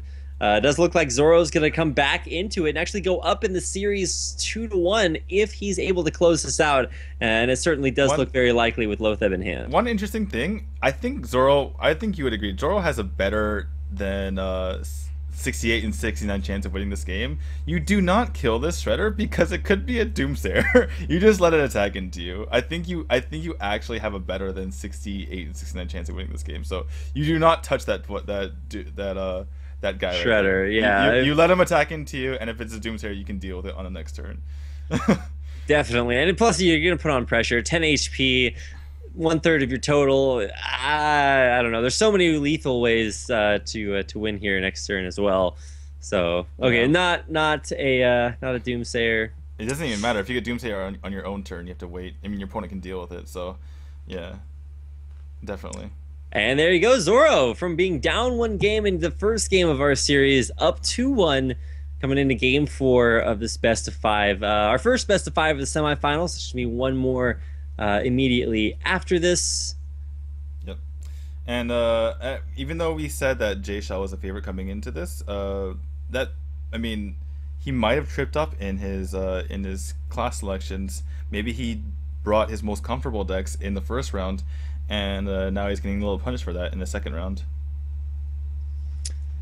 All right, so yeah, now into a completely different matchup. We've got Warrior, and this is Control Warrior, so not going to be the one-hit KO variant, or even more popular, the wait, why can't I remember? Patron Warrior. Jeez, I'm trying to block those games out of my memory. Well, Patron is kind of one-hit KO, so I was kind of confused. Okay, so unfortunately for I was talking something more like dogs, like Worgen one-hit KO Warriors. Oh yeah, I guess. It's not a very common variant. It's the only other one I could think of. Yeah. So we have, unfortunately for Jaysha, I mean, this is not the greatest matchup as long as Zoro can recover, as long as the Control Warrior can recover. They have so much armor to basically combat something like this. Something like Aggro Paladin is better against something like Handlock, where it can kind of get the damage in way too fast, and Handlock can't really deal with it. But there's so much armor gain in the Control Warrior that's actually a decent matchup. Something more like Mech Mage would be much harder to deal with for the Control Warrior, because there's so many like annoying threats on the board that can't be dealt with, and even just the Death Bite can kind of more or less deal with all the one health minions on the side of the Aggro Paladin. So, and then after, even though you take a bit of damage early on, you have so much armor gain after that. To be fair, I mean, this Leopard Gnome's actually putting out a decent amount of damage. He's going to get a total of like 6 damage overall, 2 to the monster and then 4 to the face. That's where he decides to go with it. And with the Mukla, I mean, this is early game Mukla. There's no minions on the board to be the recipient of those bananas. I guess he can Abusive Taskmaster and go ahead and take this one out. So yeah, he's going to hit the execute and then probably just a banana after that to keep things alive. I love your combining of the name Abusive Taskmaster.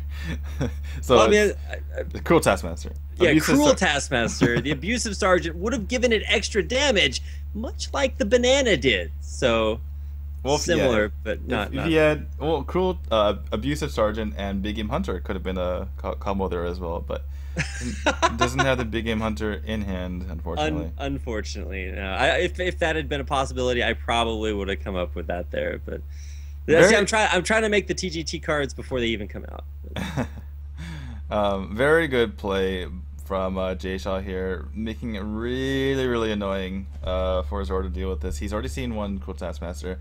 Unlikely that he has a second, and he's gonna have to face tank this 5 damage right here. Yikes. I mean, Brawl's out there, but I don't think that's... I mean, this early is certainly not something that you're considering, right? He could, because he only sees 2 cards in this one's hand. If they're dead cards, and they actually are dead cards, it could be a worthwhile gamble. But that said, all of these remaining cards are pretty annoying. If the Knife Juggler remains, you're taking 3 damage. It looks like he's going to go for the Brawl. Obviously, the Leopard Gnome's a lot of damage. Wow! All right, best brawl options possible. Yeah. So yeah, this is the issue. Jay Shaw, I think, has played this as well as you possibly can, but he's just running out of options. Probably gonna have to choose over face here, which is not really. You want to be developing the board, because that's what Warrior has trouble dealing with, multiple minions on the board. Now Zoro just basically gets the armor because there's really no pressure. There's only 1 damage on the board. Yes, he has a True Silver in hand. He's probably gonna drop down this once. Oh, he could Death Bite face as well, just to. But yeah, I mean, if you don't play Sylvanas now, you're probably not gonna be able to get it later.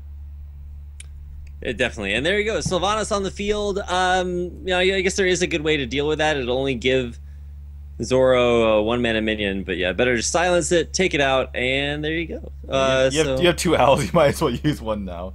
Yeah, but I mean, there is Baron Geddon. This is not looking good. Wow, Shield Slam 2 to further clear things out. Yeah, Baron just drops down.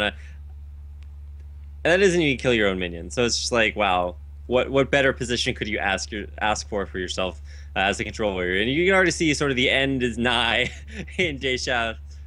Well, okay. Oh, if he had 9 mana, I mean, yeah. if he could be a druid and innervate right now, yeah.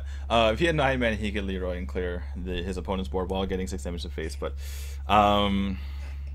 yeah, not looking too good. Consecrate can clear the board, but you're not doing much else after that. He might just YOLO Leroy here, but what do you attack into with that? If you go face, the Baron get in just kills it. Just its effect just kills it. So yeah, this is looking really, really horrible. I mean, almost no matter what he does. I mean, Zoro could even just push damage next turn. He could go just shield block, Death Bite, threaten lethal next turn. And he's just gonna threaten to face, put down. It takes him down to 8, but I mean, there's shield block, there's armor up. You can easily clear out this Leroy. It dies for free. So yeah, I guess what Jay Shaw's thinking is that he can kind of his only chance is to kind of take advantage of this Baron getting on the field. The fact that it's doing 2 damage to Zoro every single turn, but oh, that one banana keeps Sylvanas from dying. Wow. Yeah. She's gonna push damage. No reason to trade anything in. Is he gonna? He's gonna Death Bite as well. All right, so yeah, like you said, better just clear the board. I mean, I guess the board clears on its own, but I mean, the thing is, he can most likely shield. Well, maybe he doesn't have the. Maybe if his opponent pushes damage, he might not be able to shield slam his own Grom next turn. Regardless, that's gonna do it. There's no way to come back from that. So yeah, it was extremely. Yep. It's extremely unlikely that Jay Shaw was going to be able to do 11 damage. So a little bit of upset. I mean, Zoro is one of the players who came from the professional qualifier, as was Jay Shaw. But we were thinking that Jay Shaw had the upper hand going into the matchup just based on his play in the quarterfinals. However, he got in a little bit of trouble with his lineup choices, and again, maybe the reason why we thought that Jay Shaw was favored was because he played more comfortable decks in the first round, whereas maybe Zoro mixed it up a little bit more, and yeah, so Zoro moves on to the finals, and congratulations to him. And then we will see who he goes against in the finals coming up with I forgot the names already. Actually, those names were wrong. Actually, it's Chang versus Yi Kun. Yeah. Okay. So Shang versus Yi Kun is our second semifinal match. That's going to be a best of 5 as well. It's been 3-1s today, primarily with that one notable exception that Zoro played earlier. So unfortunately, I have not seen any 3-0s. I say unfortunately just because I love seeing like super dominant play. Yeah, that's true. That is true. But I mean, we've had some decent series. At least, one deck coming through every single time. And we saw that 1-3-2. We were kind of like pulling our hair out during that 3-2, but it was pretty entertaining. I would say. So they're talking right now, which means they're probably just gonna get into the next game. Which means this might be my only chance to go stand up for a second and use the restroom. All right, go for it. All right. I will do my very best to be entertaining. Awesome. Be right back. Now I feel all alone, but hopefully D2 will be back with us. And actually, hopefully this tournament will continue. Like you said, it does look like we'll just be getting into our second semifinal match. Hopefully. Otherwise, we'll be going to commercials. Well, not actually commercials, just some Chinese trolled-in videos to show in between. But it's actually really cool to see this Celestial Championship Series. Haven't gotten a chance to actually cast it before, so it's cool to come in here and do this. But I can already hear D2 hurrying back to the computer as quickly as possible, so I can sympathize with that. And yeah, one more semifinal matchup, then the grand final, and that'll determine who gets their share of $400 first place prize, and of course advances to playoff against the International Pro Invites.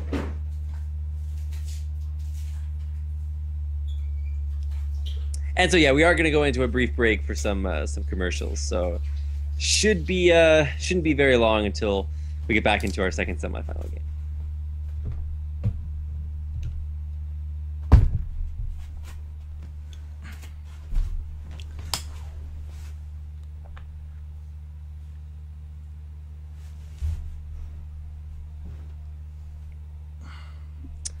All right. Well, yeah, just some brief commercials, or not even commercials, just funny videos in between. Did I not? Hello? Hello? Did I Hello? not mute my microphone when I left? No. Oops, my bad. Sorry, guys, in case you heard some strange things in the background. Yeah, Very strange things. all strange things. Yeah. No, it's fine. And yeah, one more game until the end. Yep. Well, one more game until the end of the semifinals. Then one more game after that for the end. Yep. All right. I guess Oh we can my look through- gosh. I'm just watching these videos. Just like, come on, this is ridiculous. They're the same. They're like on loop, right? Or Well, I haven't seen this one before, so Okay. maybe I missed it the first time around.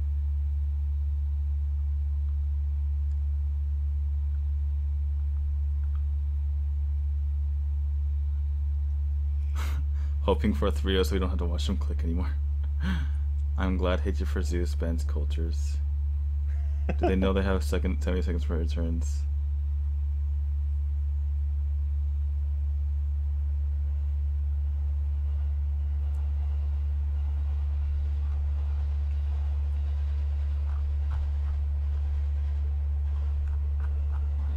Okay.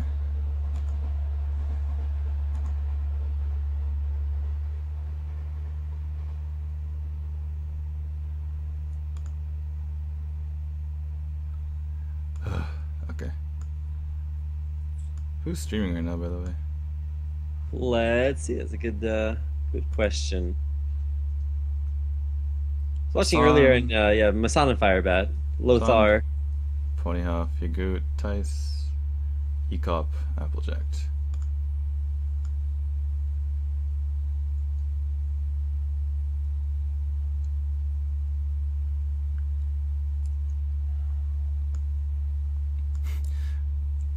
Watch as like everyone leaves. Like, what? Firebat streaming?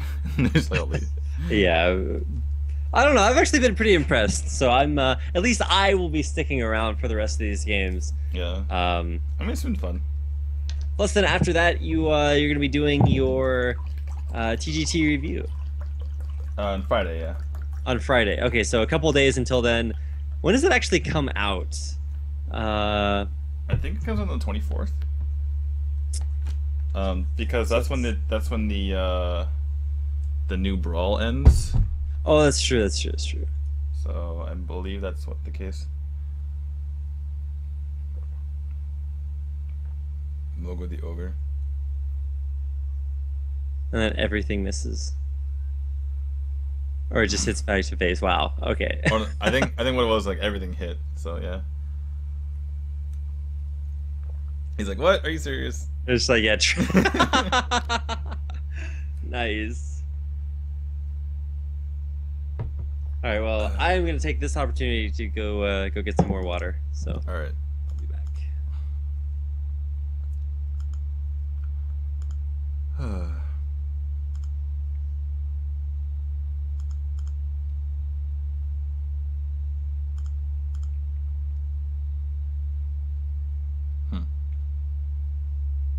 Yep, so that's your bracket. Why is this the same? Why is this different than this one? That's bizarre. Anyway. Yeah, so Chang versus Yiquan. And I wonder if I have time to play Brawl between matches. Maybe not.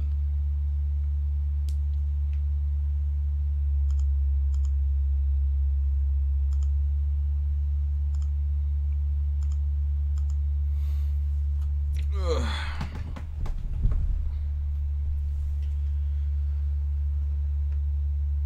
They're probably just taking breaks. Well, I don't know. Not really, no idea, really.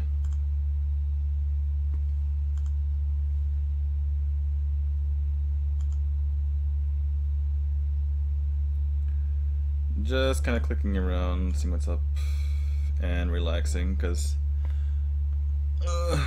as you might know, talking for a long time is tiring.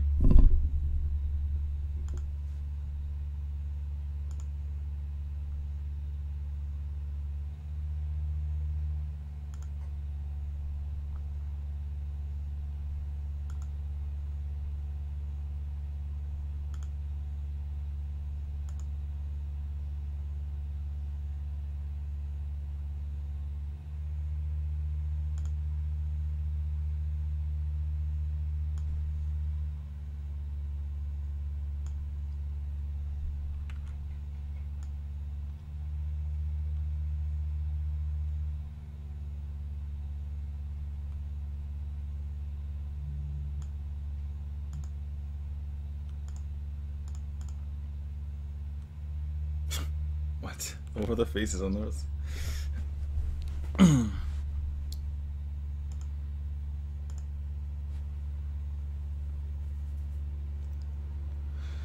I would start a Tavern Brawl game on the EU server. I'm pretty sure it's not out on any server yet, but if I run out of time, not good. So.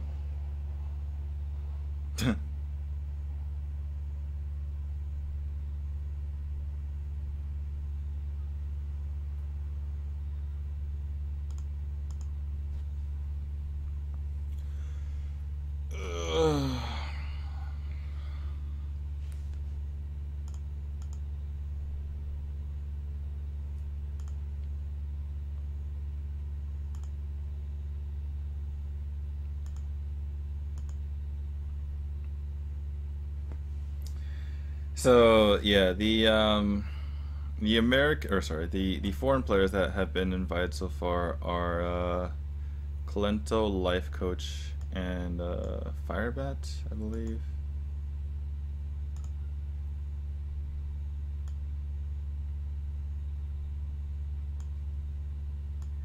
Yeah, and by the way, this is week 2. The week 1 winner was Shadowy, who. Actually, I'm not sure what if he was an open qualifier or what.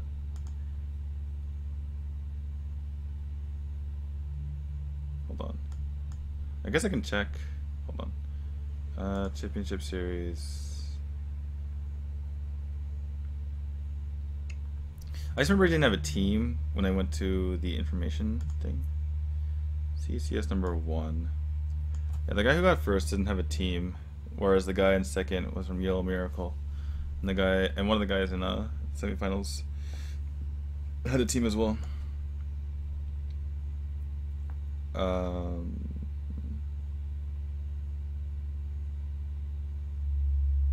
Oh, there were like 3 people, and okay, actually we're starting. Sorry.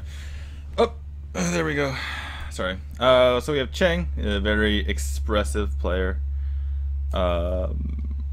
Whether things go well or go poorly, he has a pretty outlandish reactions. Is that the right word? I don't know. His reactions are pretty crazy. You'll see. And I'm back. Hello. What is it that I'm going to be seeing? You're going to see how Cheng reacts. Oh, okay, yeah. To everything.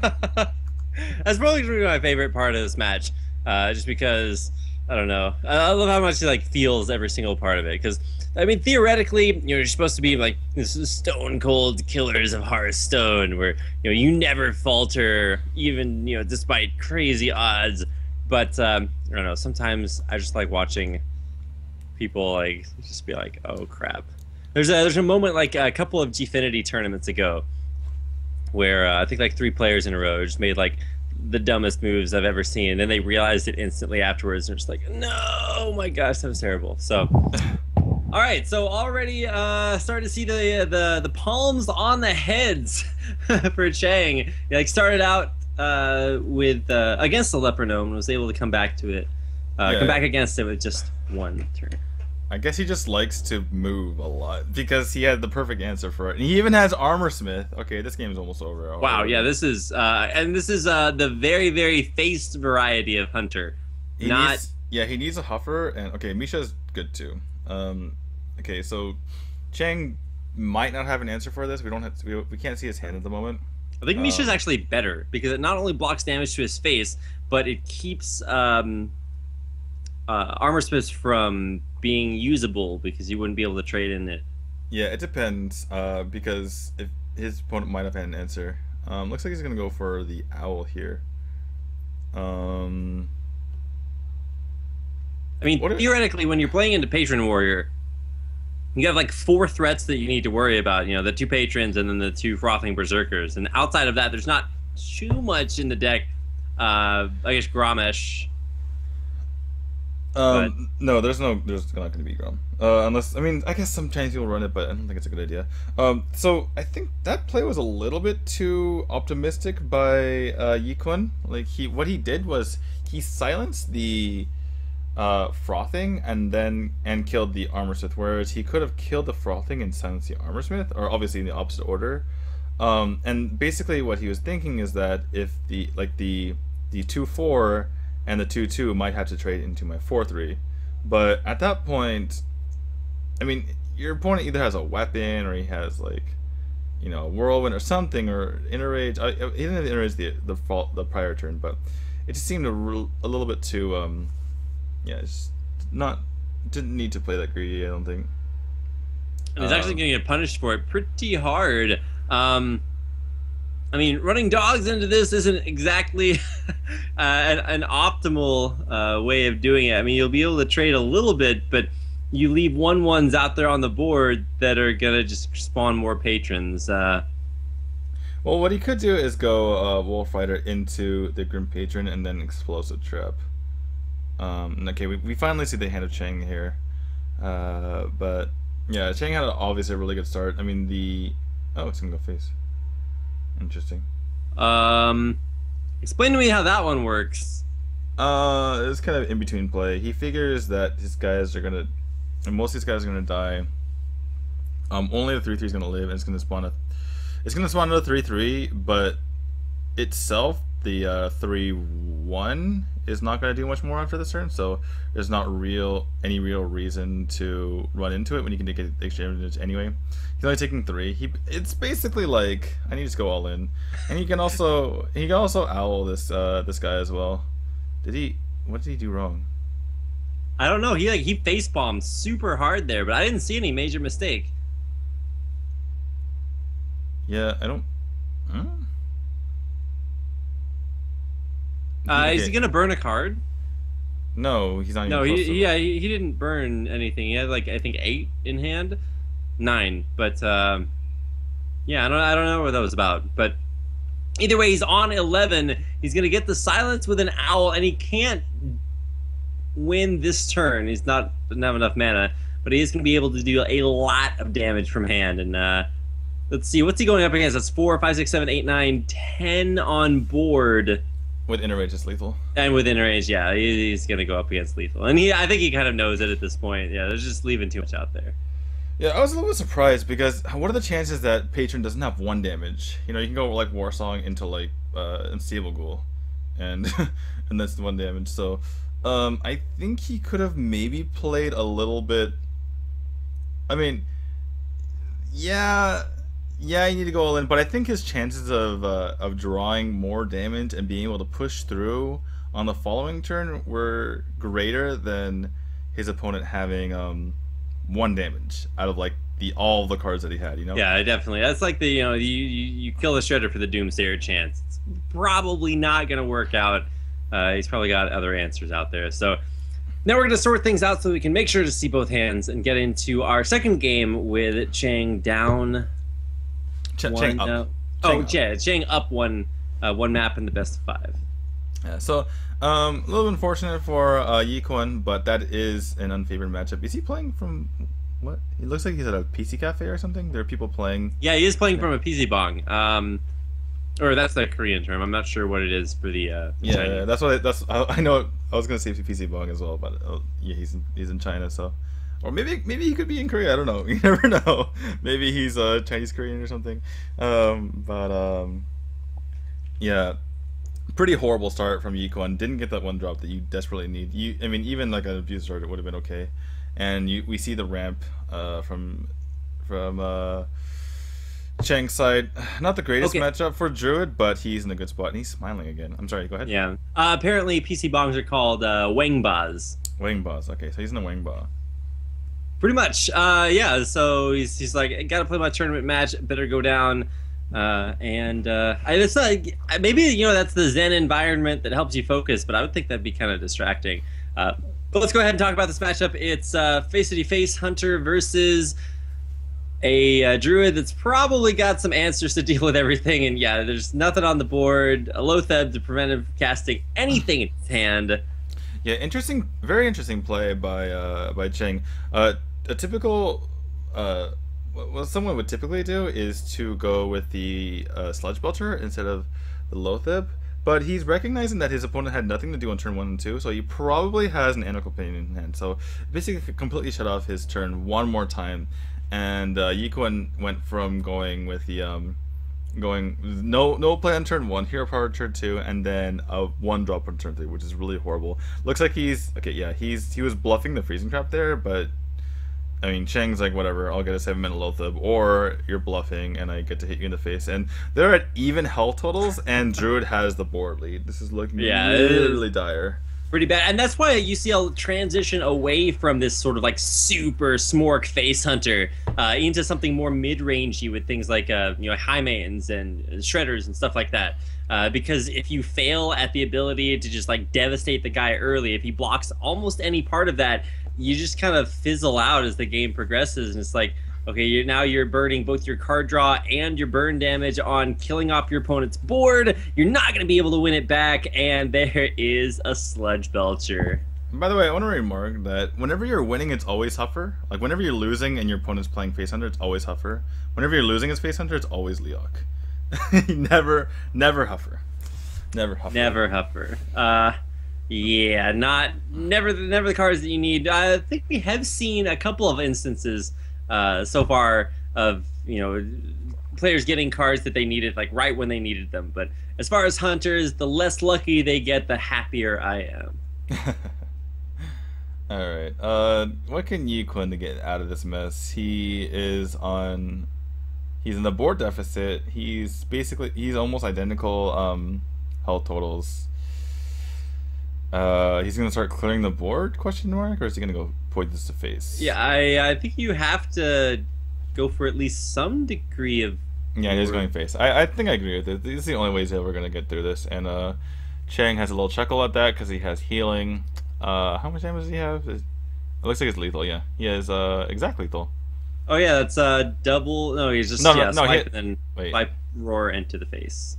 No, he has more than sorry, I was looking at the 2 swipes in hand. He has more than lethal. He was 2 over with the Innervate hero power. But yeah, I was looking at those double spell power swipes. Doesn't matter. Cheng takes it. Really just horrible draw. That's the nightmare for Face Hunter when you have somehow you don't. Wow, we're into our next game.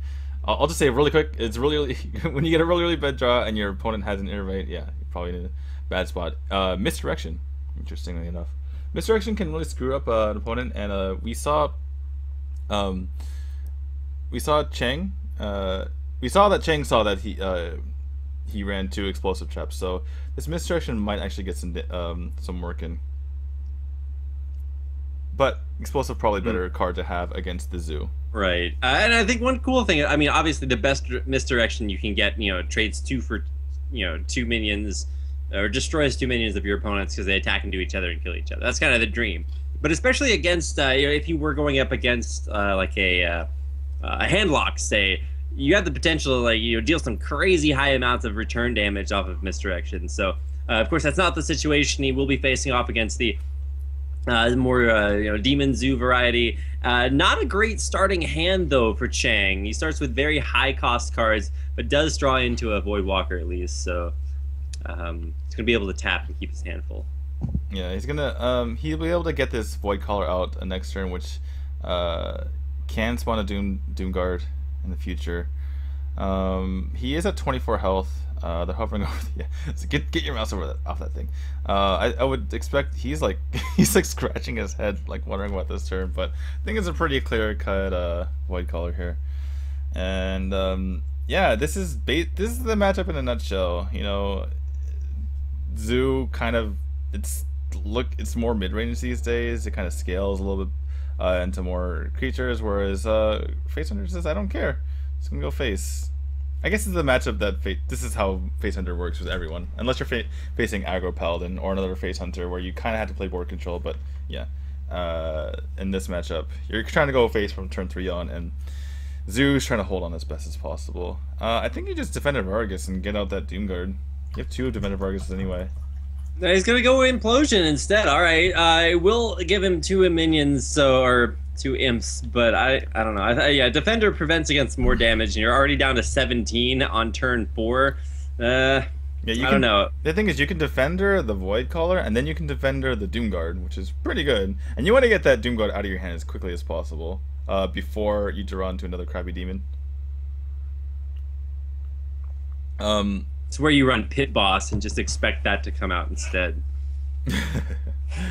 I was thinking the other day, like situations where Pit Boss would be like a good card to play. And I was just like, maybe you're just a really big masochist and you just love like killing yourself instantly. The Pit Lord, yeah. These days the Pit Lord, yeah. These days Aggro's too strong, and he's gonna get punished, getting get owled. I mean, I guess he would have gotten owled anyway. Maybe he was like thinking about this the entire time, but don't know if he's gonna have time to play both of these Defender of Argus before he just dies. Well, I mean, he is going to get decent value off the first one, but the second one's going to be the struggle, because now they're starting to come into tons of damage, and you can only imagine Yi Kun's next draw is going to be something similarly smorky, where it's just like tons of direct damage. Not looking good for our heroes in Chiang if you're wanting him to win, but he can at least stay alive for at least one more turn. I see a pretty clear play here. I don't know about you. Just Direwolf Alpha, throw the 2/1 Imp into the Knife Juggler, and then Defender of Argus, both the Wolf and the guy, and then you makes really awkward trades for your opponent. Yeah, Trey's up in health too, helps clear the board, but he's not going to go for it. Instead, he wants to taunt the Spider and is going to leave the Knife Juggler up? Maybe he goes face here. Couldn't kill the Owl. Okay. I don't like that as much as other options. Ouch. But ooh, Top Deck Unleash. He's gonna hit that first, and he's gonna get a bunch of stuff. And okay, well, kind of all over, but the crying at this point. Yeah. Close your eyes. Don't watch 4 wolves, 4 daggers, and more damage than he knows what to do with. That's gonna be what 4, 5, 6, 7, 8, 9, 10, 11, 12. Okay, yeah, 10 damage. I think he's actually he's just gonna get out of here. Concedes. And the instant concede feature kicks in. We are out of the game even faster than before. Well played, Jay. Get out of that game. And into our next one, which is going to be the same Warlock deck versus Paladin. Are we going to see the Aggro Paladin again? I guess Midrange Paladin is kind of too weak. Yeah, we see the Aggro Paladin. Yeah. So, similar type of situation. Aggro Paladin's just going to try to get that damage in. Maybe control the board first couple turns. But after that's just going to be a race toward the Zoo's face, and the Zoo's going to have to play board control for most of the game. I mean, typically you don't have the ability to race, and either it gets dire or you're way ahead. Like either you're in a bad position or a good position if the Zoo's racing. Well, already a great hand for the Aggro Paladin. That's pretty standard. Run-of-the-mill, low-cost cards. You're going to be able to dump your hand by turn 3, and it's going to be up to the Zoo to deal with it.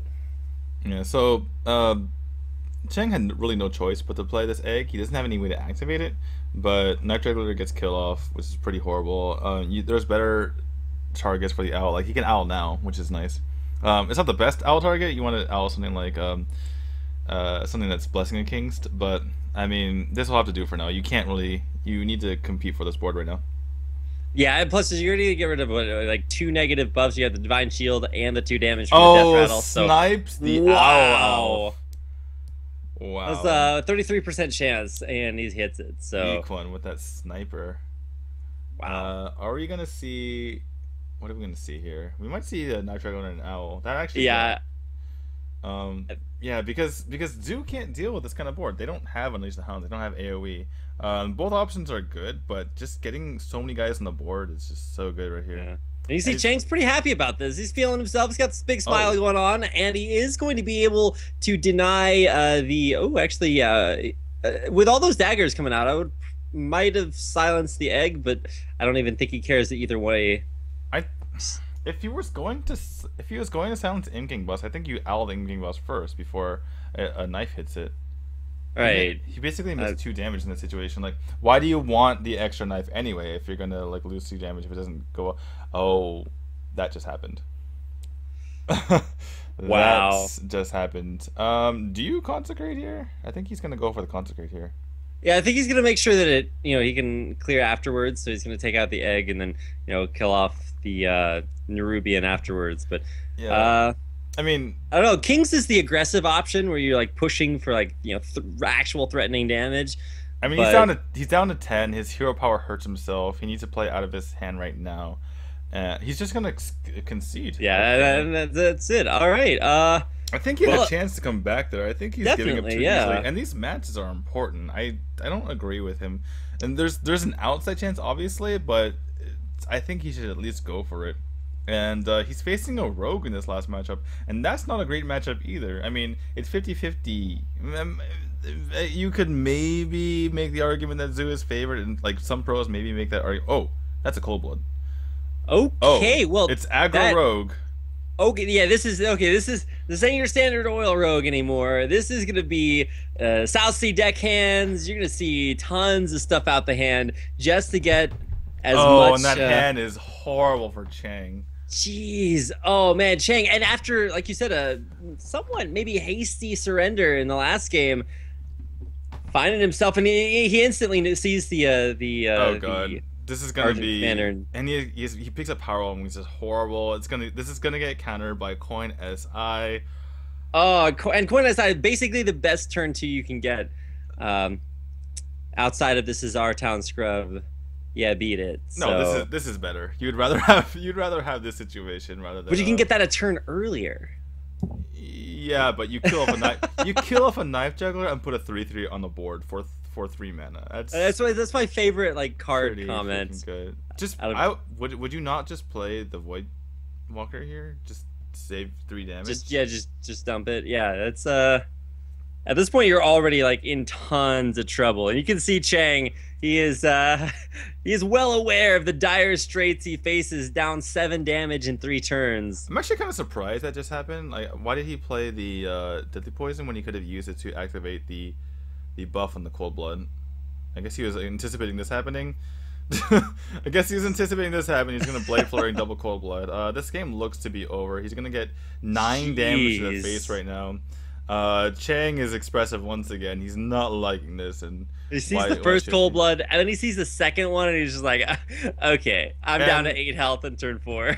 Yeah, and Yiquan has double Tinkers in hand. It's pretty clunky, but at the same time, and I mean that's damage, right? It's gonna be able to probably come out onto Chang here. But man, what do you do in this point if you're Chang? I think you do exactly what it looks like he's doing. He's just kind of smiling all the way. Yeah, I think that was a really smart play by him. He's playing the greedy play, which you really need to do right now in order to, okay, well, the game's over.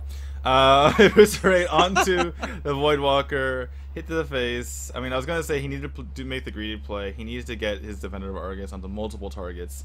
But yeah, a Cold Light Oracle into Eviscerate into 9-1 Argent Squire to the face. That's a spicy meatball. Yeah, definitely a rough way to go. Chang is out of here, and that means that Yiquan will be advancing to the grand finals. And that means that if you guys want to find out who else, the road that they kind of took to get there, cl-hs.com is where the brackets are. I'll go ahead and post those in chat if you're looking for them. That means the grand final is Zoro, the guy that we kind of thought was the weakest coming out of the quarterfinals. He's going to be facing off against Yiquan. Yeah, what an incredible match we just saw. Down 0-2 and wins the next 3 matches in lightning quick. Yeah, those are actually super fast. A lot of the decisions have been super fast today. Yeah, I mean, but I would say that Yiquan played that pretty well. I don't see anything wrong with what he did. Even under pressure, too, because he was not always ahead at every point in these games. I mean, definitely some dicey situations. And by the way, just looking at their faces, just complete opposite. Just it's mirror opposites. Is that a word? Is that a phrase? You saw Chang just so expressive, Hannah's face like always just kind of leaning back, laughing, exasperated, and then you see Yiquan just kind of bored, looking at the screen, everything just calm under pressure, just making his plays, just casually smirking Three Yeah, times he's like, in a row. What's the point of playing against these guys when I already know I'm going to win? Just like going through the motion. No, but it was actually a really good matchup. My favorite one of the day, definitely, but really, really good games overall. And this is actually pretty impressive because, keep in mind, these 8 players started from advanced through from a 512-man bracket. This is, I think, week 2 Yeah, week 2 of CCL. Yeah, Yiquan is the qualifier, correct? Yes. Yeah, Yiquan is the qualifier, and let's see. Zoro is from the pro tournament. Yeah, Zoro was from the pro qualifier. Chang and Jaysha were also from the pro qualifier. So, yeah, our streamers were out in the first round. Our other 2 open qualifiers out in the first round as well. And Yiquan, the only one to survive to this point. Obviously Zoro, the other one to survive, but kind of interesting. Yeah. Yeah, definitely. Almost as interesting as these commercials we see during the interim. So, see if we can get those up there. I don't know. I'm actually a big fan of, like I said earlier, guys that come through the open bracket, because it's like, hey, I'm good at Hearthstone, and now I can win money for it. And he is guaranteed what is that, about $250 for placing second in this tournament. So it's not bad for playing an evening of Hearthstone. So he'll definitely make his money back from sitting at the Wangba. Wasn't like Wing Bay or something. Anyway, the WANGBA is the spelling I was given. So okay, well, could be either. I don't know. I don't know Chinese. But one thing that is interesting to consider is that so thus far, whenever we see Chinese players go against Western players, or we see Chinese tournaments or whatever, I guess we haven't seen many Chinese exclusive tournaments because most people aren't casting like we're doing right now. But whenever we've seen Westerners go against Chinese players, they seem a little bit weak, with the exception of Tiddler, and that might be because they may be facing kind of an even more extreme version of what people have been complaining about in the Western scene, which is that invited players, they keep getting invited over and over again, and it's the same like cycle, right? Like the invited players win the tournament, so people think they're good, so therefore they get invited again. But I think it's been a pretty, there's been a pretty healthy amount of skill rising to the top, whether through opening tournaments. Like for instance, someone like Hyped. He's an established player now, but people forget he used to be, someone that played open tournaments a lot. Nyria, people didn't know about Nyria until he consistently played top in the ladder, and then he started getting all of his invites. Someone like Kalento, he got famous initially basically because he was one of the best players on ladder and in tournaments as well. So a lot of these players that are famous now are people who actually did prove themselves initially. And the question is, are the Chinese players, maybe they got caught up in inviting famous players, or inviting streamers, or inviting players that kind of unfairly got famous in the first place, and maybe this is a chance for someone like Yi Kun to actually shine and show that there are actually good Chinese players. We just don't know about them yet. Well, we've already seen Tiddler Celestial, the guy whose team is organizing this tournament. So, there are at least good Chinese players out there, but we still do have to get... yeah, but that's basically the criticism. That's basically the criticism, is that, it's Tiddler Celestial and no one else. And I'm really liking this tournament that in which they're, allowing so many players to qualify. And, just 2 invites and 3... qualifiers from the pro qualifier, and then 3 qualifiers from the open qualifier, and it's just a really healthy amount. I think this is a really kind of well organized tournament, and like we saw these streamers just go down first round right away, and they did decently, but probably not as strong as the other players in this particular week. So yeah, I think definitely the format is nice and working out for them. Alrighty then. So it does look like I think they're trying to go directly into the next game, but until then we're still kind of setting things up here, so you can see a few different artifacts up there as they You set can up. you can see the OBS settings on the on both sides there. Yeah. Just a little bit. Yeah, there's a couple of those up there. So yeah, okay. Now they're gonna change to the commercials or the highlights. I can't remember. I keep forgetting if I've seen these before. I'm thinking I haven't. I think they're all new, but all right, let's watch Nozomu. Why he's like puffing into the. He's like blowing the sand across the street. I think he's trying to. I think he's trying to blow on the rope to make it go faster. Demon heart. Oh, that's funny. Yeah, I'm not sure what that was supposed to accomplish, but it's definitely the 5 damage ping. All right. Oh no, it was the demon heart. Oh yeah, that's true. That's true. Mind control. Oh no. Oh god. 288s. Oh, and discarding the cards takes a lot of time off the rope. It's already roping. Shadow Flame. Yeah, just Shadow Flame. Oh, it's taking forever. Oh, did he get it all? Yeah, he got it off. And then, but I don't think he got to attack with the 4. No, it reset. Oh, it killed it. Okay, yeah. I was a little bit worried there for a second.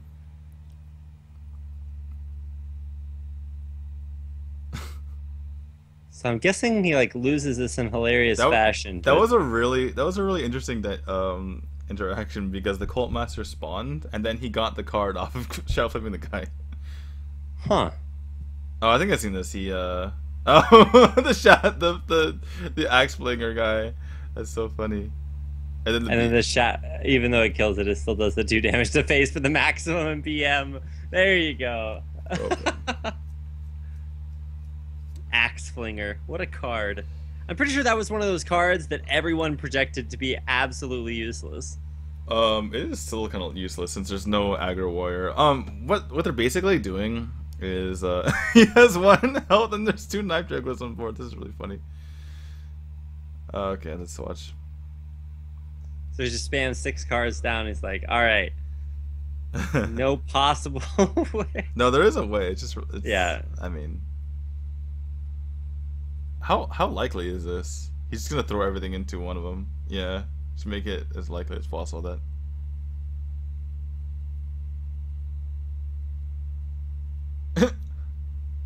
Anyway, what was I saying? Oh yeah, what they're doing with a lot of these expansions is making as likely as, or allowing for as many archetypes as possible, but they can't do it in one expansion, so they're doing like parts at a time, right? So like Aggro Warrior isn't quite, I mean it's kind of viable, but they don't plan on making it viable with just one expansion. How? How do you survive? Wow. This is ridiculous. Oh, he's gonna get 4 more knives. 4 more knives.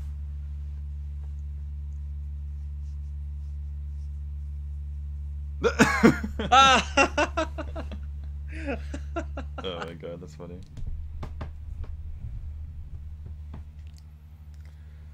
I'm guessing that the guy whose video they overlaid afterwards is the one making the videos after the fact.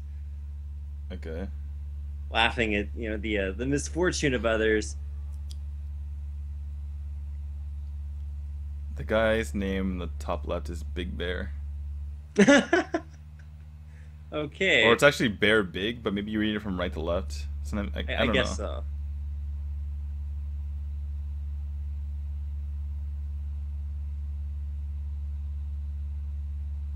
So.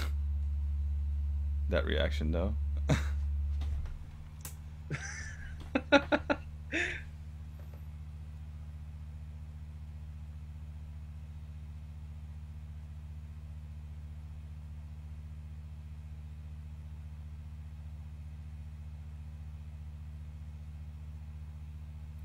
He's gonna kill the guy and dream it back.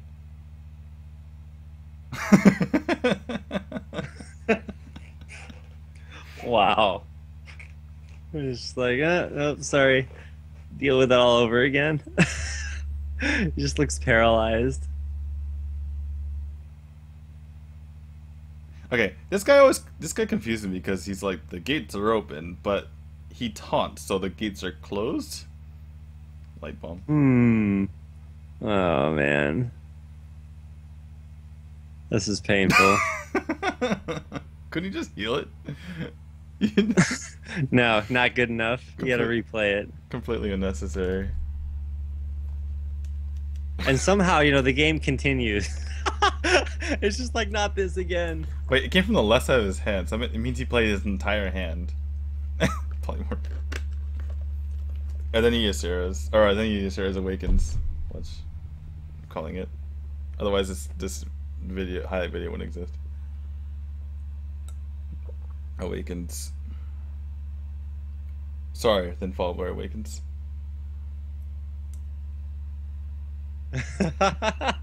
This is actually hilarious. 1 HP. And yeah, there you go. No, it wouldn't be a proper video if it weren't for Awakens.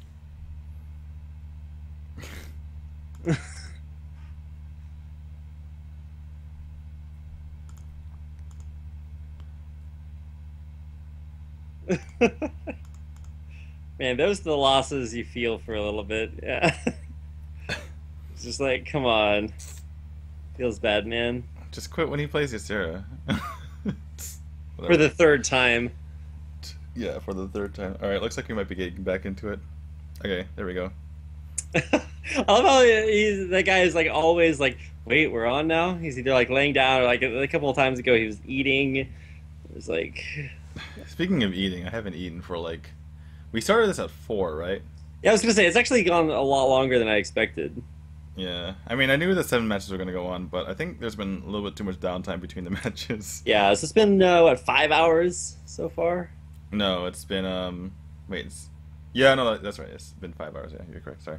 Yeah, because it started at 2 a.m. for me here, and now it's 7 a.m. Oh my god, So. that dedication. No, I mean, it's not even dedication. I was in Japan like a week ago, so it's like I'm still just like stuck on this time zone. Plus, I'm used to doing this because I cast the Japanese League of Legends tournament, so I'm pretty much always doing stuff around this time. So Cool. All right, looks like we're getting into it.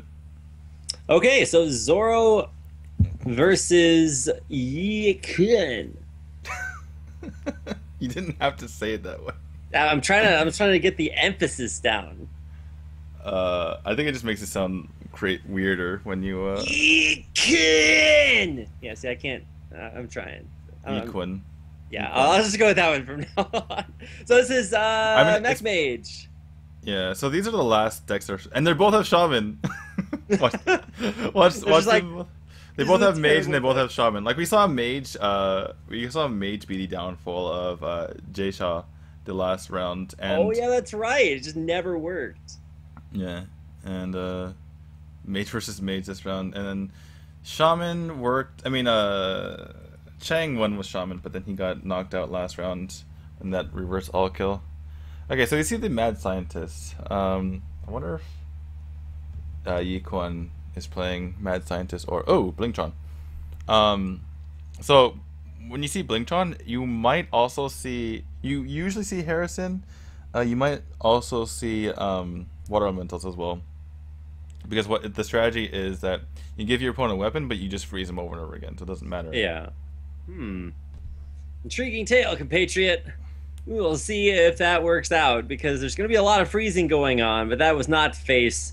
It's just to try to use the spells to get an early advantage for yourself. And I mean, Blingtron kind of weird to include. I certainly didn't expect to see it, but I'm glad we got to see it in this opening hand. However, the kind of the dream there, the turn 3/3 minions. Triple 2-drop, yeah. He top decked that Mech Warper, which allowed him to do this. He was looking at Mech Warper. He played the initial Snow Chugger in order to get to bait out some removal potentially. Or he did. He got the Frostbolt. So yeah, and then because he knew he would be able to Mech Warper into Snow Chugger the following turn, he didn't know he was going to top deck the other Mech Warper to be able to make this turn. But yeah.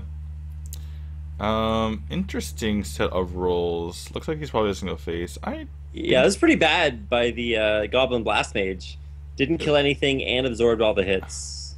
I think I would rather just gone all face there. I mean, what's he gonna do, right? Right. I guess killing the mech is important because there seems like taking out technician and also this Goblin Blast Way. So, ended up being a good decision by Yiquan. Kill the mech. I don't know if does he have a read on Zoro that he might have Blingtron. I guess there's no real reason. Yeah, how do you predict that? Like, at what point have you ever gone into a game versus a mage and thought, better watch out for that Blingtron? I mean, I guess he's just keeping these frees for the utility right now, because he's not gonna draw anything that's gonna get pushed out any faster by the Mech Orper anyway, so he might as well just toss in the Mech Orper rather than the Snow Chugga. But it's going to end up working out for him in probably an unexpected way because this Blingtron's not going to be able to get any value. That's a good pickup though. On curve, he gets to get out of 4/4. The 2/3 is like whatever you give your opponent a 2-mana minion. He had to spend the full cost for that secret anyway. By the way, kind of smart sequencing by Yiquan the turn before. He killed the scientist and then played the the mirror entity. So now he knows it's not counterspell. Or sorry, he knows it's not counterspell. He knows it is mirror entity. So looks like it's just gonna go face here with the double fireball. It's definitely something that you would want to do. Yeah, I don't even think there's enough to get rid of this. Blingtron is not gonna save you now. You can clear off a little bit of the board. Actually, yeah, you can clear the entire board. But he's facing off against a fireball in hand. Not guaranteed. Oh, I guess that's true. We're gonna see double freezing action here. I mean, if he goes all 4 face, it just doesn't. If this all goes all 4 face, he's wasn't destined to win this game. Yeah, if you're facing him off against RNG like that, that's where you just go home. So he guarantees the 3 damage to face. I think I would have liked to go for the triple shot and just get the 2 damage. Like, it's not that unlikely you get 3 damage to the Snow Chugga, and the worst case scenario you get 2 on each, which is like not that big of a deal unless he's mapped out the rest of the entire game and how much damage he has, which I doubt he did. So I think I would have gone for the 3 onto the Snow Chugga there. All right. So at this point, he's still down to 9 HP. That is not an ice block. It is duplicate. So what's the play here? Well, most likely mirror entity, I think, unless they show differently. Or mirror entity, yeah. Yeah. So, yeah, it's even though it seemed really good for Yiquan, drawing those double fireballs really set him back, and now he can't play Antonidas if he just plays the Tinkertown Technician. He's just giving his opponent more ammunition to kill him, and Zoro actually is in the lead here because Yiquan's gonna have to top deck something. She's gonna go face. So Zoro's on a 2-turn clock, but I think he can kill him in 2 turns. That he's only on 21, and I mean, he gets 9 this turn. Gets a Dr. Boom on the board. Play Blingtron for the Gore Howl. No, he gives his opponent a weapon. You don't want to do that. Yeah. The Dr. Boom is more damage. Yeah, so you get 9 this turn, and you have lethal the next turn because he's going to be down to 12. You have easily enough damage. I think this is going to go to Zoro, unless so Yukon needs to top deck something right now. Looks like that's not it. Nope. Unfortunately, you're not going to be saved. I don't think even a taunt spare part's not going to help. I don't think, right? Flame Strike, man. Flame Strike spare part, yeah. So he quits the game. I mean, there is some merit in quitting the game before you play out anything on the field, because maybe he's like, oh, he's playing Tinkertown Technician. I mean, it doesn't matter. The game was over. He already deduced that even if he got the taunt spare part, the Rusty Horn, is that what it's called? Then he's gonna lose it anyway. So Zoro takes down gang number 1. His mage is gone, which is good news for him. Mage has been struggling a bit so far. I think, particularly against priest. And we do see the priest in Yiquan's lineup. So very nice to get that mage out of the way before it had to face up against the priest. All right, so yeah, gets rid of the mage, and now how do you think about these classes? These are obviously like the last three classes come out, so maybe the classes that the players aren't as familiar with, and in the case of shaman, just classes you don't really want to play. So they thought to themselves, okay, gotta save my shaman for last because I just want to get to the finals. But now that they're here, it's like, oh well, one of them's gonna have to bring it out next turn. Yeah. Well, I guess if Yi Kun wins this time, then he won't necessarily be forced to. But he's got shaman and priest, so both classes that have some pretty bad win rates in the right situation. Yeah. So in this situation, we see. I mean, this is somewhat of an even matchup. It depends on what cards your early draws are. Obviously, Paladin has a little more early draws, so it's a little more consistent in that sense. But things like Goblin Blast Mage can really ruin your day. Yikun coins out the Snowchugga, looking forward to turn 3 potentially to be able to shut his opponent out of being able to use a weapon, whether it be Cockhammer or the Mustafa battle. But he ends up having to trade into the Night Juggler because it's too much of a threat. And now he's playing the Mad Scientist, which is decent against what Zoro was about to do. He could just owl it. I think owling is a reasonable play. There's not much you're gonna owl in Mega Mage anyway, other than something like Pallet Shitter. But this is fine as well because if you give up the mirror, you're just gonna basically get rid of it with the something like innocuous like a Leopardome anyway. So it's kind of fine. So yeah, Zoro picks up board control and not much for Yikun to do. He has to go ping because if he plays, the ping is worth just as much as the cog master in the situation anyway.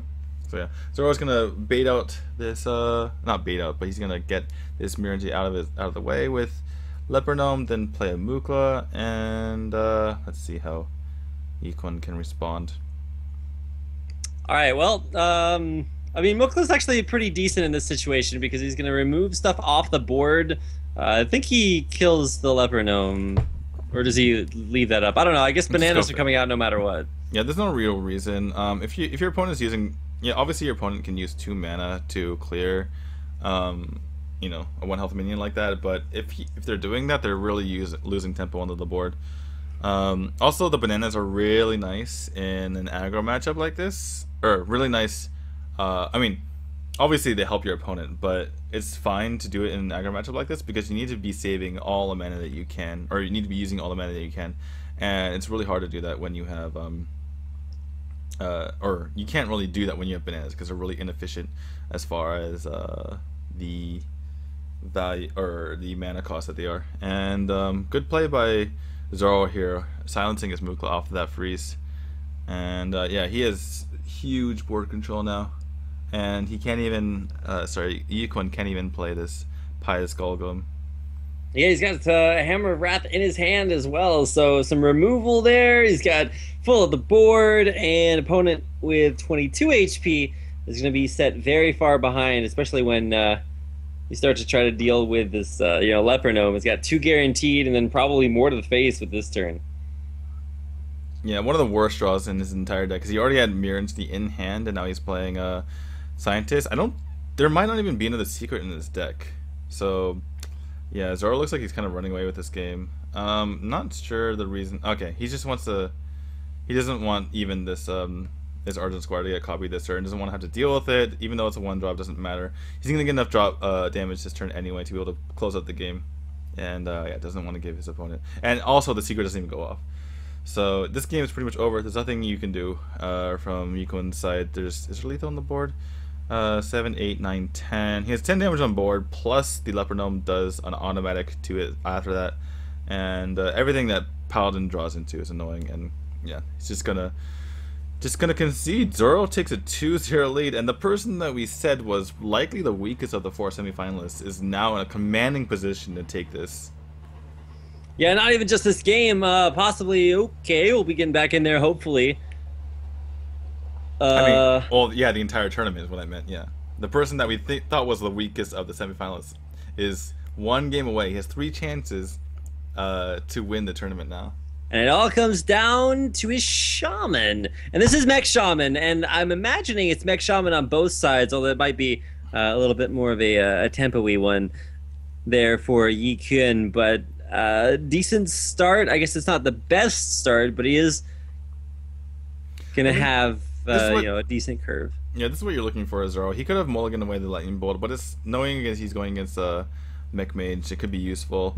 You want your early damage dealing minions in the beginning, and then from there you want to scale into, not really scale into, but pick up your burst and just kind of, kill your opponent after you've done a decent amount of damage with your early minions.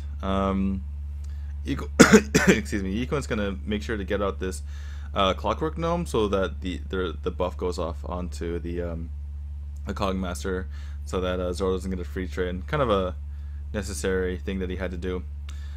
He could take a chance and go with this Whirling Zap-O-Matic and kill off the Clockwork Gnome and hope that his opponent doesn't have mech to be able to trade into it. But fortunately for Yiquan, he does have that mech and can play it and basically trade into this really, really scary card that can do a ton of damage. Zoro does have an answer, but he's going to get frozen, so he's not going to be able to buff up any mech this following turn. I mean, to be fair, he probably wouldn't have a mech out there anyway, but at the same time, not having the ability to use your weapon when you just played it. I mean, that's one of the big things about Mech Mage. You can get that buff. I mean, 2/2 for free from a weapon that you played on a previous turn, so it doesn't cost you mana. It's a pretty good way to go. And now he'll be frozen and can't really do a whole lot more. But at least he gets the Shredder, which is a pretty good way to utilize your mana efficiently. Yeah, he really wants this Shredder to survive, and it looks like it's going to. So that's nice for him. Because he wants to play this Lotham next turn. He doesn't want to have to play this Clockwork Gnome to get the buff. The question is, does he run... Because he wants to get the extra damage on the Shredder, right? But if this Shredder on the side of Yiquan pops out a taunt, he's losing a lot of damage onto the face and actually making it easier to kill. So it's kind of a little bit of a dilemma. what are the percentage chance of taunts coming out? I think there are...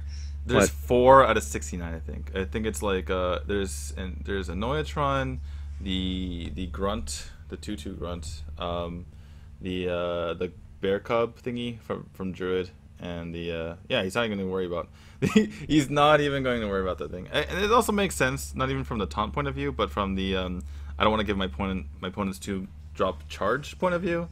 Just get rid of the 1 minion. Kind of makes sense. I can agree with this play. And it looks like Yikon's just gonna race.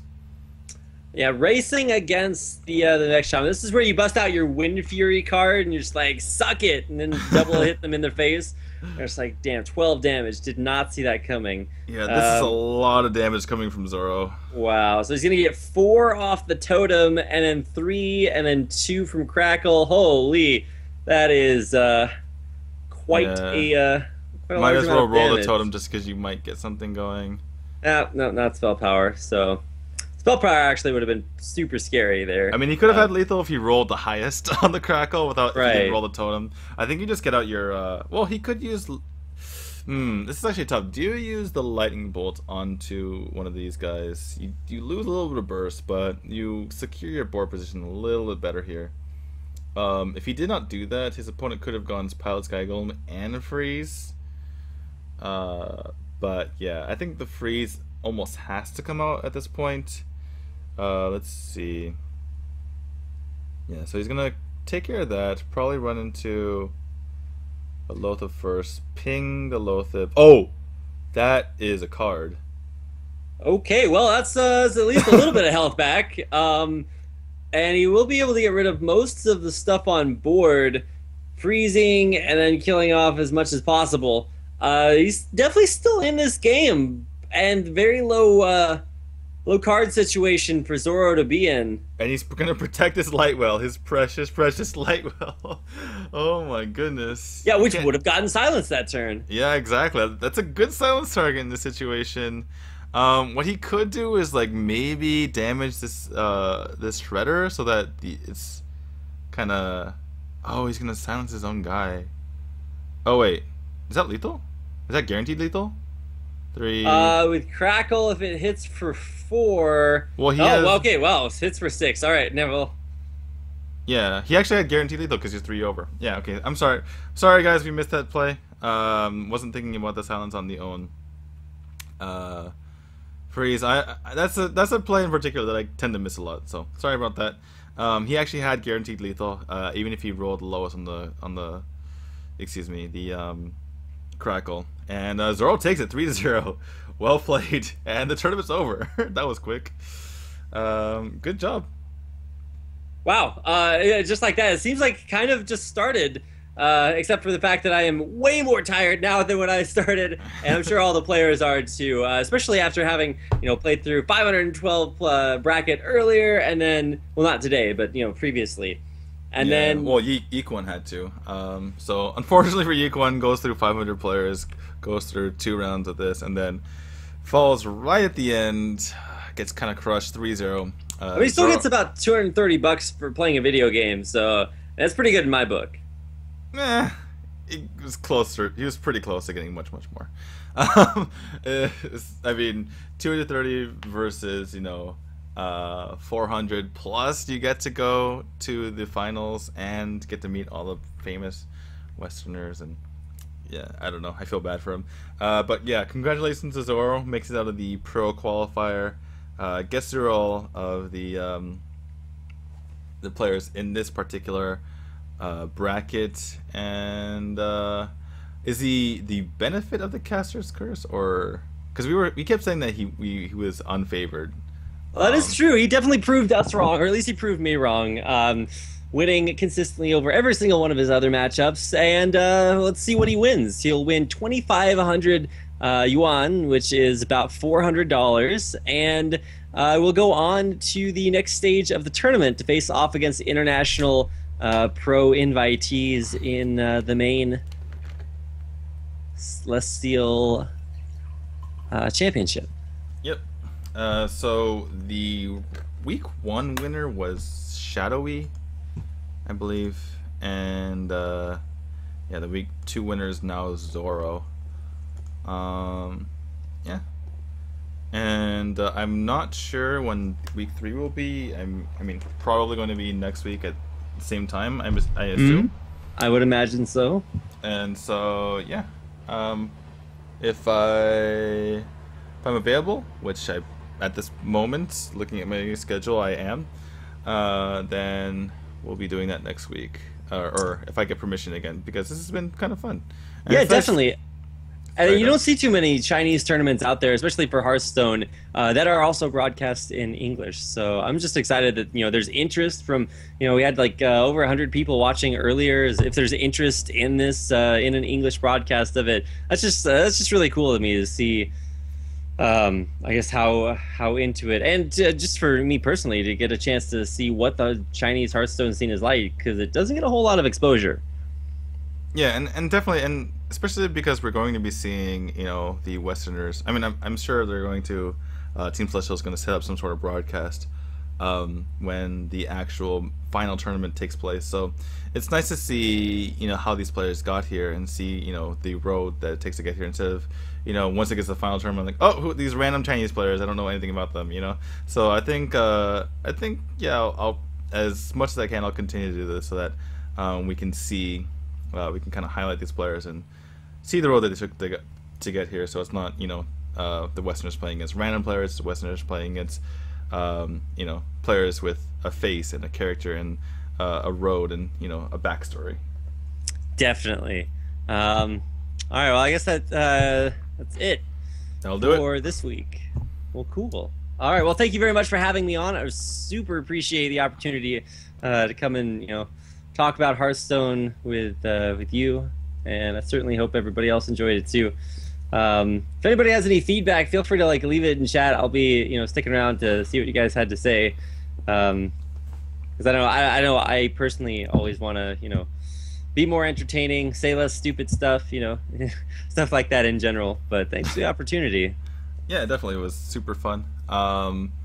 I will probably upload these to YouTube. Although I'm kind of like cringing at the thought right now because some of the things, some of the things we said were kind of dumb. Like immediately proven wrong like a couple seconds later. Yeah, but, I think that happens to everyone. I think it's worth doing it, and yeah. So yeah, look forward to that. I'll just try to get those up as fast as possible, even though it's going to take a little bit to kind of cut these things up. But yeah, thanks, Rapid.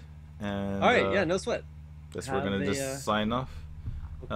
Is there anything on chat we can respond to before we sign off? I didn't see a whole lot of it. Yeah, I see some of my my chat's been taken over by mods. All mod chat now. Love the mods, damn. Anyway, all right. Thanks guys for watching, and check out my YouTube if you missed any of the matches. I'll try to get them as fast as possible, though I'm tired right now, so I might wait till tomorrow morning if I get too tired. And yeah, see you guys next time. Oh, the second grab too.